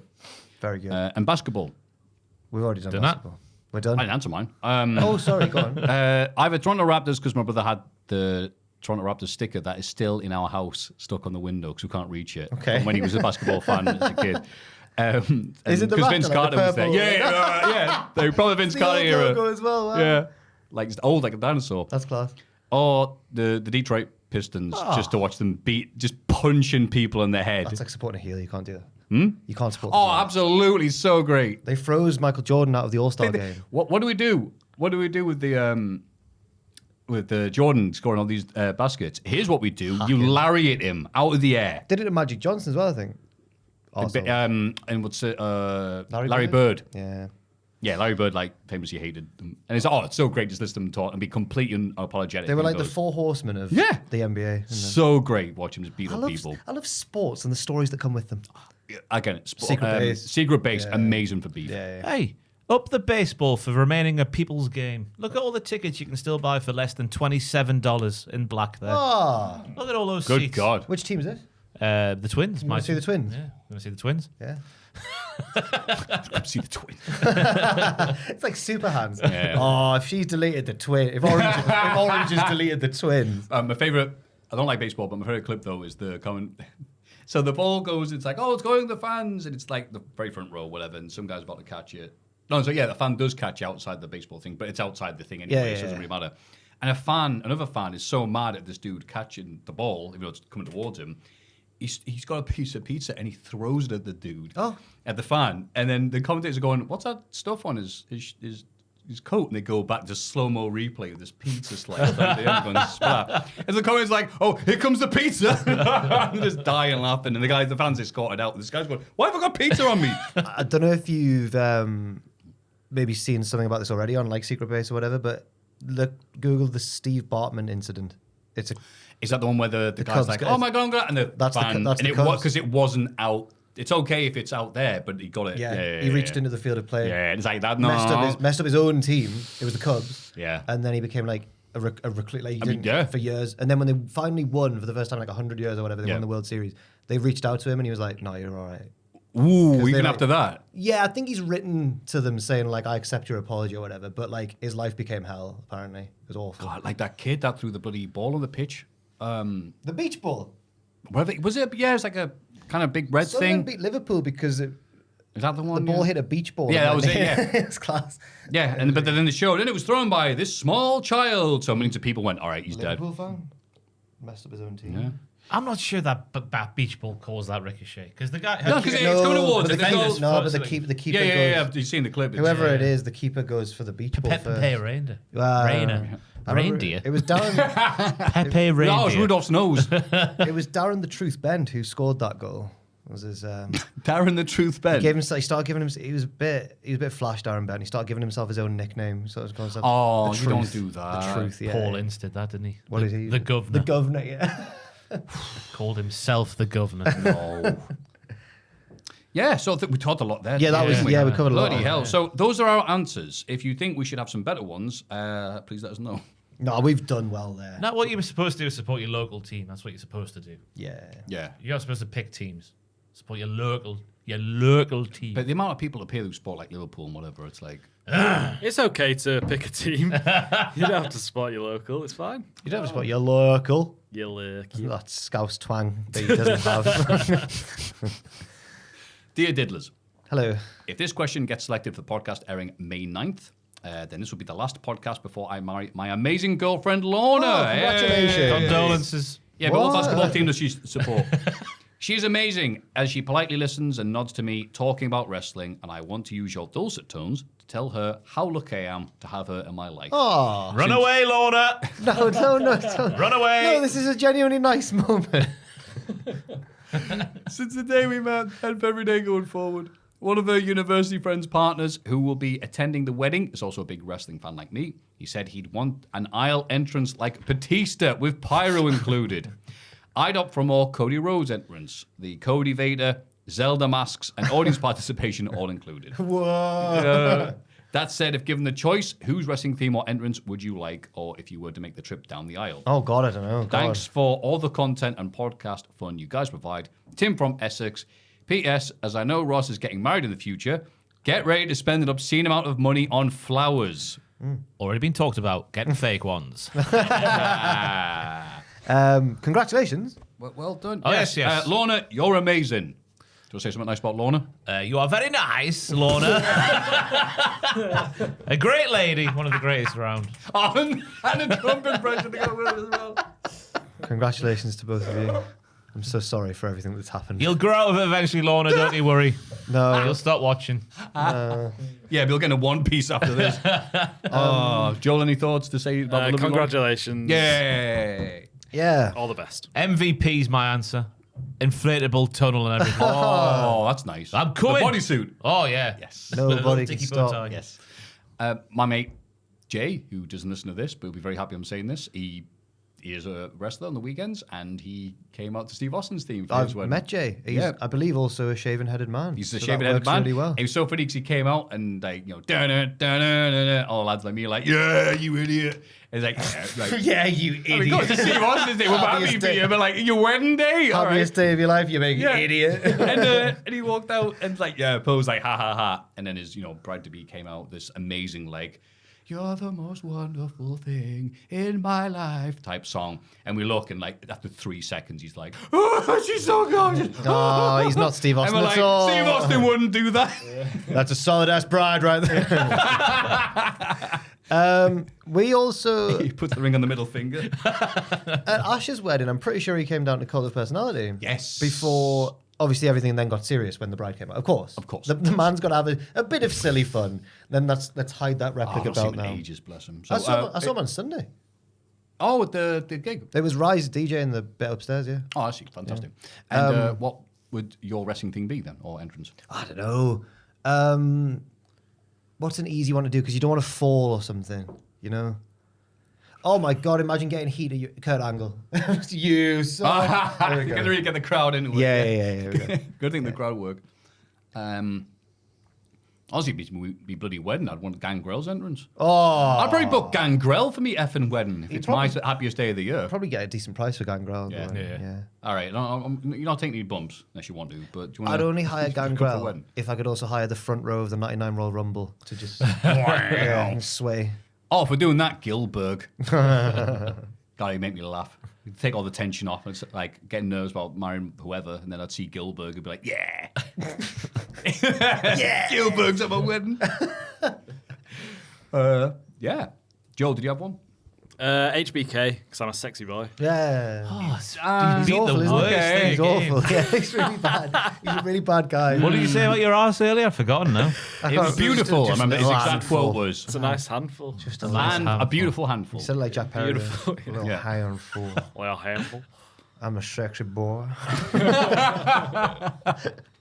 Whoa, those are some crazy questions, Yeah, they were to say the great. least. Thank you very much for sending them in. Mailbag@cultaholic.com.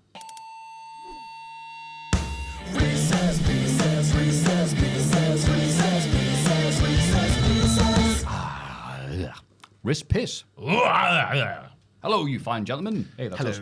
Hello. For a bit of fun, I've decided to give you 10 say what you see puzzles, where the answers are moves. Oh, God. To make it fun, let's give a time limit to work out the puzzle, to be determined by Joel behind the camera. Best of luck. Regards, Mr. Hugh Mann. Thank you, Mr. Hugh Mann. I think you'll do well on these, so I reckon the first one to get it. It's got to be 3 seconds. I need What, fastest 3 ball first? seconds. I just think the first one to say it. Okay. All right. I guess I'm the point. gonna need to leave. I'm not got my lenses in. Oh, you're going to have to cheat, are you? I'm gonna have to squint. Okay. All right.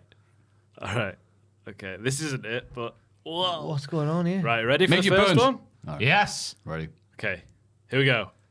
5-star frog splash. Damn it. Oh, it's catchphrase, right? Okay, I'm Yes. with you now. Damn Say it. what you see, Matt. Say what you see. Yeah, Say but what you I thought it'd be one of those see. Rorschach tests or something. My mother. Okay. Next. Corkscrew moonsault. Oh. Jesus. God. Yeah. Wow. Say what you see. Okay, yeah, Here we yeah. go. Crossface chicken wing. All right, I can't be arsed with this. Like, I love how we're yelling it. I Do we bloody need love buzzers? I bloody love catchphrase, mate. Okay, next one. The noise. Definitely driver. That would not. Mr. Chips. I think you're all getting. This is fun. Tense this. You shouldn't have put the word valley there. Green. Green to go to sleep. Go to sleep. Go to Yeah. sleep. Go to bed. Yeah. Oh, go, Yeah. because it's green. Okay. Green Yeah. to mattress. Right. Next one. Jack Jack Knight Knight Powerbomb. Powerbomb. Yeah. Why does Jack look like me? Hi, my name is Jack. All the it's Jacks me. look the It's same. you, yeah. That looks like me. A little boy. Next one. Stone Cold. Stunner. Yeah, I guess it is. Yeah. Okay, yeah. Well done. Stone cold aghast. That's Stone Cold Astonishment. Next one. Yeah. Swanton Swanton Bomb. Swanton bomb. Yeah. Next one. Yeah. Sweetie Sweet tooth. mouth shoes and shoes. Sweet chimney. Sweetie tooth. Sweet chin music. Yeah.